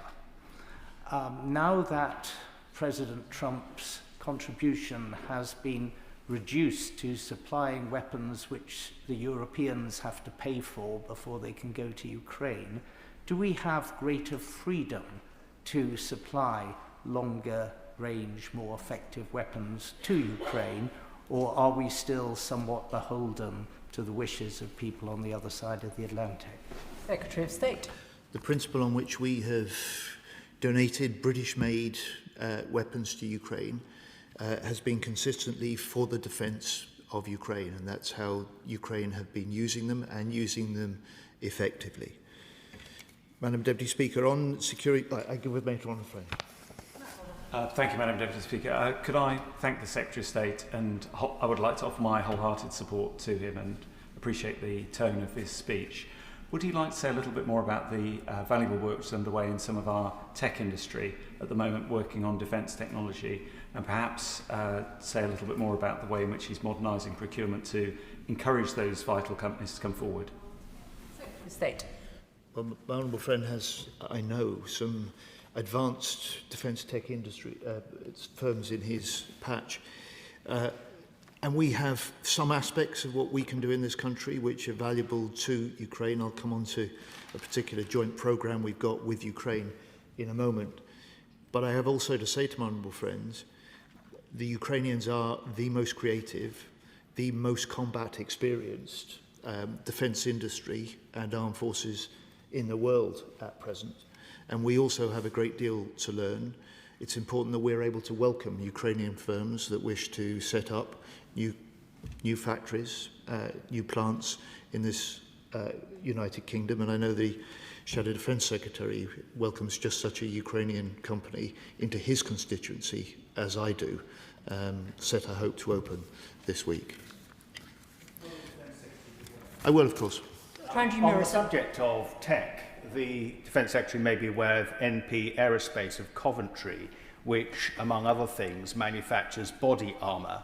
And the MOD, as the Secretary of State will be aware, is at the moment purchasing body armour that is fitted to the female form, but not for the British Army, but for Ukraine, which is perfectly fine. But would he ensure that the British Army too puts out a statement of requirement for body armour for women, since it would be inappropriate if in some point in the future British service women found themselves serving side by side with Ukrainian service women having this high-tech body armour, but our own service women will not. And Madam Deputy Speaker, I have to declare an interest as the father of 2 service women. Secretary of State. Can I pay tribute to the honourable gentleman's 2 daughters serving this country, first of all? Say, secondly, I hope he got to that Coventry firm's exhibition in this house yesterday to visit and see for himself what they produce. Third, I would say, I hope he, and I think he does by his intervention, agree that first and foremost our duty is to support Ukraine, but I am very conscious of the broader point that he makes. We procure for Ukraine, we learn lessons, and we need to make sure that our own forces are equally well equipped for the future. Just checking on any further interventions at this stage. I'll give way to him. Madam Deputy Speaker, on securing the peace for tomorrow, we all welcome the US leading the push for peace, and no one welcomes those efforts more than Ukraine. And when the peace comes, which we all hope to see this year, Britain will be ready to help secure that peace for the long term. And I'm proud to serve in a British cabinet under a Prime Minister that was the very first world leader to commit troops on the ground in Ukraine in the event of a ceasefire. And following the Paris summit that he co-chaired last month, the work of the coalition and the willing is more advanced now than ever. He yesterday chaired a meeting of 36 coalition leaders. They confirm Ukraine can go into 2026 confident in the knowledge that when the war ends, it will have security guarantees, it will have a big prosperity agreement and a path to EU membership. And the coalition of the willing's multinational force for Ukraine will deploy. It will deploy when peace is agreed to secure Ukraine's skies and seas and regenerate its armed forces for the future. Both the British Army and the Royal Air Force are now conducting exercises in preparation, and I've accelerated £200 million already to ensure our forces have the kit they need to deploy. I will. Could the Defence Secretary just assure this House when we will see the structure of the British component of multinational force Ukraine so that we can properly scrutinise how that force structure will look? Secretary of State. So the detail of the structure and the deployment will become clear and will depend on the context and detail of the peace agreement. The Prime Minister has said that in the context of a decision to deploy, this House will have the chance to debate and vote on that deployment, and it'll be, I suspect, at that point that we'll be able to set out that detail. He and other experts in this House will have the chance to examine that, debate that, and I trust give it their approval so that any British forces would be deployed into Ukraine in the context of a peace deal with all-party support. Madam Deputy Speaker, there is no more serious a decision for any Defence Secretary or any government than committing our armed forces on operations. But I want to be the Defence Secretary who deploys British troops to Ukraine, because that means that we will have a negotiated peace and that this war will finally be over. Hear, hear. Madam Deputy Speaker, Britain has been united for Ukraine from day one. This House, as the father of the House has said, has been united for Ukraine from day one. I will indeed. I thank my right honourable friend for giving way. The exhibition in the upper waiting hall this week is called Voices from Ukraine, and it is a collaboration between my constituent sculptor Stephen Duncan and celebrated Ukrainian sculptors Oles Sidoruk, who is serving at the front line in Ukraine, and Boris Krylov. It is an extremely moving set of meditations on both the horror of the conflict and the resilience of Ukrainian people and their identity, which Putin is so viciously seeking to erase. Will the Secretary of State join me in paying tribute to these talented and courageous artists, in recognising the value of the arts and culture in how societies come to terms with difficult conflicts and trauma, and in encouraging all members across this House to go and view this important work this week? Secretary of State. My honourable friend is to be applauded for having sponsored this exhibition. I'm delighted that she's been able to tell the House about it this afternoon. I certainly pay tribute to her and to the artists for what they are doing and the way that they are conveying the experience of their countrymen and women to wider audiences. I'll go one better, because this debate is starting rather earlier than we might have expected, Madam Deputy Speaker. I will join her at the exhibition before it finishes at 5 o'clock this afternoon, and I would encourage all other honourable members from all sides to do the same. Yeah. Madam Deputy Speaker, I'm glad my honourable friend has raised this wider question, because I speak as Defence Secretary, but I speak also with pride about the warmth and the welcome and the solidarity of the British people.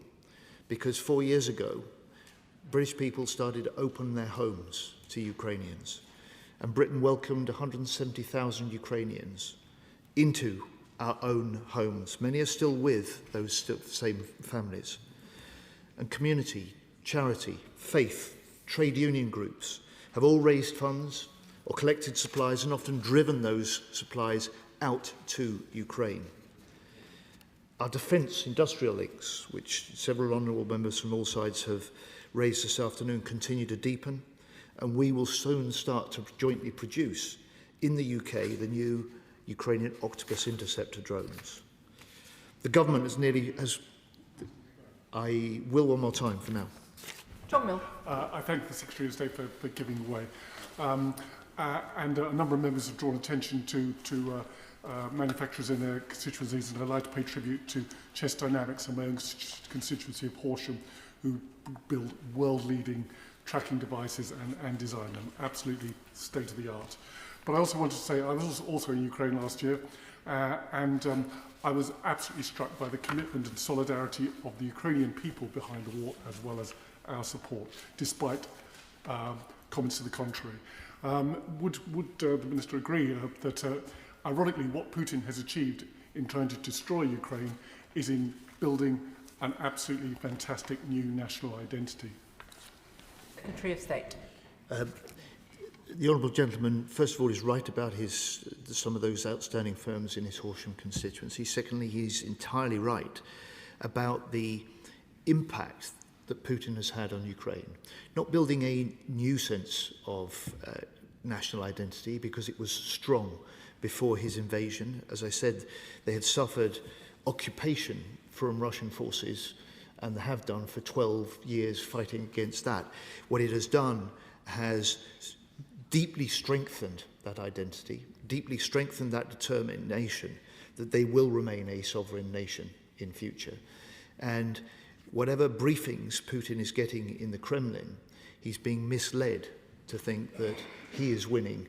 He is failing, and it is our job with other allies to stand with Ukraine for as long as it takes.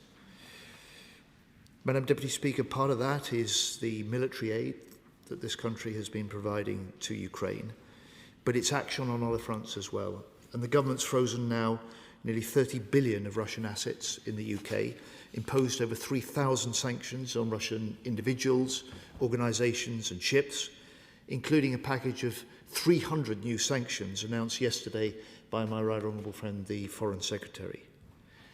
We know that Russia's vast shadow fleet bankrolls much of Putin's illegal war in Ukraine, and sanctions against it by the UK and our partners have already forced around 200 ships to anchor out of use. We've seen the impact on Russian oil reserves. It fell by a quarter last year. But we need to do more. We need to shift up a gear, and our military is playing a greater role. And that work has begun. The UK has already supported both the US and France to conduct maritime interceptions. And at the Munich Security Conference, I chaired a meeting of the Jeff nations.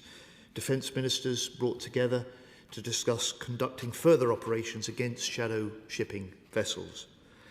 Today I can confirm the MOD is leading now a new joint operational task force to advance plans on this issue. Madam Deputy Speaker, after 4 years, weariness with the war would be understandable, but in Britain our solidarity endures. It's a solidarity grounded both in the deep respect for Ukrainian courage and in clear recognition that the defence of Europe starts in Ukraine. The British people understand the cost of conflict always outweighs the price of preventing war. We remember that 4 years ago, Putin's invasion sent inflation into double digits, and our energy prices are still 40% higher, our food prices still 30% higher, as we all daily pay the price of this war. And the British people also know that if Putin succeeds in Ukraine, he will not stop in Ukraine. And they see the Ukrainians fighting for the same values that we in Britain have done in past generations. The right of a free people to decide their own country's future. And so, like the leader of the House, the father of the House, I'm proud that Britain remains united for Ukraine. I'm proud that President Zelensky calls us one of his very closest allies. And I'm proud of the UK leadership on Ukraine, started under the previous government, stepped up further under ours. So let me end where I began, by paying tribute to the people of Ukraine. 4 years ago, we all remember, those expert commentators were largely in agreement. Kyiv would be captured, Zelensky would flee, Ukrainian command would collapse, and a pro-Russian regime would be installed while the world watched on. And if this war has taught us anything, it is never to underestimate the will of the Ukrainian people. They remain outnumbered, they remain outmatched in every domain, and yet they've recently retaken territory. They continue to strike deep into Russia, and in some parts of the front line, over 25 Russians have been killed for every Ukrainian life lost. So after 4 years of this brutal Russian aggression, 4 years of unbreakable Ukrainian courage, 4 years of enduring solidarity with those who stand with them, this must be the year peace is agreed. And our promise, our UK promise to Ukraine is this: we will keep up the pressure on Putin, we will stand by and support the Ukrainian armed forces, and when peace comes, we will help secure it, and we will ensure that it lasts. The question is that this House has considered the situation in Ukraine. Shadow Minister Morton. Thank you, Madam Deputy Speaker. This is a critical time for Ukraine, and as we mark the 4th anniversary of this war, the UK must continue to proudly stand shoulder to shoulder with our Ukrainian friends. 4 years on from Putin's full-scale invasion of Ukraine, we all think of the innocent lives caught up in this terrible conflict, the innocent civilians, the families of brave servicemen and women, the Ukrainian children forcibly deported to Russia, all those who suffer life-changing injuries and those who have lost their homes. At the start of this conflict, the then Conservative government, led by Boris Johnson, with cross-party support in this House, rallied the world behind Ukraine. We supplied weapons, we provided humanitarian aid, we championed their cause, and we opened our homes to those fleeing Putin's brutality. We must never forget that this war was started by Vladimir Putin, supported by an axis of authoritarian states seeking to extinguish democracy on our continent. Russia's increasing reliance on Iranian drones and weaponry underlines that this conflict is no longer confined to one border. It is part of a wider alignment of regimes determined to undermine the rules-based international order. And we must remain united in defending shared values and the principle that aggressors should never succeed. It is crucial that there is a clear, united front in support of Ukraine. Recent Russian attacks, including those on Kyiv, which last year also damaged a British council building, underline why the UK and our allies must urgently deliver the military support that Ukraine needs. Putin still aims to subjugate Ukraine. The Euro-Atlantic alliance must ensure he fears the consequences. And Russia's response to recent ceasefire proposals shows why the West must remain resolute. Britain and our allies must continue maximum pressure on the Kremlin while supporting Ukraine on the battlefield. As always, it's ultimately for Ukraine, as a proud and sovereign nation, to decide its own future. Any settlement must secure justice and lasting peace for its people. Territorial concessions would reward aggression. Putin has shown repeatedly he's not serious about peace, and Britain must lead the way on sanctions and on international pressure. I'm very fortunate I had the privilege of visiting Ukraine twice, first in 2021 during my time as a Foreign Minister, and again in 2023 with the Westminster Foundation for Democracy, and I look forward to returning again soon. And I'm very conscious, Madam Deputy Speaker, that there are not just front bench colleagues, but many colleagues from across this House and the other place who travel to Ukraine, and it is such a strong and clear symbol of our unwavering support. For me personally, each visit has left a really deep and lasting impression on me.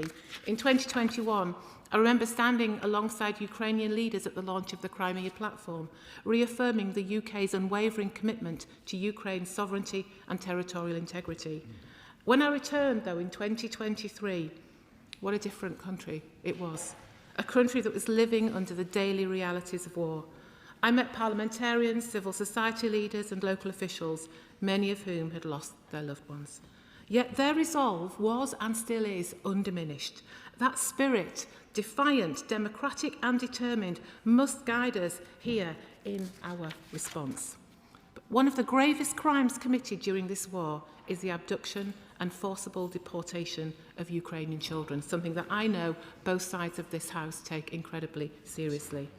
Thousands of children have been taken from their families and communities and transferred into Russia or Russian-occupied territory, stripped of their identity, subjected to so-called re-education, and in many cases illegally adopted. This is not an unintended consequence of war. It is a deliberate policy designed to erase Ukraine's future. The International Criminal Court has issued arrest warrants in response to these crimes, but words and warrants alone are not enough. So I do hope, in summing up, the Minister may be able to set out what concrete steps the government is taking with allies and international partners to secure the return of these children and to ensure that those responsible are pursued without delay or hesitation. Of course I will. State. I am really impressed and pleased that she has laid such a stress on Putin's abduction of Ukrainian children, his attempt to brainwash them, and that sentiment has strong support on both sides. Would she recognise that my honourable friend, the member for Paisley and Renfrewshire South, is in Ukraine at the moment and has just been presented with the Ukrainian Order of Merit for her work on exactly this concern?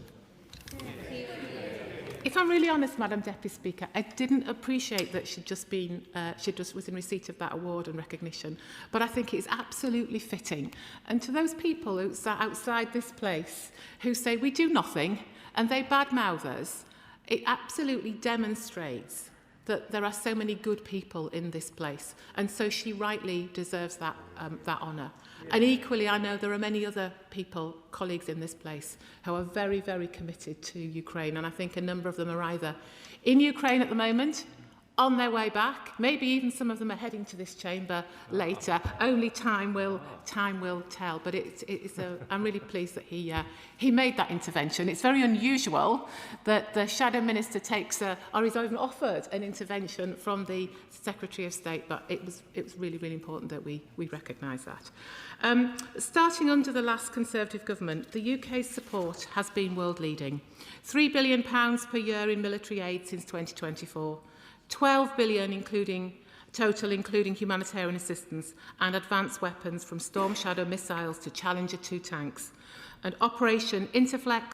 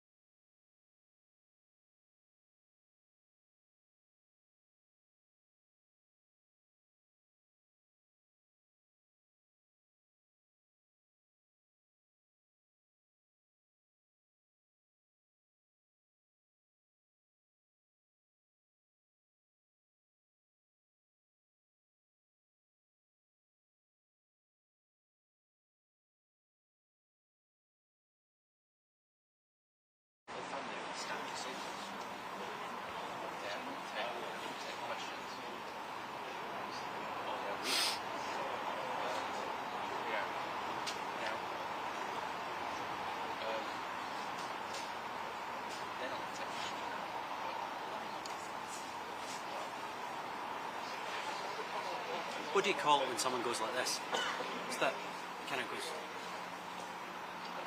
Non-committal? Sure, yeah, he was kind of...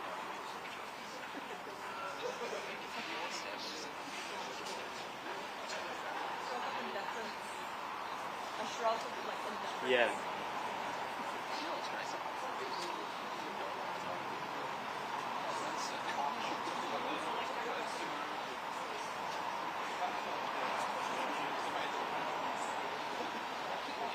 no. Okay.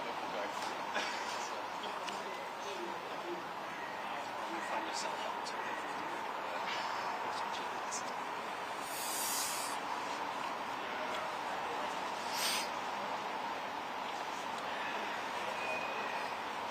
sometimes think about it, it takes a bit of film on, that's a bit out and sell it.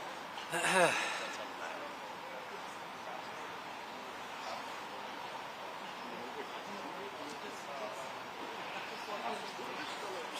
Well, various comments made, Jane, but as for David Campbell himself, the arrogance that we have become accustomed to during this trial on full display, shrugging as he was led down to the cells in handcuffs as if the jury had somehow got this wrong. Well, clearly they didn't. They have heard 3 weeks of evidence here, and the judge made clear his views on this, saying that this was a targeted assassination, a pre-planned execution. It was calculated efforts to conceal the crime from David Campbell. He thought he'd literally got away with murder, and those lies were ludicrous.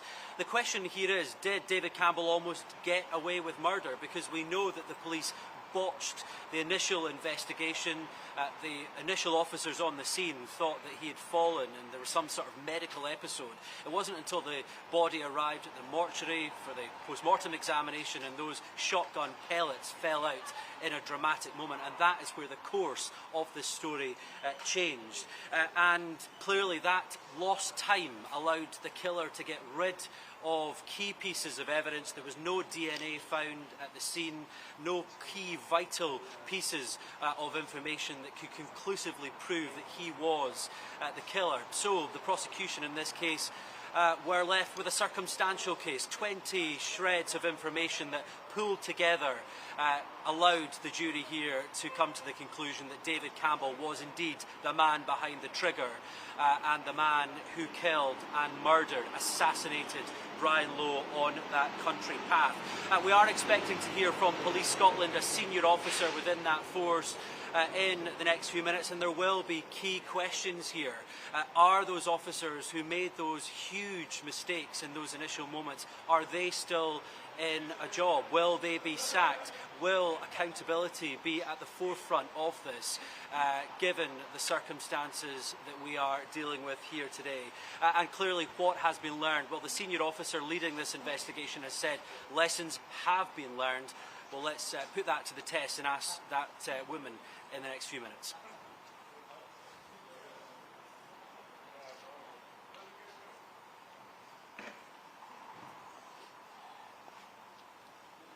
Colin, do me a favour. You stand at the mic for me. Yep. See what this light's like. Yep. How's that light for other folk? It's not the best of lights, it's a spotlight of it. Is it alright? Good man. Where should Kez be for a cutaway? Where are you going to be? Sort of here? If you're there, I'll go here, right beside your camera. Okay, so Kez ideally... The other side? The other side. What are you using this for? I mean, I don't mind doing We'll need it it for the VT. You're going to replace some of the VT? Yeah, we'll replace the... I don't know if you've seen... Will's message saying that I'm just happy to not update it. Well, it needs to get updated because it's a right of reply. Put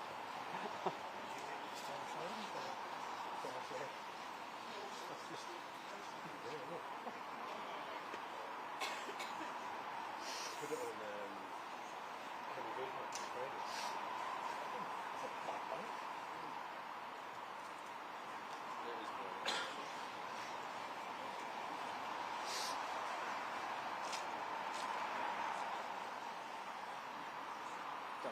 Yeah. If you're pointing in that direction, are you going to be on this side if you're pointing that way? In which case, can I stand there? No, I'll be on that. I'll be on that side pointing this way. Want any good picture? Want to get a good picture? Hello, Andy.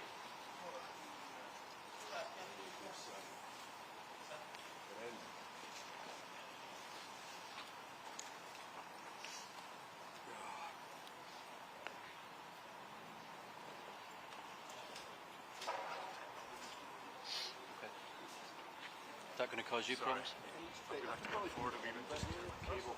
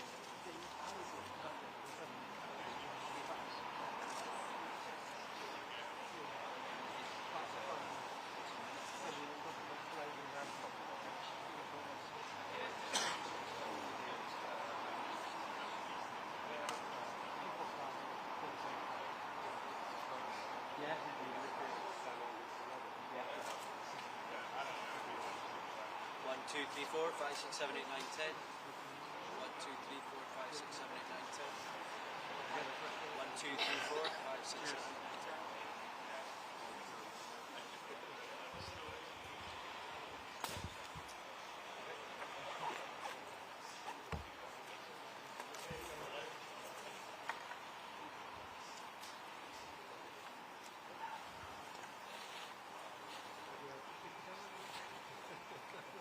Here they come.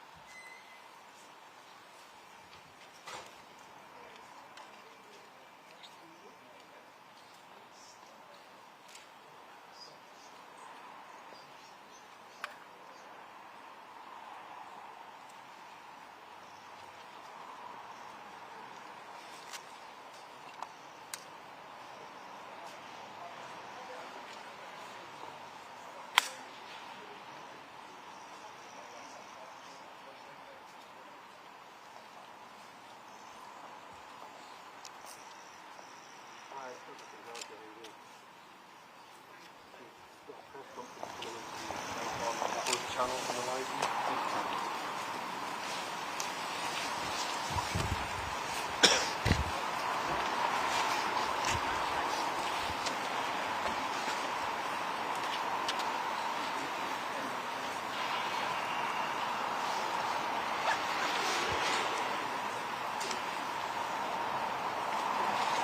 was a complex and challenging investigation involving a number of specialist officers and staff from Police Scotland and the Scottish Police Authority who worked tirelessly to piece together the events leading up to Mr. Lowe's murder.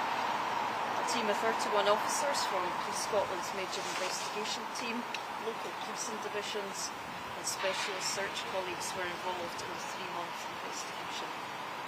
Detectives examined 2,400 hours of CCTV footage, captured around 1,000 statements, visited around 500 properties as part of extensive inquiries to establish what happened and who was responsible for Mr. Lowe's death.